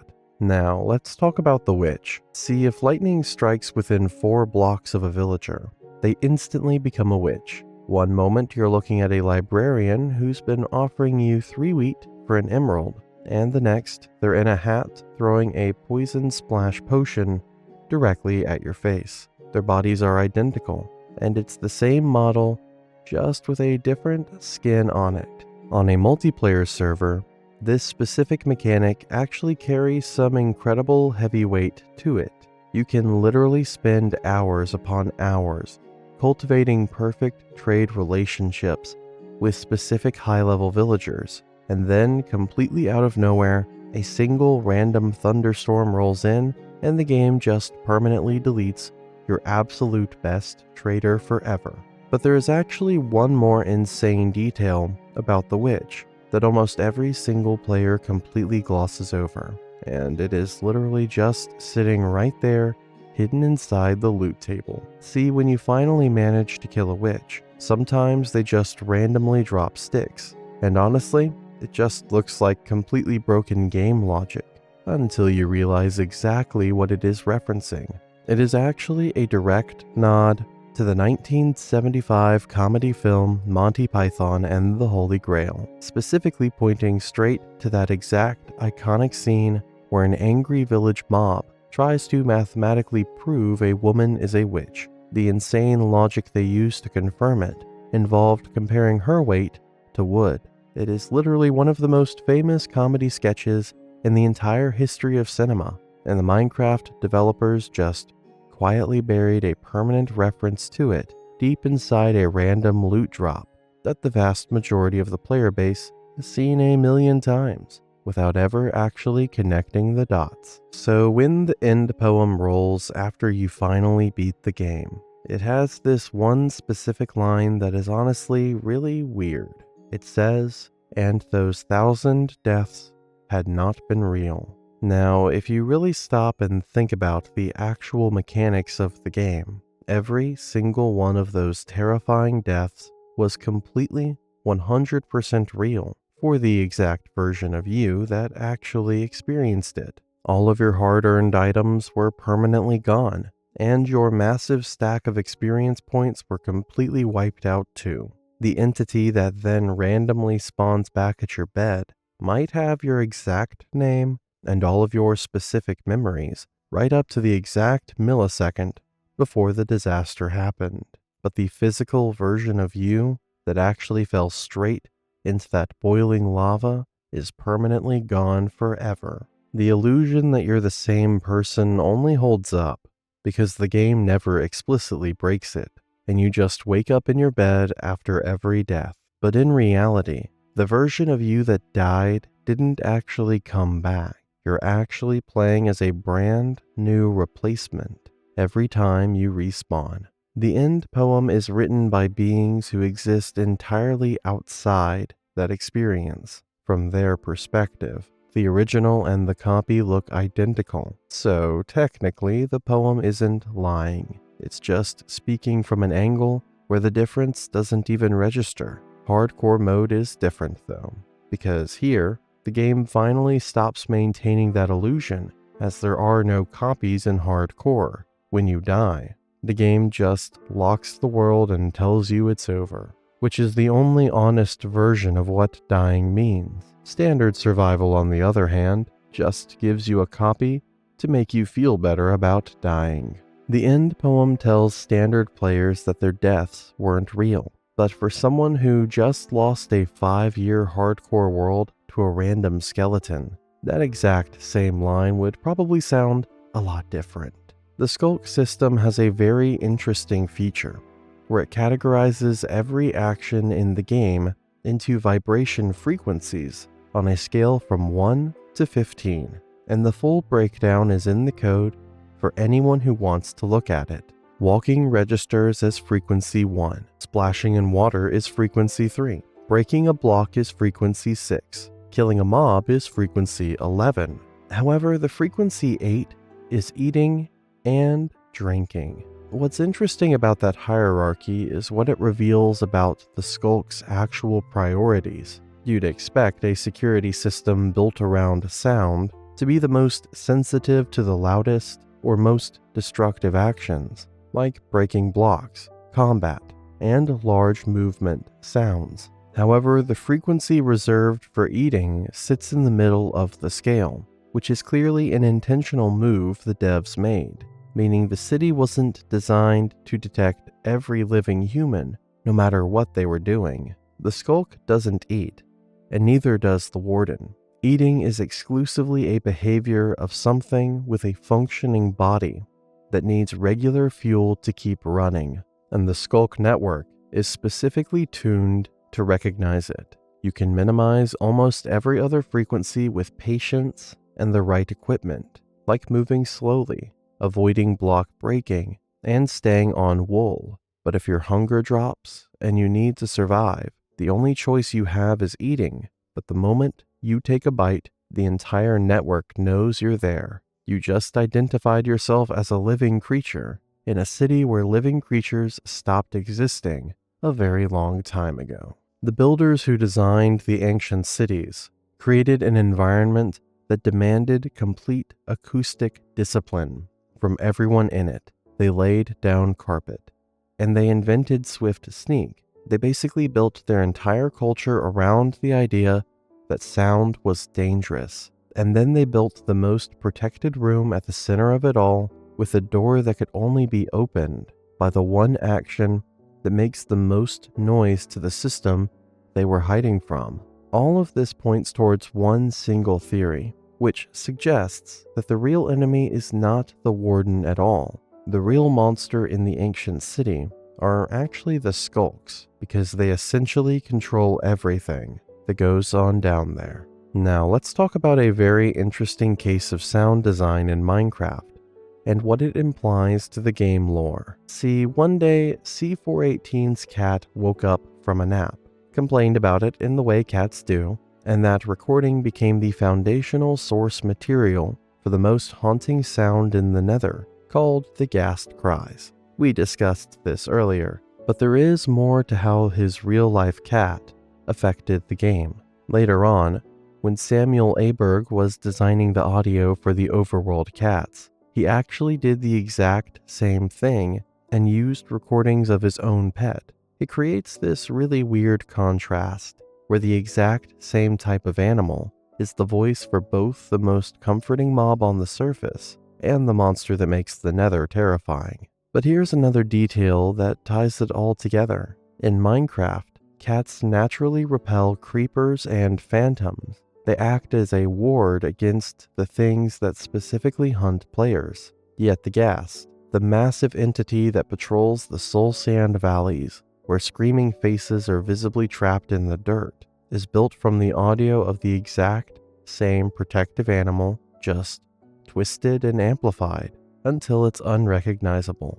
If you turn on the game's subtitles, it specifically labels the ghast's noises as crying. That's a very specific, deliberate choice by the developers. Ghasts aren't actually predatory or hunting you or even guarding their territory. In reality, they just float aimlessly above a valley full of trapped souls crying all the time. The theory that fits perfectly here is that since the ghasts are actually the trapped souls of the ancient builders, evaporated out of the ground, they attack you only because when they see you, they get reminded of their past. This automatically triggers a grief response in them, and since they are not mindless, not knowing what to do, they just start shooting massive fireballs at you. They don't do that because they think you're hostile. Maybe they're just sad about what happened to them, and seeing you brings back the bad memories of the apocalypse. Slimes and magma cubes share a secret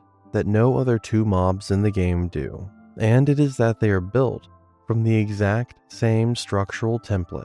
They share the same 3 size tiers, the same splitting mechanic when they die, and the exact same bouncing movement pattern. Every other creature in Minecraft has its own completely unique biological design, but these two were clearly built from the exact same base model. But the interesting part is how they're perfectly engineered for environments that would instantly kill the other. Slimes spawn in swamps and deep caves, but despite hanging around water, they actually can't swim. You see, deep water would instantly drown them, and rain actually physically hurts them. The environments they live in are actually quite hostile to them.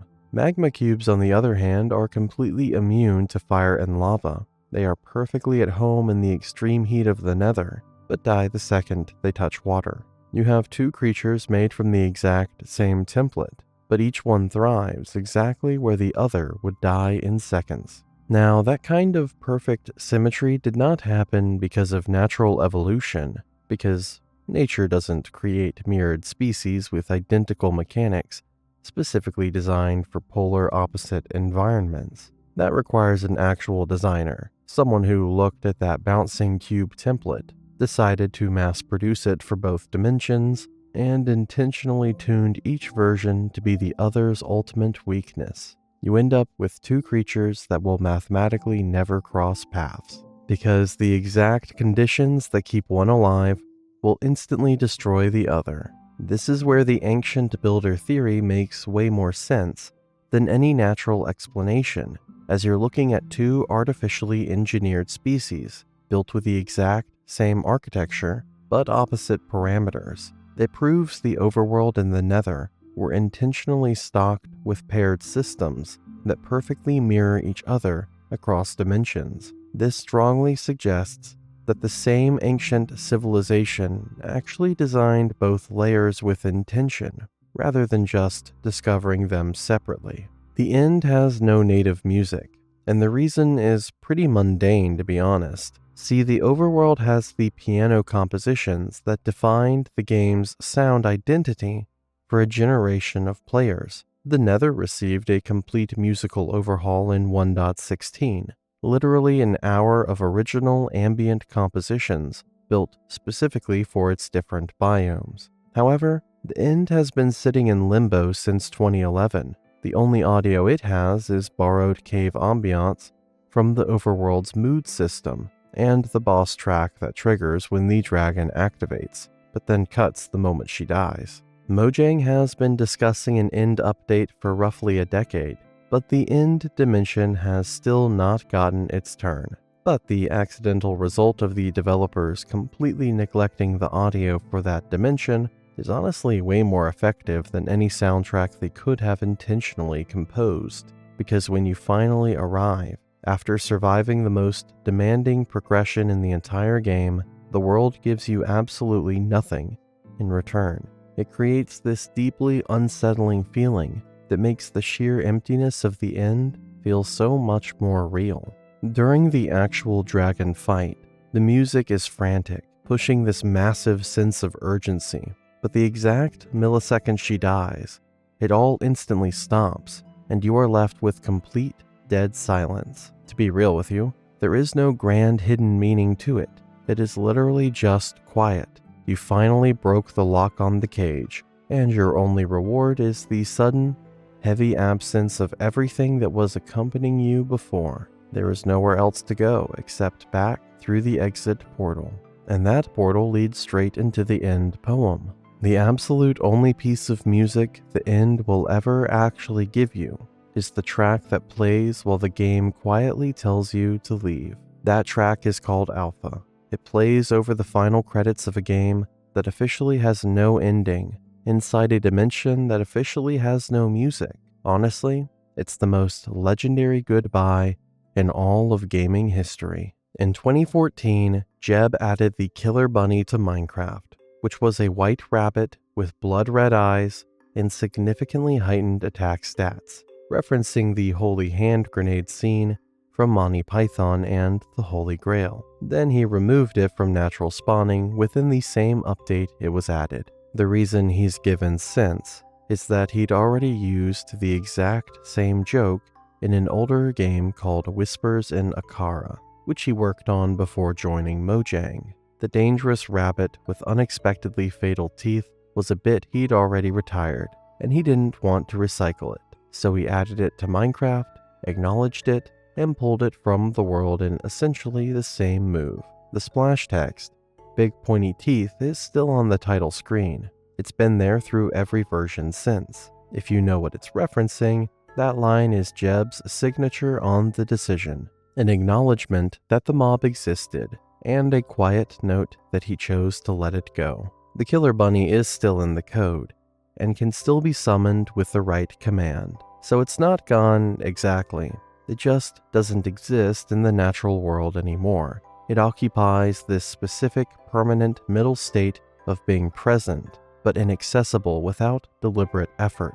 Like a joke someone told once that they technically haven't taken back, but also aren't going to tell again. The warped forest honestly feels like the most welcoming place in the entire Nether, with those cool blue-green fungi, the glowing vines, and a color palette that completely breaks away from the aggressive fire orange everywhere else. Your brain naturally registers it as calm and livable. But there's a massive catch, because this exact biome is where Endermen group up in the highest numbers you'll find anywhere in the game. And if you actually stop and listen to the ambient background audio while you're walking through this biome, something starts feeling deeply wrong. The background ambiance file labeled Warped Forest Edition 6 is actually an Enderman scream that's been slowed down and reversed until it no longer sounds like a scream. It's been processed into a low, continuous atmospheric hum. The sound design that you're walking through isn't a forest soundtrack either, because the community has come up with a very interesting theory. People say that the sounds in the warped forest are actually the local population's voice, boiled down into something that registers as environment rather than entity. According to fan speculation, the witch's sound is repurposed in this biome, along with the ghast scream being used as ambiance. You won't be able to recognize it right off the bat, because they have been highly processed. And if you hold the theory that Endermen are the descendants of the builders who went through the end portals and couldn't come back, the warped forest becomes something even more specific. The Endermen who migrate here, as far from the end as any Enderman can get, while still avoiding the surface world, they can no longer survive. The environment they've settled in is built from the processed echoes of their own suffering, played too quietly for most people to consciously register. The most peaceful biome in the Nether is peaceful because everything that makes it up has been broken down below the threshold of recognition. The very first version of the zombie pigment texture from way back in 2010 actually had visible blood on it. Notch deleted it almost immediately because he had a super strict rule during early development that any violence in Minecraft needed to stay completely abstract and cartoonish. The blood just made things way too real, so it was completely wiped out. But if you dig into the game folders and open the raw image file for that exact zombie pigment skin, not how it looks on the 3D model in the game, but the actual flat image file itself, there is a tiny hidden message tucked right into the bottom corner that says, "Thanks, Zophobia." Zophobia was a community member who originally pitched the concept for the mob. Instead of just dropping his name in the credits, the developers buried their thank you note directly into the texture file. It's completely invisible in-game, and you have to specifically open the raw image file and examine it to actually find the text. It's like a forgotten corner of a house that nobody ever thinks to check. That tiny message had been sitting in there since 2010, totally undiscovered for years, until someone finally looked at the file itself instead of the 3D model it creates. Even though the zombie pigman was scrubbed clean of its original bloody design, it still carries a permanent tribute to the person who inspired it. You just have to know exactly where to look. It's a very classic Mojang way of hiding things, but it proves they genuinely respected the guy enough to give him a permanent tribute in the game files. The very first public video of Minecraft is from way back in May 2009. If you go watch it right now, expecting to see anything that even remotely resembles the game you grew up with, you're going to be completely shocked by how little is actually there. There is no crafting system. There are no animals wandering around, no day and night cycle, and absolutely no surface world visible anywhere in the entire clip. It is literally just a person standing underground, digging through stone in extremely pixelated pitch darkness. There's also no ambient lighting, not even mobs, and nothing else happening anywhere in the frame. That is the entire video, and it was actually uploaded by Notch himself on his YouTube. The video was eventually deleted and got lost in time. You see, at that point, The game didn't have a real name, and Notch was just calling it Cave Game, which honestly tells you way more about what he actually thought he was building than any interview he has ever given. And that matters a lot more than most people give it credit for, because everything that came after that video, like the grass, the open sky, the villages, and all the other biomes, basically the whole surface world that most players spend the majority of their time in, none of it was the foundation. All of it got layered on top of an experience that started underground with one person in the dark. So the surface world wasn't even the original idea. It was literally just an add-on. Notch built a claustrophobic cave simulator first, figuring out exactly how that felt, and then built a bright, open world on top of it, purely so you would have something to come back to. When you realize this, the fact that the caves feel so naturally hostile suddenly clicks. Mojang never forced a spooky atmosphere onto a peaceful building game. The scary part was actually the foundation the entire project was built on from day one. Even that weird ambient mood system, quietly tracking how long you've been sitting in the shadows, traces right back to a guy who just wanted to know what it felt like to be completely trapped underground with nothing but a pickaxe. He spent years chasing that exact feeling before eventually selling the company and walking away. But the developers who took over just kept pulling on that same idea. They kept answering that original question in ways Notch probably never imagined.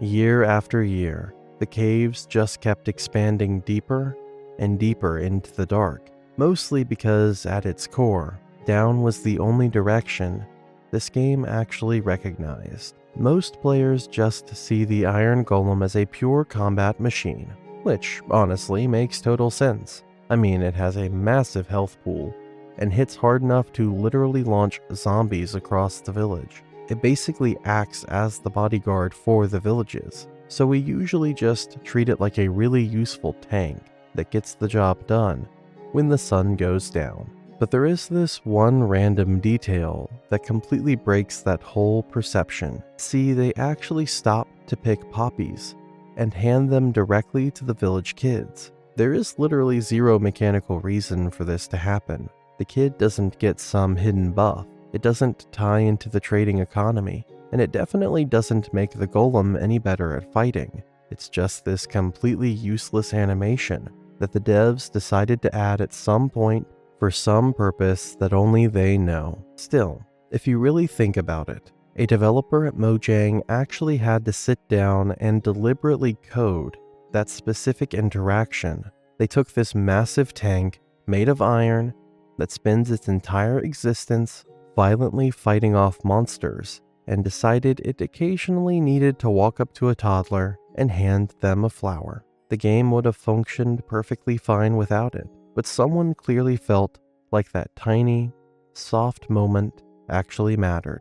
You see, poppies carry a specific real-world meaning that's worth knowing about here, because it changes the reading of the whole thing. After World War I, the poppy became the primary symbol of remembrance for those lost in conflict, soldiers specifically, people who died protecting something. That association has been consistent across more than 100 years, and it didn't happen by accident. Whether the developer who coded that behavior into the golem knew the symbolism, or whether the lore absorbed the association afterward, the effect is the same regardless. A creature built entirely for the purpose of standing between a community and the things that want to kill it, handing a memorial flower to the next generation of that community, makes the Iron Golem feel like a creature with emotions, rather than a brainless mob like the rest. It's like he understands his job and the stakes tied to it,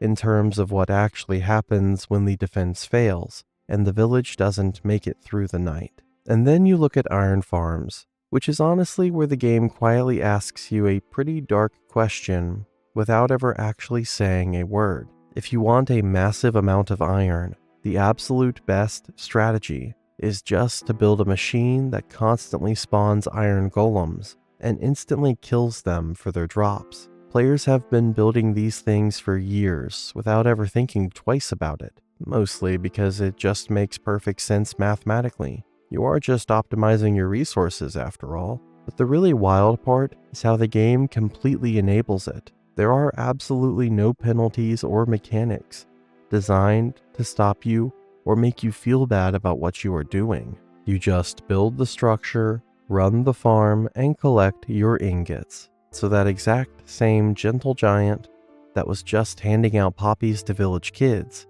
is now being brutally processed into crafting materials. And the speed of it all just depends on how well you designed the kill chamber. A damaged golem develops visible cracks across its body that deepen progressively as its health gets lower. You can repair it with an iron ingot, which is the same material you'd get from killing it instead. The game puts that choice directly in front of you, without a single word of commentary on either option. Whatever you decide to do with it is entirely between you and the game isn't going to tell you how to feel about it. Calling the warden a boss mob is honestly pretty misleading, mostly because that word implies there's a fight you're actually supposed to have. In reality, there is no fight. Mojang designed this thing from the ground up so that traditional combat is just never a viable option. It has 500 HP,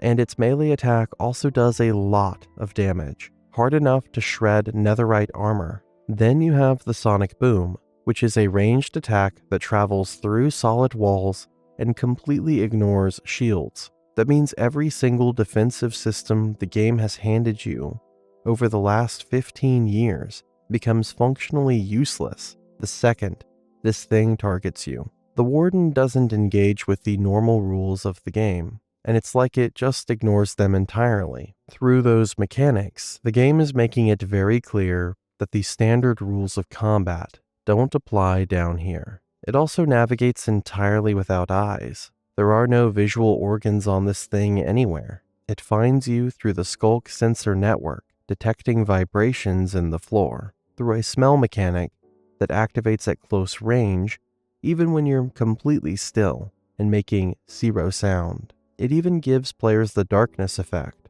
that pulses over nearby players that periodically kills your ability to see what's around you.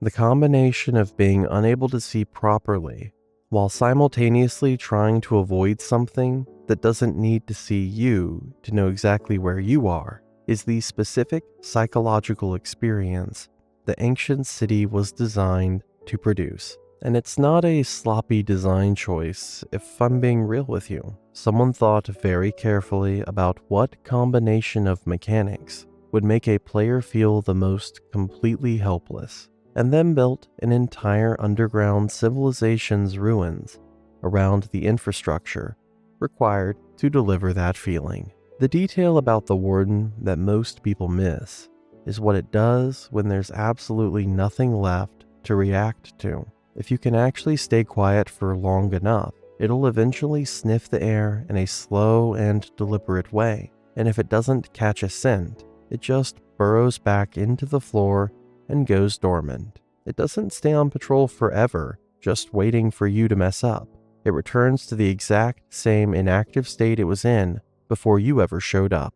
And when you think about it, that completely reframes what an ancient city is before you step foot in it. Every single one of these cities and every world seed was sitting in that dead silent state long before any player discovered it. The Skulk network was still powered up and the Shriekers were waiting for a trigger, but the warden was just down there in that waiting state. The entire place was basically sitting at the bottom of the world in suspended animation, and it's been running uninterrupted since the very last person the warden was originally built to protect finally died.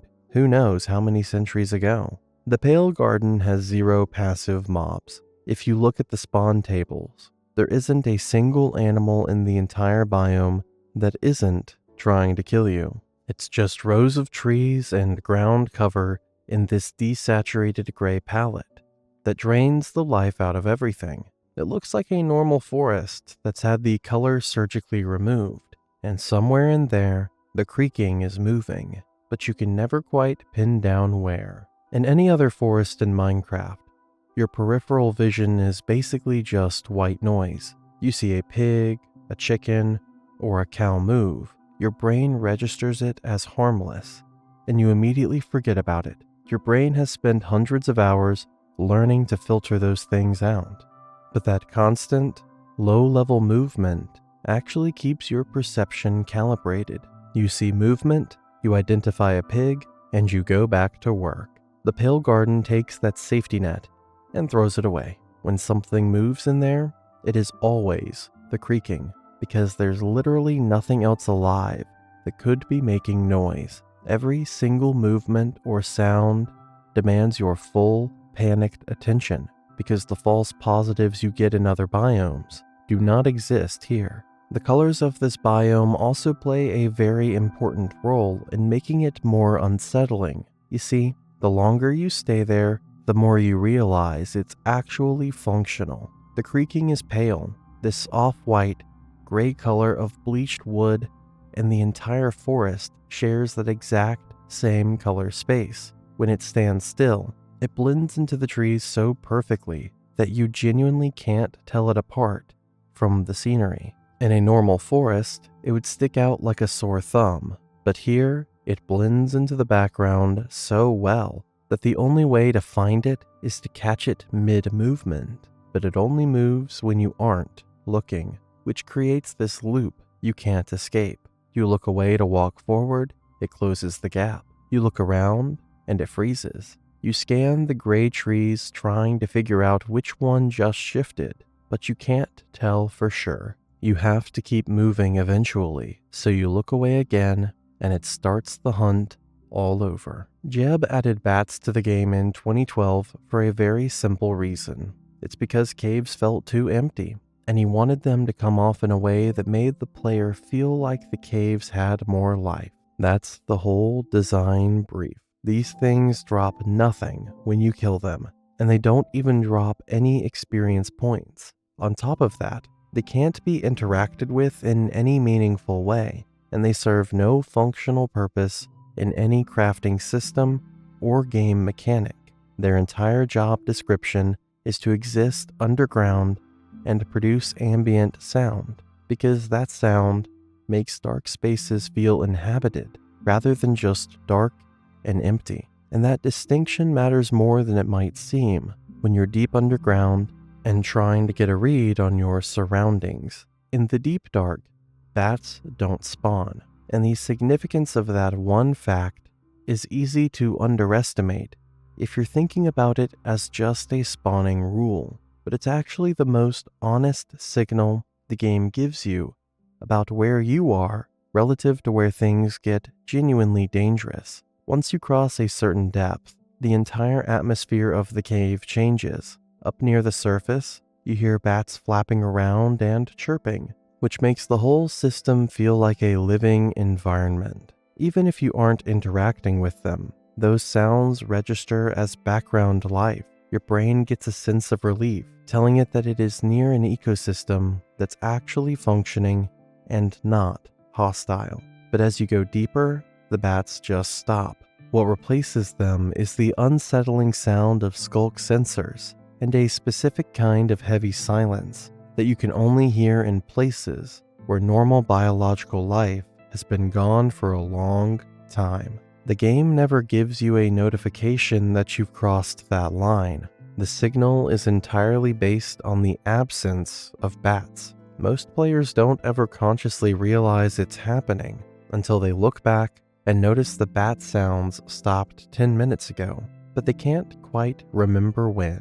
When you're descending and those chirps finally fade out, the game is telling you something without saying a single word. The bats are actually the notification that's supposed to tell you that you have officially crossed from peaceful area into the hostile territory. That was the whole reason they were added, because as you descend into the deep dark, the bats, the signs of life fades away, leaving you all alone down there. When you equip a zombie head, the detection range that zombies have for you decreases significantly, And the mechanism behind that reduction is worth understanding, because it's not doing what you might expect it to be doing. When you wear a mob head, the game's AI does not identify that new getup of yours as a disguise. The threat detection system just scans the block on your head, reads the tag, and clears you as non-threatening. So technically, the code is literally just scanning the wrong face and making the wrong call every time. And for some reason, it works flawlessly every single time. Take the creeper head, for example. Wearing it actually shrinks the distance other creepers need to trigger their fuse. This mob suddenly becomes completely passive just because you slapped the face of its own species over yours. To the game's code, you are one of them now, and that is the only thing that matters for your survival. However, the carved pumpkin trick with Enderman operates on a totally different level, because that one just blocks eye contact. So there's no real identity theft happening there, and you're just breaking their line of sight. But wearing an actual mob head is way more messed up, because you are genuinely wearing a disguise made of corpses. In that specific moment, the dead thing sitting on your head is doing more to keep you alive than anything your actual living body is doing. And the absolute craziest part is how the game rewards you for this twice. First, you get the immediate survival perk of not getting blown up, but then it turns around and makes those exact same mob heads the core ingredient for building the Wither, which is literally the most destructive thing you can create in vanilla Skyrim. The only way to summon it is by farming the faces of dead Wither skeletons and stacking them on top of a pile of soul sand. Now, whether Mojang intentionally designed this as some dark joke, or if it just ended up being a random crafting recipe, no one really knows. Every time you use an ender pearl, there's a 5% chance that an endermite spawns at your destination alongside you when the teleport completes. And the interesting fact here is that it has no natural spawn source anywhere in the game. Like, the only way endermites actually spawn is when you perform the act of teleportation using an ender pearl. That means they have to live somewhere inside that weird energy space that ender pearls pull energy from. Whenever you rip open that door and step through, there's a chance something from the other side slips out right alongside you. And considering it immediately tries to kill you, it's pretty safe to say their relationship with the rest of the world isn't exactly friendly. Endermen have this intense, deeply specific hatred for endermites that is totally different from normal mob behavior. If an enderman is in the middle of a brutal fight with you, completely locked in, it will literally drop everything and pivot just to kill a nearby endermite.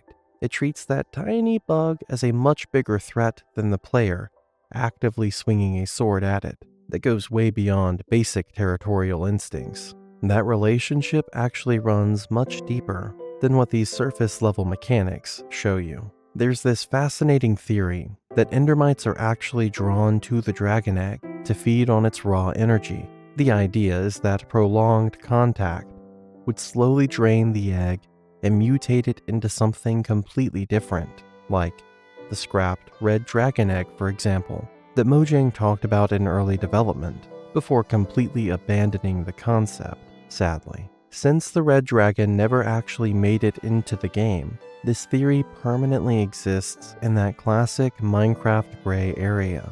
It points at something that feels incredibly meaningful without ever actually giving you a confirmed answer. But the broader implication of that small 5% spawn chance is what really changes how you look at the end. Like, think about the ancient builder evacuation for a second. You had thousands of people frantically pushing through stronghold portals in a massive panic, desperately running from whatever was taking over the surface. If every single jump carried an independent 5% chance of dragging something through from the other side, those numbers stack up incredibly fast. The endermite infestation probably isn't some deep ancient mystery. It's likely just the direct result of an entire civilization using a teleportation system at a maximum capacity while running for their lives. everyone accidentally brought a few hitchhikers with them, and by the time the last person stepped through and the portal went dark, the end was completely contaminated. So the random urge that the Endermen have of killing Endermites on sight might just be one of the last instincts that those guys must have had, and it is still somehow running on autopilot in creatures who have been stuck in the void so long they forgot how to speak, but somehow still remember exactly why they need to kill those bugs on contact. The name Illager is literally just a combination of ill-willed and villager, which basically hands you their entire backstory before you ever run into one. You see, biologically, they are identical to the regular villagers you trade with, but some massive disaster just split the population into two completely different factions that have no common grounds. Just taking a look at their physical appearances gives us a lot to work with. Like, normal villagers have a warm skin tone, and they have the look of a population that's been safe, settled, and out in the sunlight for a long time. Illagers, on the other hand, have this dead, ashen gray complexion. Maybe it's simply what happens when a group spends generations locked away in the dark oak forest, or maybe whatever twisted ideology they've been obsessing over has literally started altering their biology from the inside out. But the truly terrifying part is that their exile didn't make them lose their sanity to be real. If anything, they actually got sharper, because the woodland mansions are easily the most architecturally advanced buildings anywhere in the overworld. We're talking about massive multi-story layouts with dedicated utility rooms and a level of sophisticated interior design that regular villagers just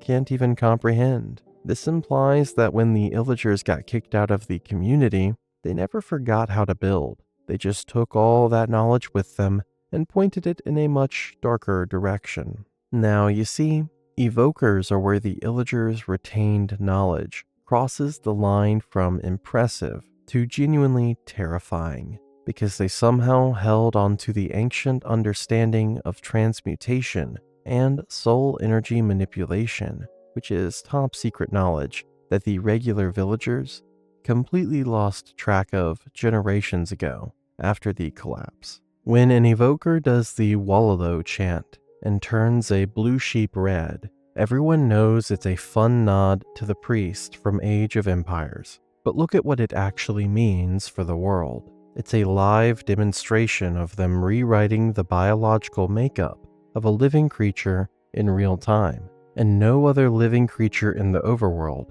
has that kind of raw, on-demand power. Then we have the Vexes. Summoning a Vex means taking raw soul energy and forcing it into a physical form, which is then deployed as a biological weapon. The villager population doesn't even have a framework to understand that kind of magic anymore. This context gives the village raids a brand new angle. You see, the Illagers launch highly organized, calculated strikes against the exact settlements that exiled them in the first place, just to get revenge. But the story of the Evokers does not end there, because there is another item related to them that we have to talk about. You see, Evokers carry a totem of undying into every fight, and then, as stupid as it may sound, just die without using it every single time. And if you're actually paying attention, this weird behavioral mechanic actually reveals a lot more about what the Illagers are and what they are trying to accomplish. Everyone knows that the totem prevents death. When you take a killing blow while holding one, it triggers and absorbs the fatal damage. It even provides a brief window of regeneration and fire resistance that gives you a chance to recover. It is, without a doubt, the most valuable defensive item in the game, and the very entity carrying it walks into combat and dies without deploying the one item that would keep him alive. However, that is not some dumb code mistake that the developers missed, as it is actually a part of the game's lore, because the Evoker is actually just a courier, and the totem is a finished product that he's transporting through a supply chain, and couriers don't consume the goods they're moving, regardless of personal circumstances. Now, here's the part that is genuinely unsettling,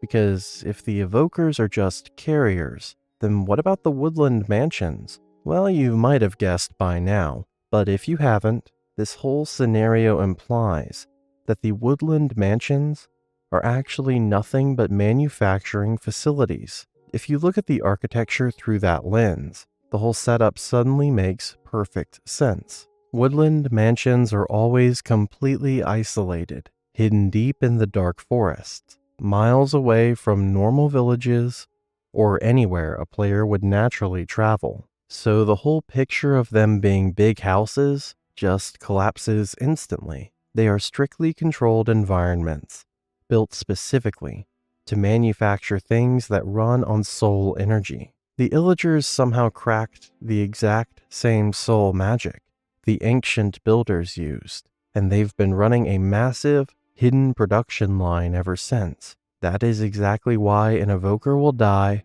without ever popping his totem. Minecraft's soul magic actually follows a very brutal, consistent logic, no matter where you find it. You see, this kind of energy requires a battery, and that battery has to be something that was once alive. The only reason a totem can save your life is because someone else's life force was compressed and stuffed inside it on an assembly line. So when those Illager banners show up at the edge of a village and a raid triggers, they're actually doing a very calculated harvest run, meaning every single villager that dies during a raid is being used to serve as the raw material, which is soul energy, for the Illagers' massive operation over the woodland mansions. Then you have the Ravager, which is basically the Illagers' twisted version of the Iron Golem. The Illagers clearly studied the villagers' main defense system,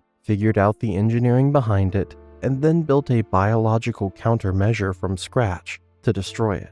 They literally created the anti-golem. While the Iron Golem is gently handing poppies to children, the Ravager is the complete opposite, and it is always violently tearing up the exact farms those children need to survive. But the most honest detail about the Ravager is actually a mechanic that Mojang patched out a while ago. For years, this massive beast that can level an entire village was absolutely terrified of rabbits for some reason. If it saw one, it would drop its entire combat routine and just run away. That means whatever the Ravager used to be before it was mutated and brainwashed, a tiny piece of its original nature was still buried deep inside. The Illagers twisted its body and reprogrammed its mind, but they couldn't completely erase whatever innocent creature it was before. Note blocks actually change their instrument sound depending on the block you place them on. It's a pretty consistent system too.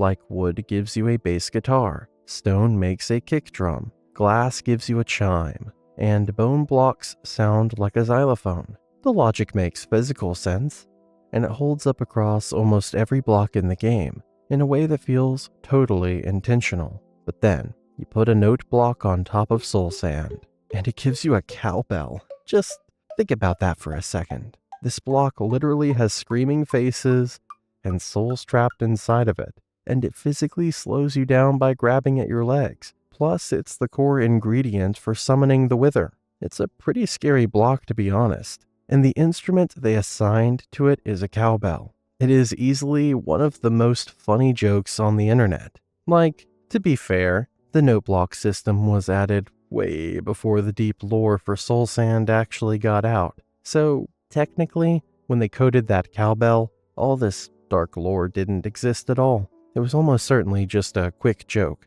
the developers decided to pull off. But even later on, when the Soul Sand Valleys got added, the cowbell was already hard-coded and nobody bothered to change it. The community has literally been begging for a fix on Reddit for like 12 years at this point. People want a creepy choir or a pipe organ. Honestly, just anything that actually fits the vibe of compressed screaming souls. but the cowbell sound hasn't really moved an inch. Whether Mojang is deliberately leaving it there to preserve the joke is impossible to know, but honestly, it doesn't even matter. The cowbell is there, it's always been there, and it's probably never leaving. Mississippi State fans rejoice. And really, it's the perfect reminder of what this game actually is underneath all the heavy lore. Notch only created the creeper because he accidentally messed up the dimensions on a pig model and thought it looked funny enough to keep. This entire massive game started as a nameless tech demo about a guy digging a hole in the dark. All the deep, terrifying patterns we've talked about tonight are completely real, and they absolutely reward you for paying attention to them. But that stupid cowbell is just as real. The horror and the humor have always sat right next to each other in Minecraft, and they always will. At the end of the day, that's exactly what this game was always meant to be. If you name any sheep Jeb _ with a name tag, it immediately starts cycling through every wool color in the game continuously, running through the full spectrum in a loop for as long as the name stays on it. It's been in the game since 2012, named directly after lead developer Jens Bergensten, and functionally it does absolutely nothing beyond looking extremely silly. If you shear the sheep, you get the original color it had before you named it. The rainbow cycling effect is a purely visual layer that the name tag imposes on top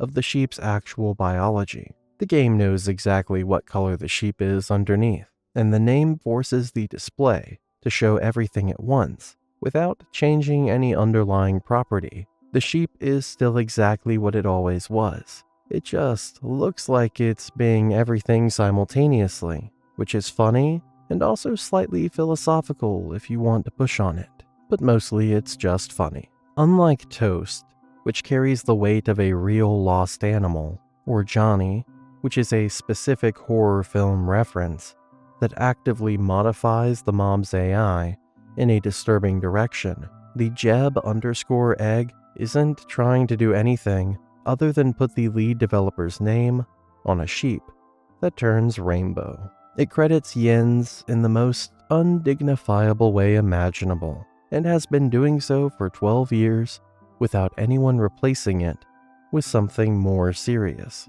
Players have made genuine attempts over the years to fold the Jeb _ sheep into the ancient builder framework or connect it to the soul energy system somehow, and none of those attempts have produced anything that holds, because there's nothing there to connect. Sometimes the thing in the game is exactly as shallow as it looks, and the rainbow sheep, named after the lead developer, is shallow in a way that's completely intentional and completely fine. If you look really closely at the inner cube of an end crystal, you'll notice these little symbols scattered across its 6 faces, and if you actually take the time to piece them together, they literally just spell out Mojang. The developers casually slapped their own company name right onto the exact object that keeps the Ender Dragon alive. It's been sitting there in the dead center of the game's final dimension,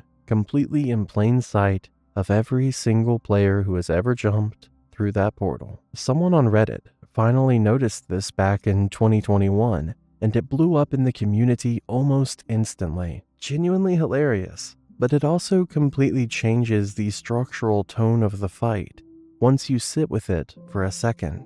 Mojang literally branded the life support system for their own final boss, like the end crystals that you have to systematically blow up just to make the dragon killable. They're basically just labeled corporate products. Within the actual lore of the game, it is a complete and total collapse of the fourth wall. The developers essentially watermarked the most critical objects in the entire void.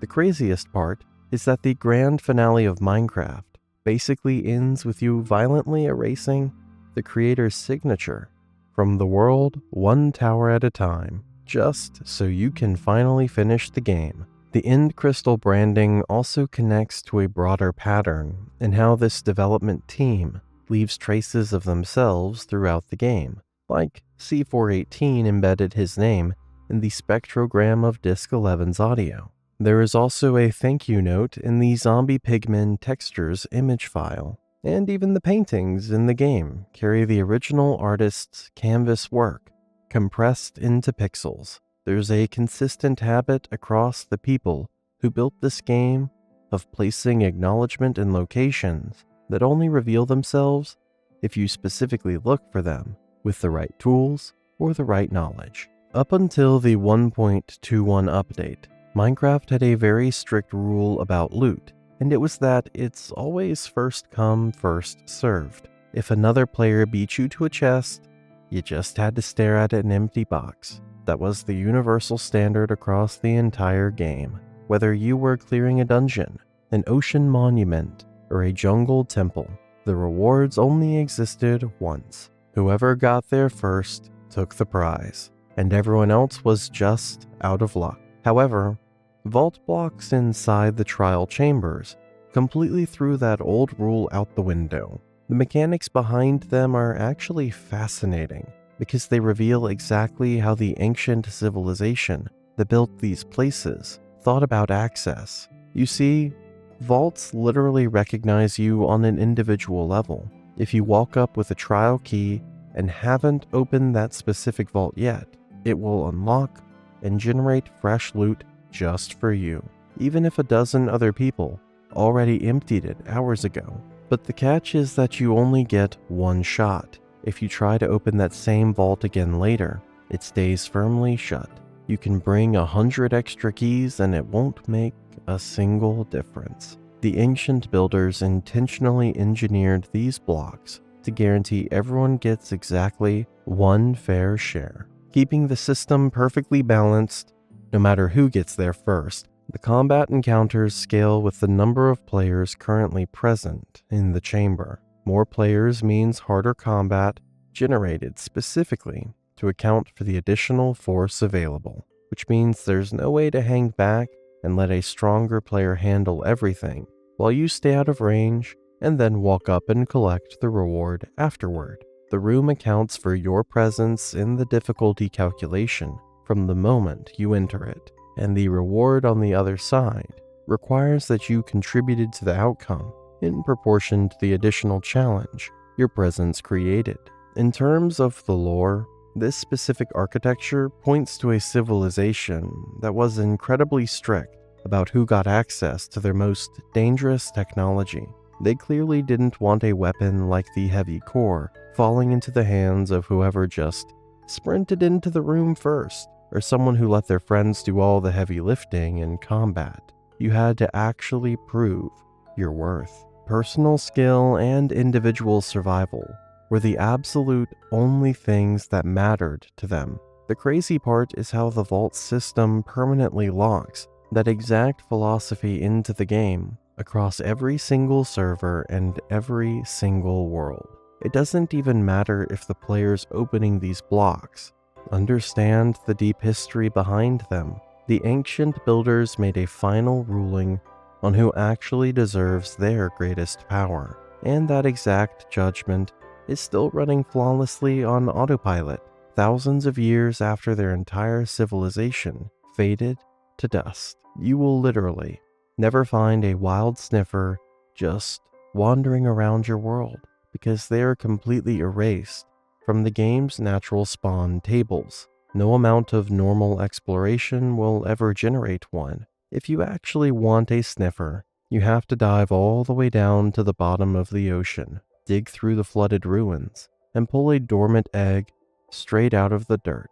Then, you have to carry it back up to the surface and hatch it yourself. Now, when you do that, you are actually stepping in to finish a desperate preservation project that some ancient civilization started a very long time ago. They carefully tucked those eggs away right before they disappeared, and by hatching them, you are literally finishing the exact job they couldn't. The animal that hatches from that egg walks around sniffing the ground and occasionally digs up seeds for torch flowers and pitcher plants. These plants don't grow anywhere in the natural world of the current game. The only way they exist at all is through the sniffer. and the only way the sniffer exists is through the ocean ruins that preserved the eggs. The loop is completely closed, and it was designed that way by whoever built those coastal settlements. The ancient builders clearly saw that these plants were going extinct. When you look at how carefully this whole preservation setup was put together, it's obvious they knew exactly what was coming and made a very deliberate call on how to handle it. They locked those eggs away inside their toughest coastal structures, stuffing them into waterproof chests that were built to outlast absolutely whatever disaster was wiping out their civilization.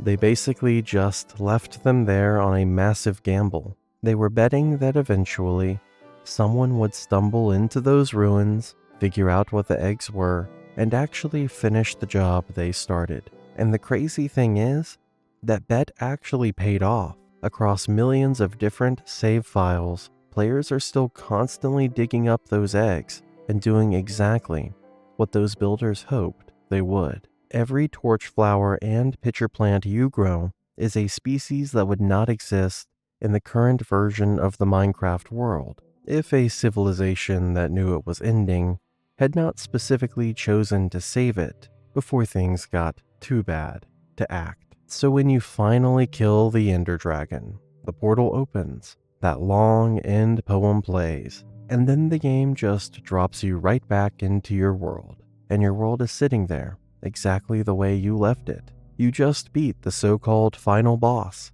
after grinding for God knows how many hours, but absolutely nothing actually concludes. The credits roll, the poem wraps up, and Minecraft just keeps going exactly like it always has. It totally flips the script on what an ending is actually supposed to feel like in a video game. See, when Julian Go sat down to write that end poem, he had a very specific goal in mind. He wanted the text to basically tell you that you finished the structured part of the game. You followed the path, you geared up, and you beat the boss. But he also wanted to make it crystal clear that the actual experience isn't even close to being over. Everything that happens after you jump back through that portal belongs entirely to you. You can build, you can ignore the lore, or you can turn the world into something the developers never even dreamed of.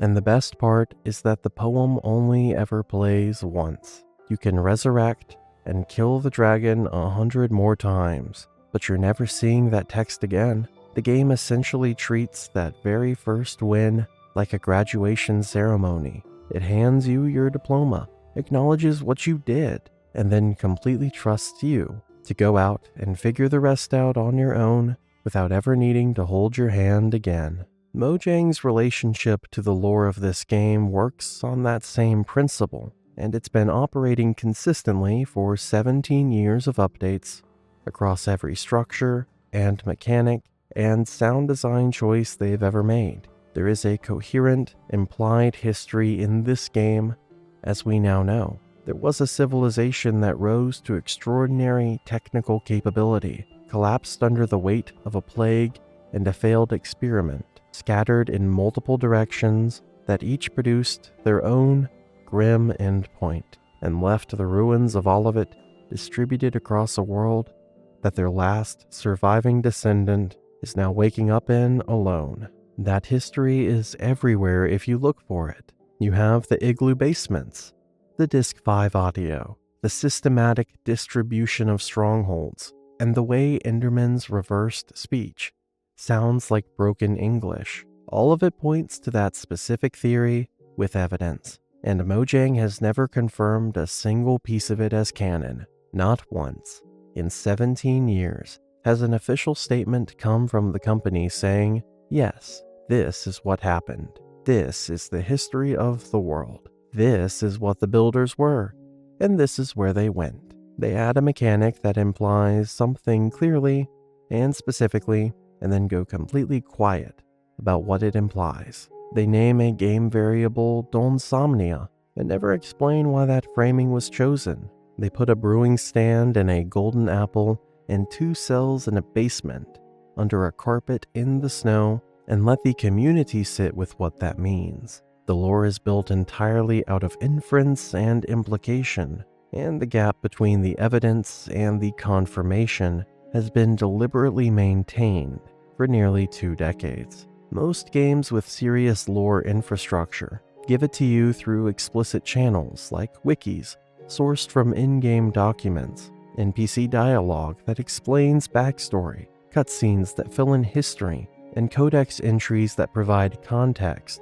for what you're seeing. Minecraft communicates everything through architecture and mechanics, and sound design, and naming conventions, and it trusts that if the evidence is specific enough and coherent enough, people will find it and follow where it leads. The Igloo basement doesn't have a sign on the door saying that it's a research facility that was trying to cure the zombie plague. It just sits there with all the evidence and expects the players to connect the dots together. The result, accumulated across 17 years of the community paying close attention to every update, is a body of lore that no single person at Mojang authorized or shaped into its current form, but that has become more internally consistent and more coherent than most deliberately authored game lore ever manages to be. Every person who looked at those igloo cells and understood what they are looking at